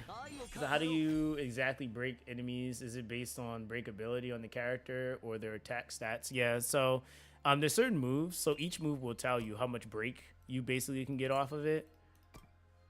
Let me see. That's its ult. Where we go? Okay, so break value 7. Right? Like it is this is telling you off rip. Like, nope, not really giving you much, brother. But then you have like break values here. Every ability has a break value, right? So like some characters, like if you look at Yo's break values are really high. Yo hits with his hitting stride, it's a 600 break value. If he's hitting with his standard hit, his break value is 20-20-60. But then when you go to the secondary, it's 200. So typically, like, and even counterattacks, I think counterattacks is standard. I think it's at 500. Yeah, I think it's a successful counter is 500. But yeah, it's based off of the moves. Some characters, like for example, Yo can build up break way faster than a character like Gio, right? And so even if Yo is on AI, he's still building up break way faster if he's hitting, right? So the thing is though, is that every character can enable a full break sequence. So the thing is that your AI, even if they're like one of the best breakers or a top breaker, they can't initiate a break. What they can do is they can basically soften the enemy essentially, and then you have to be the one to initiate the break. So that's basically how it can work. So every character basically can break, but some have much lower values where it takes way too much work to break. Whereas others, like let's just give a number, like say Yo can hit his break on a character in 3 hits, you might take 14. Like, and I mean, that's kind of exaggerated, but just in comparison, it's just way more work. If I'm trying to do trying to just break with one character in comparison, that's much harder, right? With that character that has a lower break value. But then when you factor in the fact that all the characters, like if you're hitting one enemy, all of those values are building into each other. So like, my characters that I usually use, for example, is like Roku and my Koshi. So they are all hitting at once. So they're all applying their break value to that one enemy. So I still have a respectable break cycle. It's not like Miyu hitting that 14 times. It's everyone hitting and then she initiates the break. So there's other strats that you'll see where the characters in the team can get you to break much quicker. But you might have some differences or variances in damage, right? Or you might be lacking in certain areas of support, whether it be healing. Usually tanking is kind of just there. There's somebody that's going to be aggroing a lot of the times, which is either the character that is being controlled or a character that has the ability to attention. Attention is a really big ability for aggroing. That's really the only other way, or really the only way the AI can kind of force aggro is with attention. Otherwise, the AI will target the character that's being controlled. So that's kind of how it works. You said Inoki break value is good. So why her breakability is 1. I forgot. So you have to think about the output too. So like, for example, Yo had, I would argue Yo probably has the best breaking in the game, to be honest. Like as of right now, just as far as like super easy to pick up, just does it off rip. There's not like the super complex chain. You literally hit I think is his secondary into strategy. Is anytime he goes burst limit, it's basically break damage, burst limit, break, or burst heal. Like he basically is doing all of that all in one. So he just kind of has like kind of a seamless like ability basically. Q is good, but he's harder to use. I know you like Q a lot, but he's more harder to use. Yo has a better AI. Yo is good on manual as well, and he's gonna be an easier character for more people to pick up. That's why I say he's better. Not in the sense that he technically is better in like terms of like, say for example, AoEing. Q is way better in that, right? The one thing that's bringing Q down for me is that you just really can't play him on AI like that. It just sucks. And I feel like if they adjust that at any point, he's going to be God tier. But literally, Yo has like almost little to no windows for literally anything. Like he literally can hit any parry off of anything. He doesn't have like any staggering in between his points of hitting things. He can close gaps really well. He has healing. He breaks and he does respectable damage. So it's like I kind of can't. I like, as much as I was putting Q, and I was putting Q above Yo at one point, the more I've seen Yo doing stuff, I'm like, yeah, he just kind of does everything, which is kind of like the main thing for him. You said Yo's good at everything, great at nothing. He's great at breaking. He's absolutely insane at breaking. You said Japan Taylor says Yo is the best breaker in the game too. I mean, to be honest, like he's great at breaking. It's just the application, like with Q. I guess it all depends on, I guess, how maybe you might play him. But yeah, he's really good. He's really good. And even with Yo, like some of the characters, like I've been playing with him a little bit more too. You can use his ult twice and rip that. And there's like, basically, if you have him built up for like attack crit damage, if you have his, if you basically are able to pull that off twice, Yo, that's a lot of damage. Like he can do a respectable amount of damage. So people will see like Miyu do stuff, but I'm like, yo, like you could kind of sort of almost replicate that somewhat if you literally build him up to get to that point. So it's just like, I don't know, man. Like it's kind of hard to argue he's just not that great. Like I would say that, like again, like both him and Q respectively can both break really well, but he literally can do. I guess the one thing that maybe that Q can do is maybe tank better. I think Q can probably tank better. You said he could be anything but a tank. Yeah, and that's like one thing I think is kind of a thing, because Q still does have that invasion gimmick, so that is kind of a thing too. But I still will say I feel like he literally needs to be manual, which I think is still a valuable factor in a character. You said I use him as a healer breaker, works wonders. He said my AIQ died a lot compared to Yo. Yeah, Yo's not really gonna die. Like that, not really. Like he can, don't get me wrong, he does. But the two characters that I found to die the most is Senju and Q. Period. On AI. Like they just do. I almost feel like Senju's the worst. I feel like Senju's killing himself. I like every time I look at him, I'm like, yo, what are you doing? Like, I got to the point where I just started manualing him because I was like, yo, like, you're not finna die on my watch. You're not gonna keep dying, bro. Like, I'm tired of this, Grandpa. You know, so like, yeah, definitely. We might need to see some tweaks because that easily can make them like. Right now we're saying what we're saying, but like those little things could literally do like wonders for them. But again, there's also certain things that I don't think, like, which was mentioned before, that AI is not necessarily going to fix. Like AI is not going to fix the charge window that he has unless they go and they decrease that charge window. So it's like things they would have to fundamentally change about Q versus just making his AI better, you know? You said Senju died in like 30 seconds. I haven't seen anybody debate that. Like, I feel like I literally have looked away from my screen and looked back and it says KO. I'm like, what did you even get hit by? I'm like, yo, what did you get hit by, brother? You said Yo's AI is good? Yes, Yo's AI is good. It is. So all the starting units AI is amazing. Roku, Koshi is kind of insane because Koshi, like, and this is the thing, right? The AI that are great on certain characters is good because of the fact that they don't have a ton of mechanics that you have to be aware of. Like Roku is very straightforward. He's holding his hammer like this, or he's he's charging up to spin in a circle, and when you're thinking about the AI is never actually procking break, right? So you don't have Roku ever shoulder charging at the enemy. Like the only time you might see that is if the enemy, if he's really far, then he'll try to close gaps maybe, but he's never doing that when he's up close. He's only spinning like a Beyblade, or he's holding his hammer to basically block. Koshi is doing one of two things. Koshi is using his primary, or he's going for his heavy. There's one of those two abilities, or he's brewing up to fling that hill over there to you. That's what he's doing.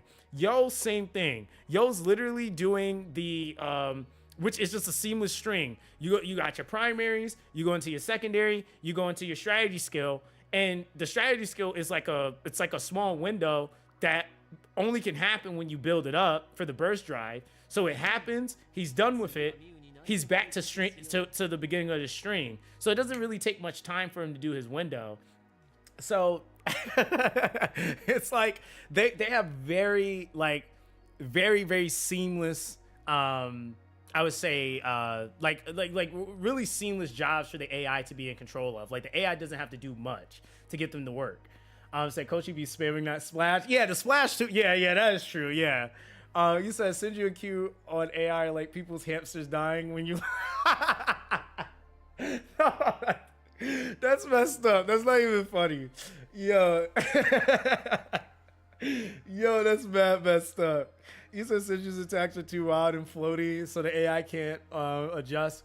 That is what gets him cooked. Yeah, and it's like weird too. I don't know if like he also needs something to kind of help him a little bit with like some of his gap closures and stuff too. Because I'd be feeling like sometimes I just be swinging and missing with him, and it's like I can kind of see that a little bit with Gio, but I feel like Gio also like is outside of that stupid parry animation, is literally able to kind of recover that a little bit.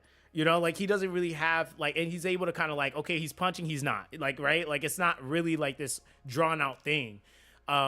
So maybe they might need to give him like, cause even with MC, they give him that stupid extension. That's why his closing on gaps is so busted.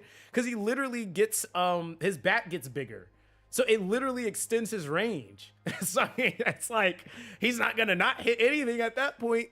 This dude, bro, like, you said wait so on the refund to get Q, and now I'm getting told he's outshined by a 2-star. No. The thing is that if you're manually Q, okay, you can pop off. Like I mean, like Q is disgusting if you're playing him. The problem is that he's such a tech, like he has more tech that you have to be considering when using him. The AI isn't really considering his tech. So that's all we're talking about. We're not saying he's a bad unit by no means, because he's going to AoE burst the whole goddamn map if he can. It's when you're literally using them on AI, you might run into issues, basically. You said, is it just me as a Discord invite dead? Wait, use the one in the pinned comment. I think that one is fine. That one should be fine. Let me know if it's not, though. So the breakability doesn't matter. It's just the break values on the attacks. Yeah. Is that earlier you said you could level up by fighting Shark, but I don't think the bosses give EXP. When 45 plus. 45 plus, where was I leveling? Pretty sure it still does. Might not be much, but I'm pretty sure it does. 45 plus, because the enemies in... Where did I hit my level 50s at? I think I did it in Tower. Yeah, so I might have shifted over to Tower. Yeah, I probably did it in Tower. You said it stops at 45? Yeah, so 45 and then having to do 5 levels in Tower. I mean, at that point, I'm going to be real with you. If you get up to... Yeah, I was farming Vice at that point. Yeah, and I actually was killing the boss. So, yeah, I'm not going to lie. I was killing the boss. Yeah, so I mean, honestly, the best thing you can do is maybe go to like level 48 Vice and then just EXP blast them from there. So you're not spending a whole bunch if you want to do it that way. He said break values is the breakability because the values are scaled to the ability level. Yeah. He said yeah. So red boss is the way to go. Yeah, that and fighting the minions in there because they do go up in level. So like I think it's 2 levels per floor, or yeah, per floor you go up. So you still get stuff in there. You said how long to the vice chest resets? I think like a day. I think it's still a day. When I looked at it, it was like a day and some hours, so it might be a little less. Hold on. Let me actually TP real quick. Go and teleport. Yo, what's good, future icon? Said been favorite videos on Tribe 9 lately. Not sure if it's been asked, but if I start a new account, will my previous battle pass progress be maintained? I would think not. I would think not. Yeah, Wednesday night. Yeah. Because I'm assuming the battle pass is attached to. That might be different if you're on Steam. I'm not sure. I would think the battle pass is attached to each varying account. I think when you're, if I'm not mistaken, if you're re-rolling, is that what you're trying to do? I'm pretty sure it like clears all your data. And you said, yeah, battle pass probably tied to the player ID. Yeah, so yeah, I would think it would reset it. Yeah, I don't think it would like. I've never seen a game that would let you like restart your account and your battle pass just stay like. Honestly, I've never seen that before. All right, hold on. What did I come in here for? Oh, the talk is zero. Get me out of here. I didn't mean to go in there. Nah, no worries, fam. No worries. Appreciate you for stopping by, fam. You said, quick question. Anyone advice on playing Simba during her chain attack? She is often thrown. Her domain doesn't heal. Am I missing something there? Oh, I had never noticed that. I ain't gonna lie. I haven't played her enough to really be able to answer that in confidence. I've chained her, but I also have kept her on AI, so. You said it does delete it. The game specifically says so in one of the info dumps. Oh, it does? Okay. Yeah, cause I'm just going based off of like normally. Yeah, so a day and 7 hours is what the reset's for. Yeah, a day and 7 hours. A day and 7 hours. And every time that resets, then our weekly exploration score resets, and then we can do another 9,000 points. So this week, if you did the first week, you should be at level 18. I think it's 9 levels a week, basically. Yeah, 9 levels a week is basically what it is. So yeah, not too bad, not too bad. Oh man, so you're telling me I gotta get good here? I gotta actually go in here and fight?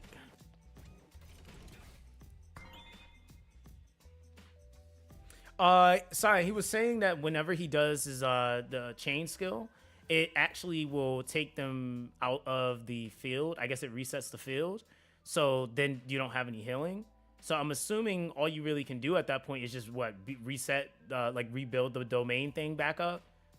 Cause I don't know if there's anything to prevent the thing from resetting. That's what I was like not too sure on, because I never really paid attention to that.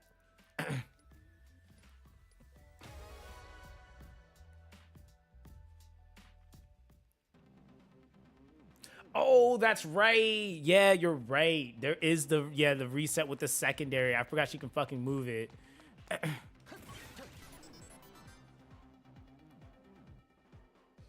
it'll move it.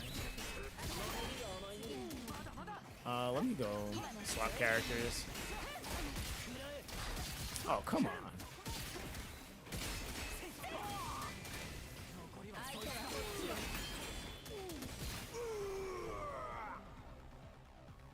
I said there's also times when the enemies fall back and the AI just stands there until they get back up. Yeah, bro, that is one thing that does happen a lot. Like you'll see it. Like I think the first instance I seen that was on a shark. Like when you go and he eats the bomb. Yeah, the AI would just stand there and look at you, look at him, look at you. And I'm like, nah, fam, I'm gonna need y'all to punch him.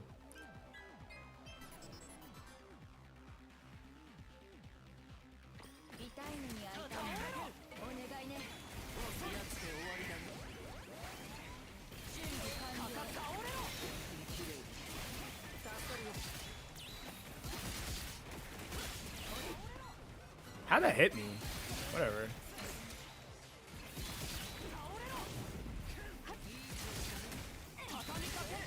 Alright, done. Bruh. Okay, whatever. They're trolling me right now.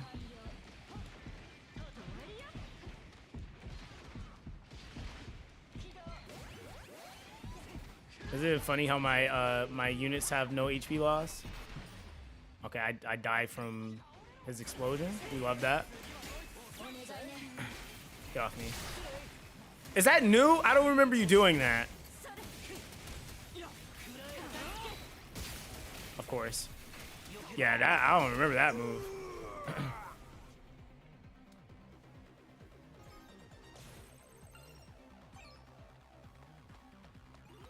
Alright, let's see.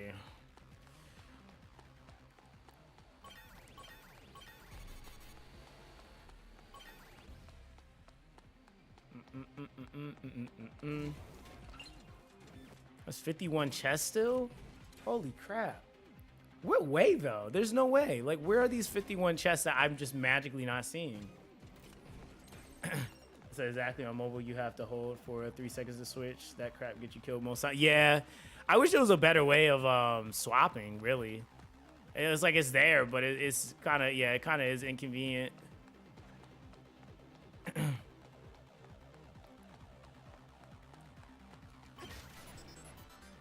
So I remember the shortest route to solitaire because I was beating him. Isn't it like all the way to the left?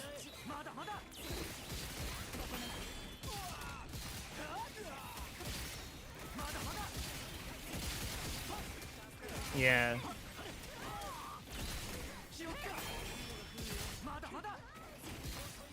Yeah, that way is not too bad.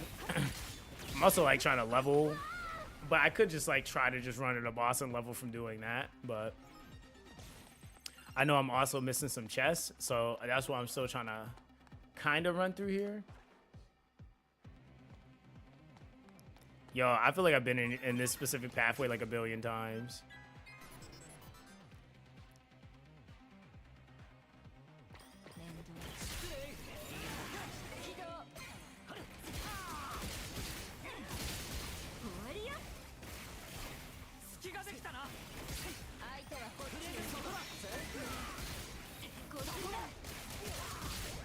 Damn, he getting abused.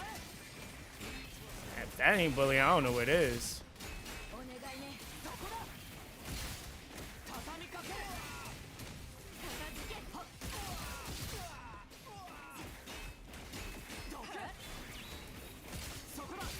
Yeah, it's like every character has like some animation that can get them so punished. Nah, you gotta go. I ain't even dealing with you.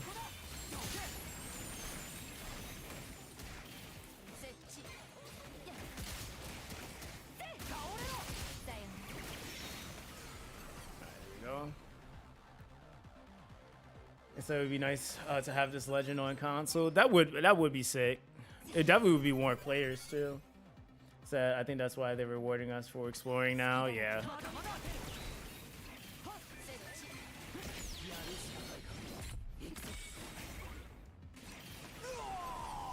Damn, son, just blowing them up.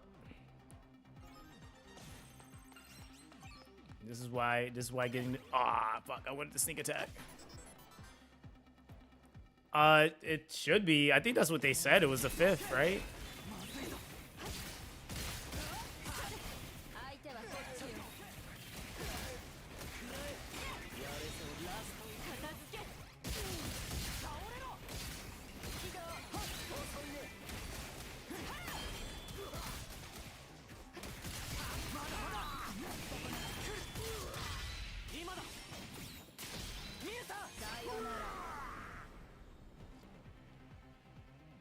It said, you think I should say F it and spend 30 pulls I need for the 300 to get Miyu since I've been wanting her? I would say no, mainly because of the fact that now we actually get drops for synchro medals. So you'll be able to just get that like passively. So I get 8 chests this way. Then where's the other 50 something? Is the game lying to me? Like, where are these other like what, that's 2 more zones, so there's only 8 that way. I'm confused. I have to be missing a spot. Oh, you have 44K currency? Oh, Shadow Fox, do what you want to do. Like, you got more currency than me. Only 30 pulls? Yeah, have fun. I mean, well, damn, sir.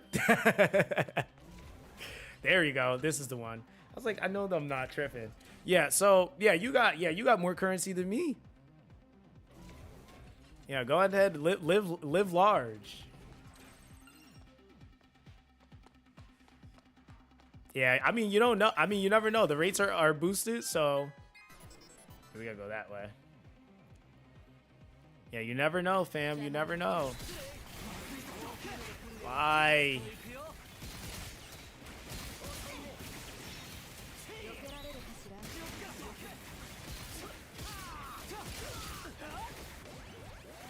Boosters, literally any enemy in exploration or any of the chapters, the maps. They can drop them just from killing them. Literally any enemy can drop them. It is one of the most OP things. It's like you could just be like listening to music, running around, one tapping stuff, and you're getting boosters, you know.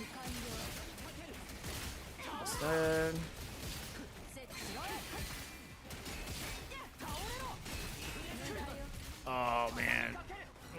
Okay. All right. Oh, okay, nice. They killed them. So yeah, I already used all my refund currency beside page gems. I feel depressed after. Why'd you use all of it? So do you know we'll be getting a side quest every day, not like talking about dailies? Well, you talk about like the gray quest. I've noticed I've gotten at least one a day. I don't know if that's intentional or not, but yeah, I've seen I've gotten at least one brand new one a day. Because I definitely zeroed them all out on my thing. So I've at least been seeing one.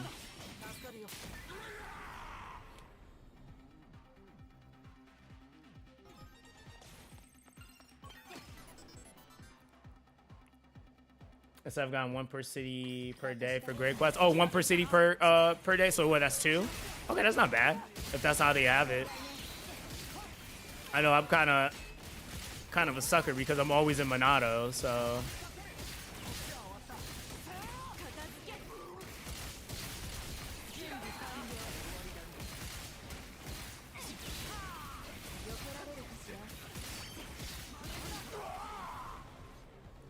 He says, so 2 pulls a day. Yeah, I mean that sounds about right because I probably also have been doing it, but didn't realize that's what I was doing every day because I got it retroactively. So it probably was when they actually did it. It's probably 2.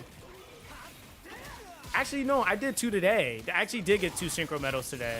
Yeah, I'm lying. I definitely did. I just wasn't paying any mind.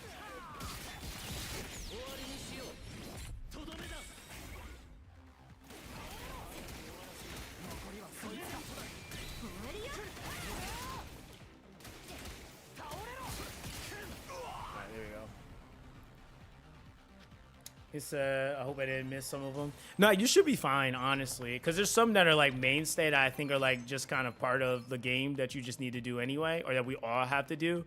And then you just have some that are like resetting quests. Because there are definitely some that I did before. And they're like, hey, do them again. Let's just do that. And then there's also quests. Like if you go through your messages too, you can activate some quests from that too. That's another thing.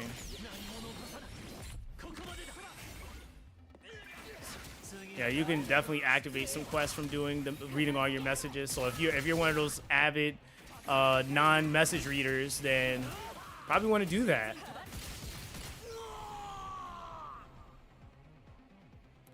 You said T-Point or Kane? I would say Kane if I'm being honest. It really is going to shift based off of what you're doing. But right now, the biggest thing people need to be doing requires Kane, which is like ranking up characters. You're definitely going to be investing in trying to rank up your characters more than trying to build a whole bunch of tension cards. And even the amount of Kane you use on tension cards isn't nearly as high until you start messing around with a whole bunch of rank 3s.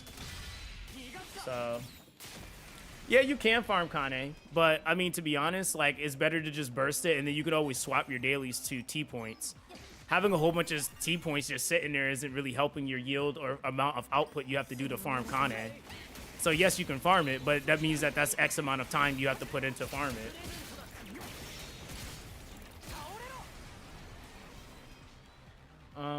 It said, felt so good to get 89 super medals today. I was surprised it was that much. I didn't think it was going to be that much, to be honest. And then when it was, I was like, well, damn, all right. You said it's hard farming Kane. You get so little. Yeah, it's not like a crazy amount. Like you got to really be farming. And that's why I'm understanding to the fact that I'm like 200 hours into the game. Ain't nobody about to do what I'm doing for real to really farm that Kane. They might do some of it, but they're not going to do a whole bunch of it. This is actually a really good piece, and I'm mad it didn't give me a tier 8. Yeah, they're not gonna do nearly as much farming as we are. That's actually like for real grinding like that.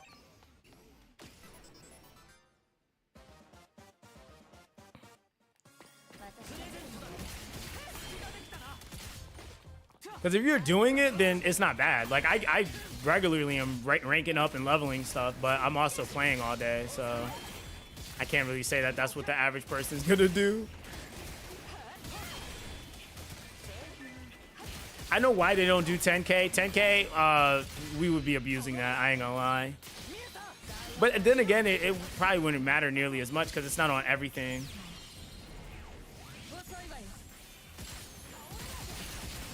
All right, there we go. Damn, that was a lot of crits. Said, boss, your Steam is quieter than everything else on my PC. Wait, my stream? Wait, what do you mean my stream? What's quiet about it? Is it what's quiet about it? Is it the audio of the game? You said me speaking? I don't know. I might sound loud for some people. I don't think my audio's messed up though. I'm gonna be honest. You're like the first person to say anything, and I'm peaking almost. If I raise my audio any louder, I'd be peaking. So more than likely, it's on your side. Because, yeah, that's what I'm saying. Cause I know you said I have everything balanced on my PC. I don't know. I don't know. It could also be the platform too. It could be the platform. You said your videos don't do this? Oh, you mean as loud as my videos? Oh, my videos peak higher. So I actually have I have a preset that I use on my videos to actually raise my audio, so I can still maintain my background music. And yeah, you could technically have me a lot lower, and me actually be a lot louder. Yeah. So my stream audio is actually normalized. My videos are actually louder, so you don't have to have me up as loud. So yeah, like that's basically that. You said Inoki. Oh, right, North. Is that what you were asking? Yo, anybody here speak Japanese, fam? Right, North. Do you speak Japanese? Did anybody here like anybody translate, bro? What I'm about to say? Like. I know that might be asking a lot. I got some Skittles I can give you as payment, even though you shouldn't take candy from strangers. So most likely not. No, it's not good. To answer that question, I'm gonna try to say this as slow as possible because I've had people tell me, especially if they speak another language, that I speak too fast. So simply put, Inoki is one of them. I think honestly she might have the higher damage pure scaling, like as far as just outright damage, but Miyu can also get up there as well. Hers is based off of a tick proc though, so it's multiple ticks. So for example, in order for me to actually get my my Miyu, I would say exactly where or around the same area where Inoki is, I would need to have somewhere upward near at least an 80% crit proc, right? Because in order for me to achieve, like for example, if I was averaging around 20k per tick, I would actually be hitting around 444 or 440k damage with Miyu on her ultimate, for example. That would mean that I would be critting basically every single tick, which would be insane. That's an insane amount of damage, by the way. 440k damage is a lot. That would be at a 20k crit per tick. But because I'm not at that, she definitely like kind of, you know, isn't like necessarily matching up. Whereas if Inoki gets a crit, that's going to be like that raw damage. Like it's going to be, if she's hitting 300k, it's hitting 300k, right? So, yo, I appreciate that, right, North? Appreciate you, fam, for the super chat. You said I saw Inoki hits 100k crits on the first hit of the strategy skill. Yeah, and that's what I'm saying. Like, it's I've seen like 300ks. I've seen some insane damage with Inoki, but I will also argue I feel Inoki is actually harder to play than Miyu is. Miyu does have some like chaining to her, but I don't think that she's necessarily as difficult as Inoki, because also Inoki seems to be a lot more up close and kind of personal versus Miyu in comparison. So yeah, I feel like Inoki definitely takes it just because it's more of a high risk, high reward for her than it is with Miyu. But Miyu also has respectable damage. But I definitely think like in terms of hitting the hardest, yeah, Inoki definitely gets it. But she's definitely one of the harder ones to play. You said my Inoki and Q just blow up the whole field. Yeah, and that's what I mean. Like they're like those units, which to me, it's like it makes sense. Have a good character. I'm gonna heart that. Appreciate you, fam. Have, you know, you can have insane characters, but like players have to basically work to get that damage. So at that point, your damage is basically normalized unless you're able to pop it, you know, make it pop and make it work. So it's kind of cool to see that they decide to go that route versus just handing out, excuse me, ooga booganess and just like, oh, you got that unit? Yep, you're a god. You said Inoki constantly drains her own HP, so it's risky. Yeah, and that's what I mean. Like that high risk, high reward gameplay makes sense. Like you should be the hardest hitter in the game at that point. You say, you know, I think we're talking a lot about Inoki, Hugh, Miyu, Gio, and Sinju, who dies a lot. But what about characters like EG? Since we're shifting to EG, I mean, EG's not a bad unit by no means. I think EG's honestly a pretty good unit, really. EG just ain't gonna be doing what you want him to do. Like, if you want EG to hit on AI, he's not doing that. Like, he's not helping you build up break. He's not doing none of that. I would also argue using him manual also kind of feels weird. Actually, I think EG's actually probably a lot weirder for me to play than even Sinju. Like, realistically, you said meme G? Nah, for real. Cause like, let's be real here, yo. EG really ain't doing much other than his buff job. That's it. He's not applying no break, no nothing. Like, he ain't doing nothing, bro. He just basically like, hey, you getting what you get. You gonna go do damage, and I'm gonna help out with tension. That's it. Like, he is not giving you nothing else. And he's dodging. You'll see him randomly do a freaking what is it called? A windmill. That's when you know he dodges something. He'll just windmill across the screen, yo. I think he has the funniest dodge in the game, though. But yeah, I'm mad that just gave me a tier 8 random regular with no substats on it. Don't you love that? Don't you love when the game gives you stuff like that you can't do anything with?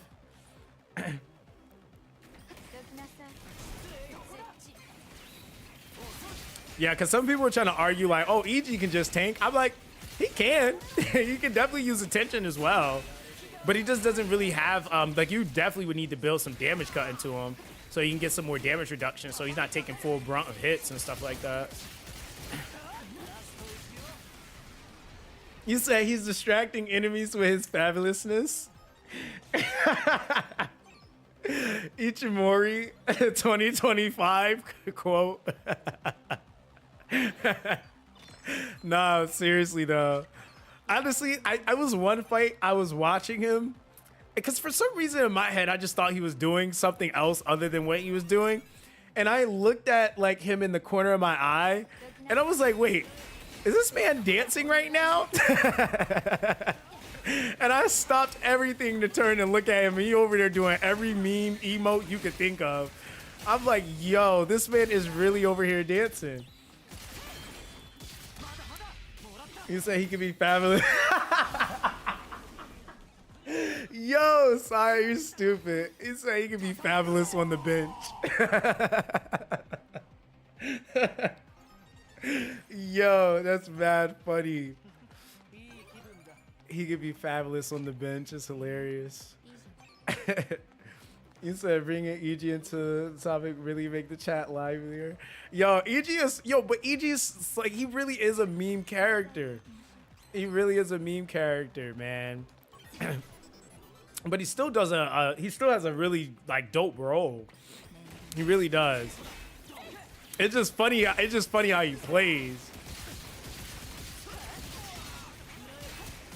You say you called him a bench dancer?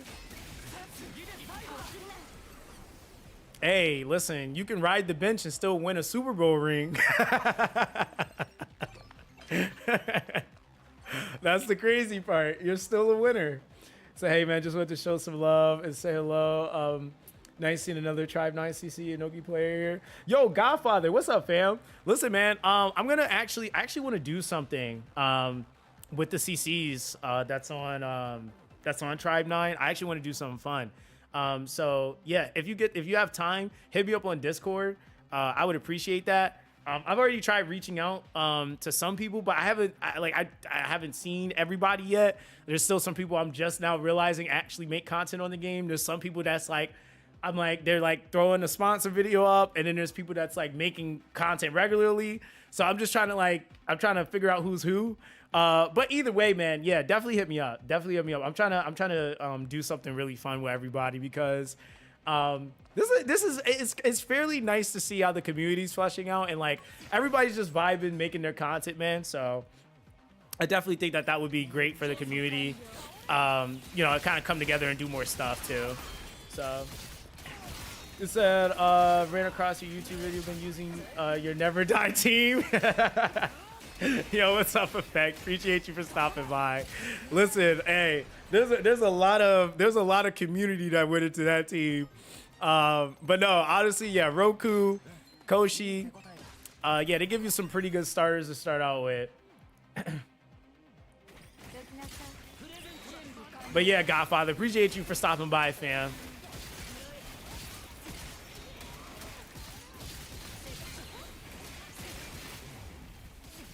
You said, what's the Never Die team? It's basically Roku, Koshi, and anything, really.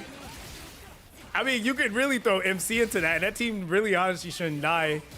If you die, it's kind of sort of your fault, more than likely. Because realistically, if you play Roku with a healer, he just doesn't die. I'm going to be honest. Like, he doesn't die. You have to get hit hard by, like, almost everything and get literally hit by everything. And even then, he still doesn't die. Like, the only boss so far in the game that's gotten me close to like just wiping me like that with a healer is probably Brave Dive or Solitaire. But that was when I didn't know any of the chains and how to dodge them. So that was kind of like, well, yeah, I'm getting hit. But if you are like, if you know the windows to dodge and all that, like, and if you get hit like here and there, yeah, you're not really dying like that. You said if you have a T3 Roku, you're set for life. Yeah, a lot of people don't actually realize that Roku actually increases healing efficiency too. Like, that's literally his first dupe. Like, his first dupe does that. That's not, second, third, fourth. Like, that's his first dupe. Right? First dupe Roku, when Roar Outrage is executed, grant party members an effect that will increase recovery effect received for 15 seconds. So he actually increases healing output, which is kind of disgusting. Is it necessary? No, but I mean, he has it, so it just gives more support for having him on the team. So you said Roku is the tank? Yeah, he's like, and it's crazy because it's like he tanks really well, but then if you need to build up tension to get him to ult, his ult damage is also really nasty too. So you could also build him to ult as well and be a nuker with his ult. I did not mean to do that. He said, but that requires using his ult. I don't think anyone uses that. If you use the base team, they build up ult just fine. I don't think anybody has noticed that. You probably have not built up ult nowhere near the same once you swapped out of the main team. The initial team that you got in the game got you built up to ult or EX very, very fast. which is actually kind of interesting that that's like the case now, is that a lot of people aren't really getting to it anymore. I think they've just optimized the base team really well for ult and just breaking, because every single character in that team has break value, or at least somewhat decent break value. Nobody has low, like extremely low or the lowest break value. Even Koshi can still apply break value really well. So you break quite a bit with that comp. Yeah, the base team, and that's what I mean. Like that team is like, that's kind of ironic.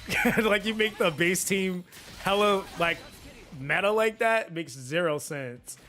But all right, you know. You said, did you read story before you farmed to rank up your units? No, I actually read the story.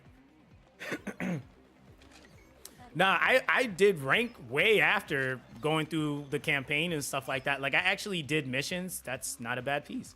I actually did missions to build up like my my stickers and stuff like that. I did that for a while, and then I didn't really start pushing rank.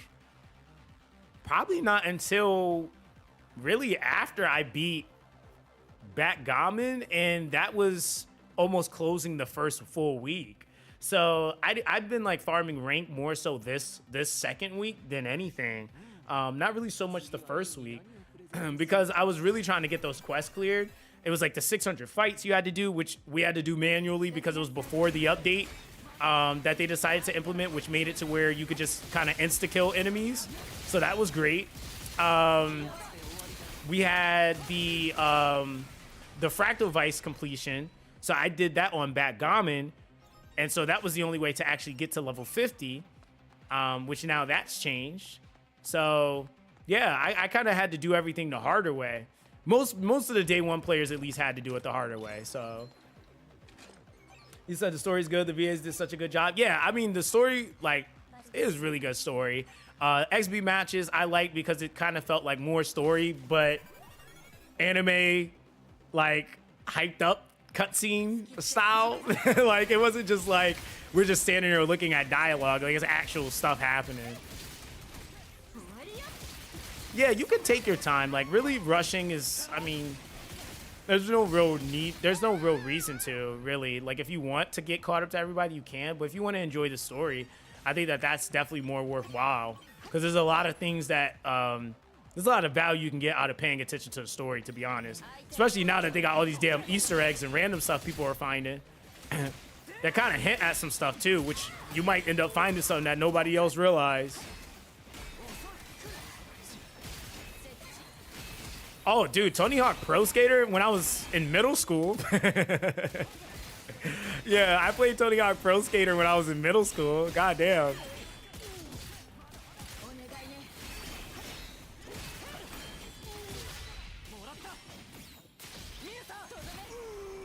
He said, I got my wife to watch the first episode of the anime with me. She's hooked already. It's a fun troop.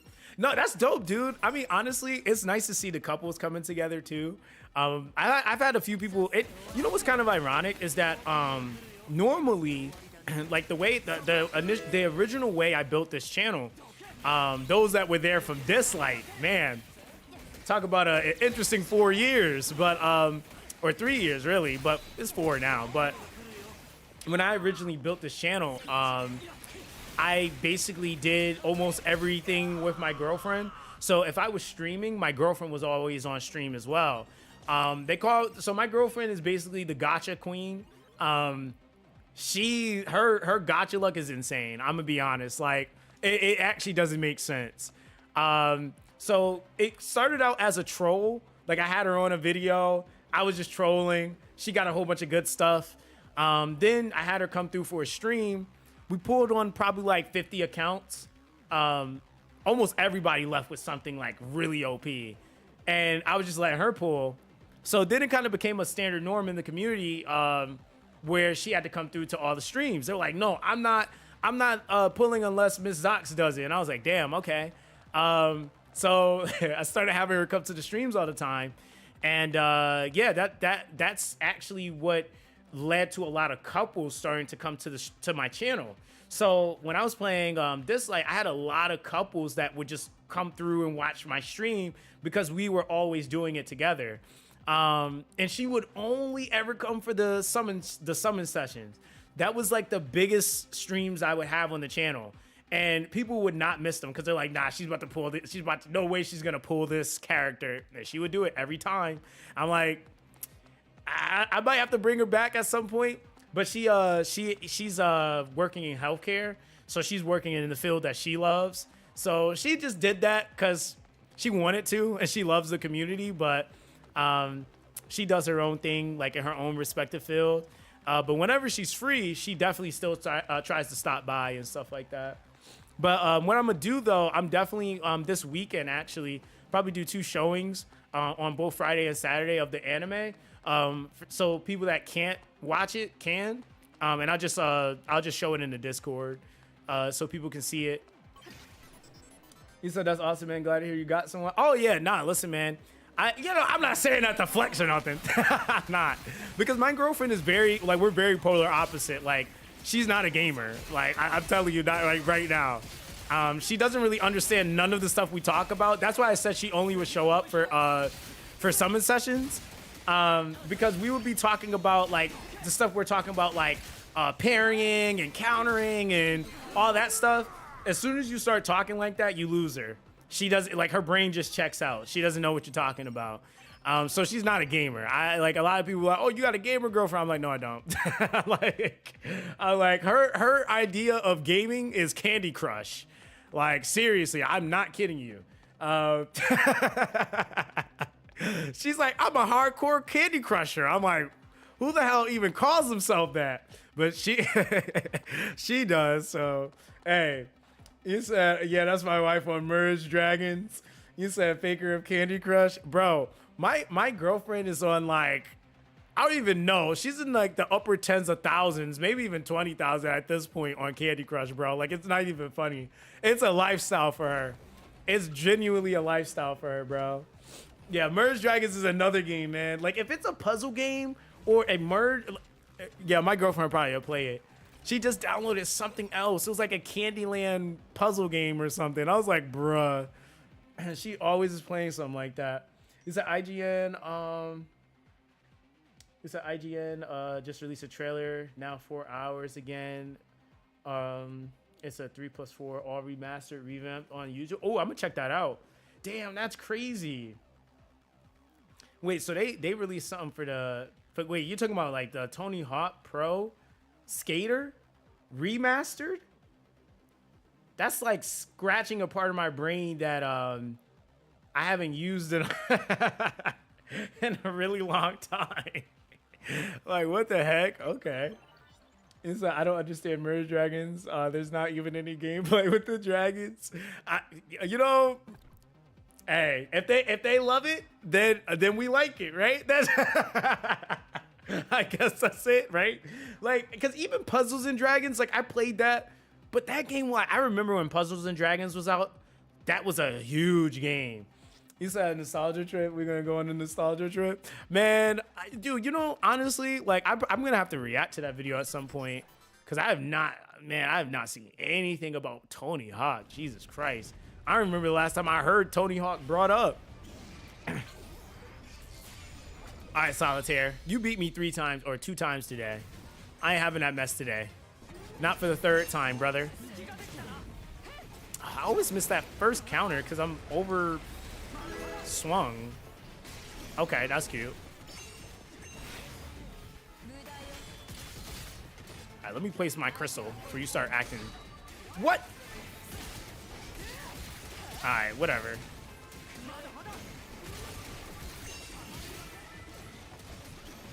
I could never get that one. Thank you, sir.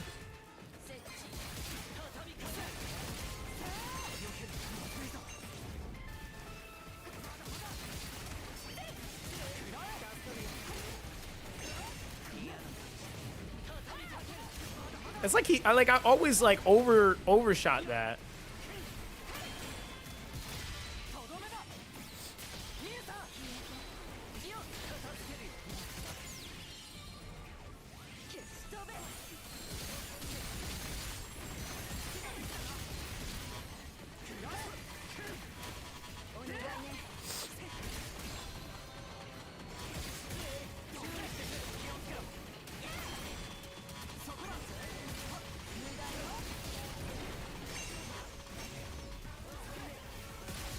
I just need to whip this again.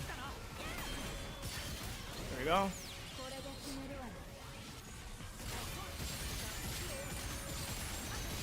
Oh my god! The damage though! Get cooked.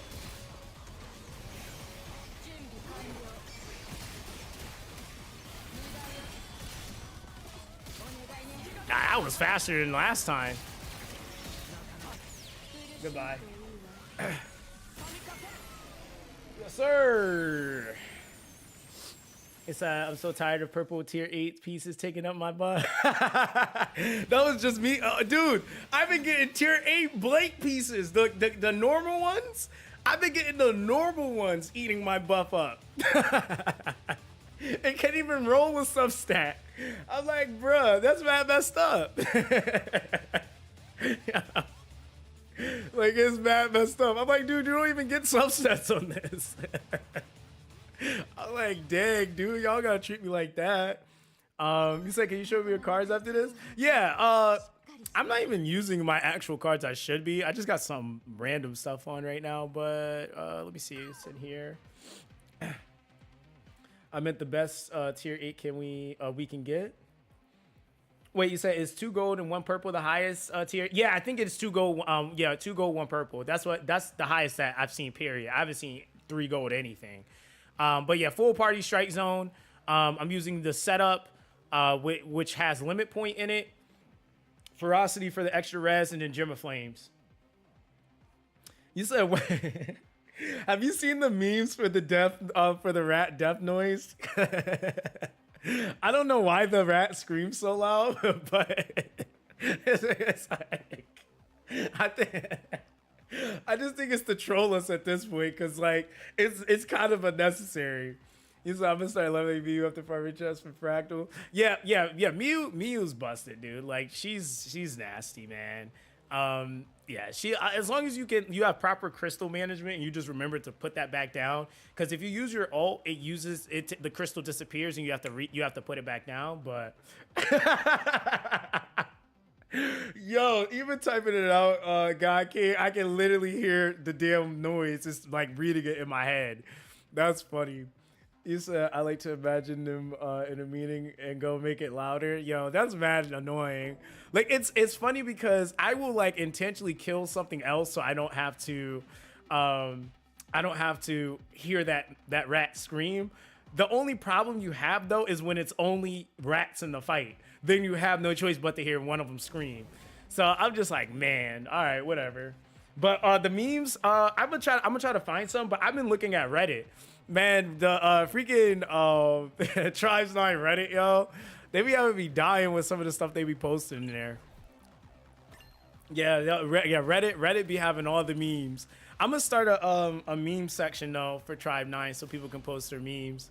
That's how a lot of stuff in my Discord even, like there's something in the Discord some people probably don't even realize came from a meme. It's like this little icon with an eyeball. And it's like, it probably looks like me. It has a beard, but it's an eyeball with a beard. That's a whole meme that I just turned into an emote for the Discord, or for a reaction icon for the Discord. So that's how stuff be happening. Somebody decided to turn me into, I forget what's his name from Monsters Inc. Somebody made a version of him that looked like me. And I turned that into the icon in the Discord, which is funny.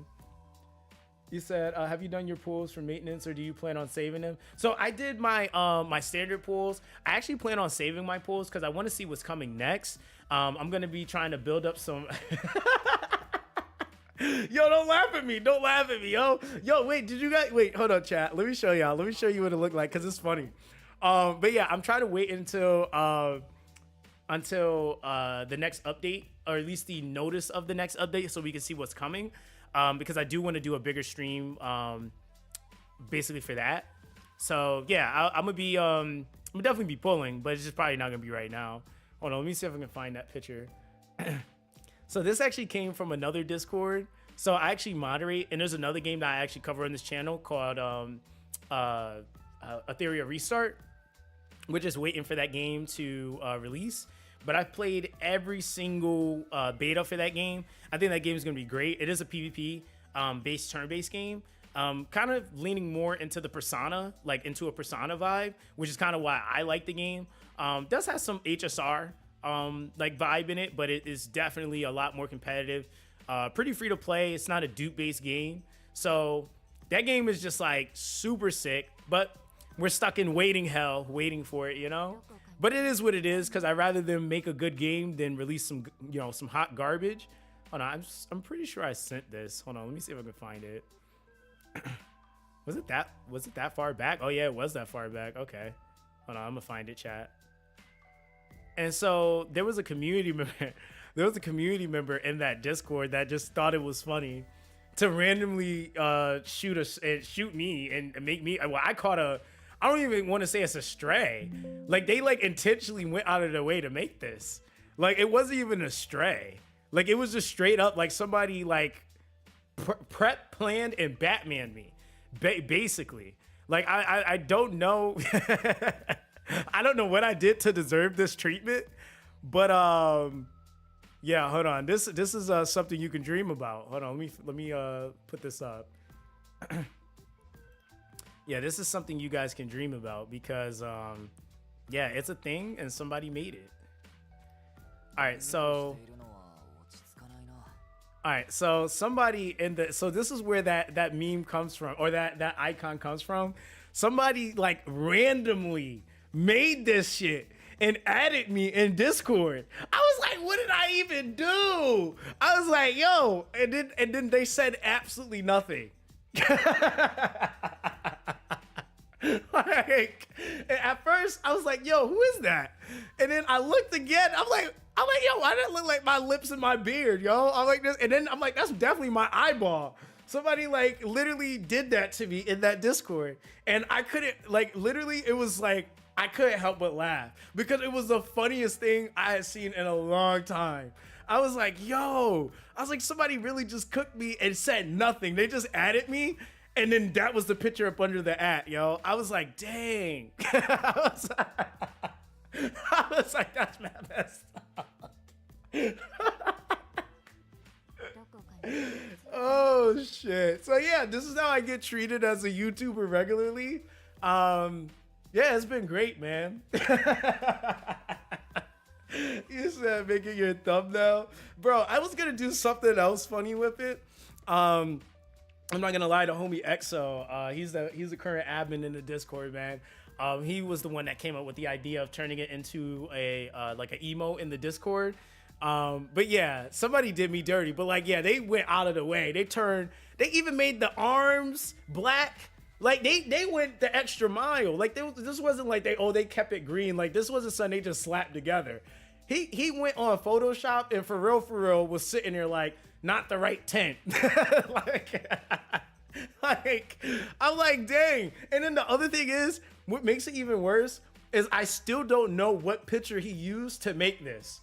I don't even know what picture. I'm like trying to think, like, did he screenshot a part of my stream or something? Like, I have no idea what picture this even came from. Like, this is like peak effort, you know? He said someone cooked when they made that, man. Yeah, they definitely cooked me. But I can take a good joke, man. Like, this was definitely something that had me dying. So, yeah, like, that type of stuff, man, I live for it. And people will probably start picking up. All my community does is meme me. That's it. Like, there's memes, believe it or not, of me when I had hair. You might see some of them in the Discord, but there are memes of me when I had hair. So... yeah, that's kind of its own thing. But yeah, enough of that. That's probably gonna scare some children away. But yeah, that's a thing. You said maybe for multiple streams. You know what I would like to see? I want to see like you know when people do like those timeline videos where like they kind of speed everything up and it kind of shows like the evolution of something. I want to see that. I want to see how they did that. Like, what were you doing? Like what prompted you to have that type of time to sit and do that? Like, yeah, He said, "Did you sleep with that man's girl? This is nasty, right?" No, I don't know. I didn't do anything, man. I am a faithful being, bro. I don't do anything. I just work. I stream. I talk to you guys. I make my videos, and I occasionally eat food, and then I go to sleep. You know, and chill with my girlfriend. That's about it. He said, "Don't underestimate how much time how much time some people have on their hands." Nah, dude. Honestly, it's funny because I'm like, well, I can't really argue that he had time because I have time to obviously sit and play video games all day, you know? So I'm like, he probably had time. But yeah, man. Yeah, that's how we get treated around here as YouTubers. You said somebody spent time on this and you know what's good for them. It's an unpopular opinion. Simba build DPS is much better than healer build in the late game. And it's not worth using her as a healer in place of Yo Kiranaka. His kit as a healer seems more broken. I guess it all depends on like where you're at. I think that's kind of like that is another reason as to why I haven't really been pushing like the whole agenda of like trying to get a tier list out right away, because I think like it's a lot of factors as to what would make a character viable versus not at certain points and what you're doing and how you're playing and whether or not you're trying to speed clear or clear something quicker or just get the first clear done. And the nice thing is that I think it's pretty fair to say, like, outside of like Pattymon, which realistically you don't really have any real investment going into Pattymon outside of like the random chance of them dropping. Ranks can be adjusted and your allocation of points can be adjusted. So there's not really a harm, like there's no harm in that, to be honest, because realistically, you're gonna be able to shift it. The only thing I will say though, which I guess kind of would change anyway, no matter what build you're doing, is your tension cards, right? I would say tension cards are kind of the most or the more like locked into a specific thing. But yeah, everything else is just kind of like there's really no real punishment. I mean, granted, rank up material, but if you're using the unit and you like them and you can use either form, you're probably going to use either one. So the nice thing is that if you are doing something else, you can always convert the unit to the other thing. So you could start out with the more DPS based variation of Yo, and then later on you can always swap in the healer. Same thing with Simba.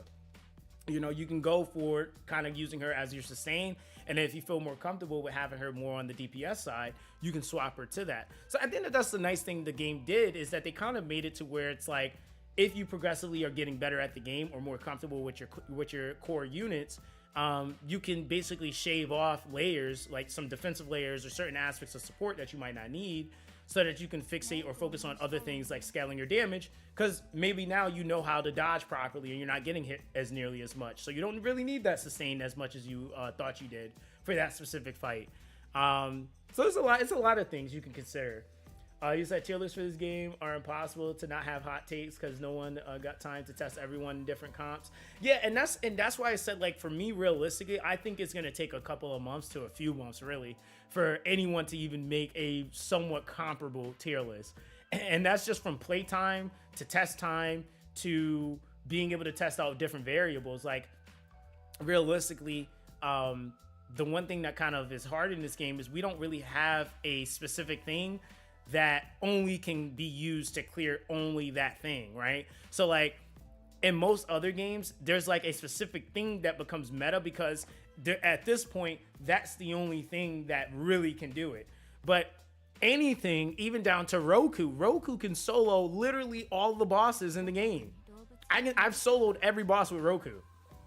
So at that point, giving him a healer, I mean, it's kind of hard to argue like, well, you gotta have that because you can just really save for the things you want and then just go through the content with what you have at that point. If you're that kind of player, and the real place I feel like is gonna start to matter is possibly XB. I feel like we're gonna start seeing like more things relative to XB because XB is a little bit more like straightforward in how units kind of work. So there's probably going to be tiering for that for sure. But even that is still kind of like a thing that kind of varies as well. You said you think it's okay to use a team without a breaker? I mean, you can. I just think that at that point when you don't have, and granted, you're always going to be breaking, right? But it's going to be much harder to break. I think the thing is that like not having a somewhat cohesive or ability to break is not allowing you to be able to counteract or play into a system or function that is heavily used in combat, which no matter if you're doing XB or if you're doing regular fighting, you need to be counteracting and building tension. Otherwise, the enemies just get to kind of ooga booga, build tension, and just kind of get to go into their rage phase all day, and there's nothing really counteracting that. And you're really not getting any benefit from it either. So I think you still want to be doing it. I don't think you need to necessarily be full sending going to EX on everything, but you still want to be doing it, getting it. I would say like a respectable place to get to is at least phase 2 if you can help it, because most characters' ults are taking up a phase 2 for the most part. You got a few exceptions like Miyu, who ults in her phase 1, but she still has her like build up proc for that. So it just kind of all depends on what you're playing and who you're using. But I think, yeah, you still want to have characters that can do somewhat, or at least somewhat apply break value, you know? It said breakless teams are limited to Inoki comps, I think. Yeah, and it's like, yeah, and that's what I mean. You're playing into a much harder skill ceiling at that point. So, yeah, that, I mean, is everybody going to realistically want to play that or be able to? I mean, yeah. You said I'm not really a fan of XB. You said it's really incoherent. I feel like with XB too, like XB needs more units for it to make more sense as well. I think like right now we're kind of all playing like I think it might have been I think it might have been Vantes that I actually said it on one of my videos. He's like, yo, everybody literally has the same account, right? Which in reality, yeah, if people rerolled or even if you went and you started spending, yeah, most people have like a relatively around the same account, right? So we definitely need more units with different gimmicks and different abilities to be able to kind of mix and match and then having that strategy. I think also too, a lot of people also don't know how to actually play, and that there are actually like, there are ways for you to utilize your abilities properly so that you can stop stuff. It feels random, and I thought it was all random at first, but it's not all random. Like for example, like everybody thought I was gonna get clapped when I did the Monado tribe fight, but I think I 5-2'd them. I'm pretty sure I did. It was like 5-3 or 5-2. You said, why does my Roku not dodge? He just gets hit almost every attack. He just dies. Wait, are you talking about on AI? And what are you fighting? Because I'm gonna be honest with you, Roku is one of the hardest characters in the game to kill. Usually he's like the last character to die. I'm gonna be honest, Roku has a very, like, he's a heavy character. He has one of the smaller, or I should say not smaller, but slower dodges. Yeah, I mean, if he's dying, he has to be getting hit by a ton of shit, like really hard, and he has to be not built. I don't know like what your build is on him, but yeah, like really honestly, Roku dying is kind of not really normal. Like realistically, he's only doing one or two things. He's like putting up his 70% damage reduction ability, or he's spinning the wheel on somebody. That's literally what his AI does, and then he dodges when necessary. But he said all AI are personally crafted based on their main kits, except Senju. Yo, Senju is getting the crazy amount of strays right now. He said, can't remember if Koshi's card increased crit damage. There's a few cards that also increase ult damage. Said, I think you can max out Mia's ult damage. That's what I was saying. If I played into, I think it's clinical, I think is the ability. I actually could use the other card, which I think it is ult damage, that it actually scales. And then I have an EX card that also does scale also does scale ult damage as well. I just have to test it out. So I'm gonna try to build that, and I'm gonna test it out to see how much damage I get. But again, I need to also like reconfigure my breaking and like that string to make it make sense. It's this EX card specifically, which I already tried to look at the next level, which if I brought this up, that's an extra 15%, right? And then with the reconstruct, you then get an extra decimal percentile added to that. And that's based off of the stacks of reconstruct. Now, because I have both Gio and Miyu now, I'm actually going to be able to realistically build up my stacks more effectively for the reconstruct. And that's going to be kind of interesting to see how much rip damage I get on that. Because if I get this to at least level 30, that's gonna be somewhat a respectable amount of damage. Like, hold on, because that's at 15%, and if we go, let's break this real quick, and let's say, okay, next one is 22%. So an extra 22% on your ult is kind of nice, because if you think about it, there's a set, which I've noticed the difference when I have it active versus not. There is a set that gives you, I think, 20 something percent on ult damage. I'm pretty sure. The only thing with that set is it's not stipulated behind a phase or anything like that. So that's the thing, right? So that's like why I said it's kind of like trial and error. So this one said, yeah, so 2-piece, yeah, increases ultimate skill damage multiplier by 25%. You said, does Koshi's 2-star card increase his damage or the one you're controlling? Let me see. Because that's you're talking about the, it's the clinical bag, and then I'm pretty sure, let me see, I think this one, yeah, it increases the ultimate skill damage multiplier by 5%. This is why I said I'm going to try out clinical, because you get clinical from, so that's for your whole party. Its effective target is all party members, not just Koshi. So it's actually going to be probably a pretty busted, to be honest, for any really honestly any ult setup, because the card that can grant clinical is actually this card. So when granting recovery, grant the character who has been granted recovery clinical for 3.6 seconds. This effect will not be triggered by recovery from clinical. So this card is a phase 0, so it doesn't take up any tension. And even the 2-star card is 12. It consumes 12 tension when it's active. And a 10-second window is actually really nice. I know it's anything at like 10 seconds, it's like pretty fair to try to execute. But yeah, that's really nice. But yeah, once you're at phase 2, it automatically activates. So it's just active for that 10 seconds at phase 2.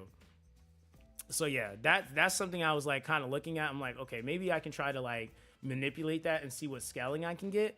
I'm not sure if it's all going to stack together, but you're at least getting 5%. But if you have that clinical, then you get that extra 5%. And then if you raise the values, that's almost 20%.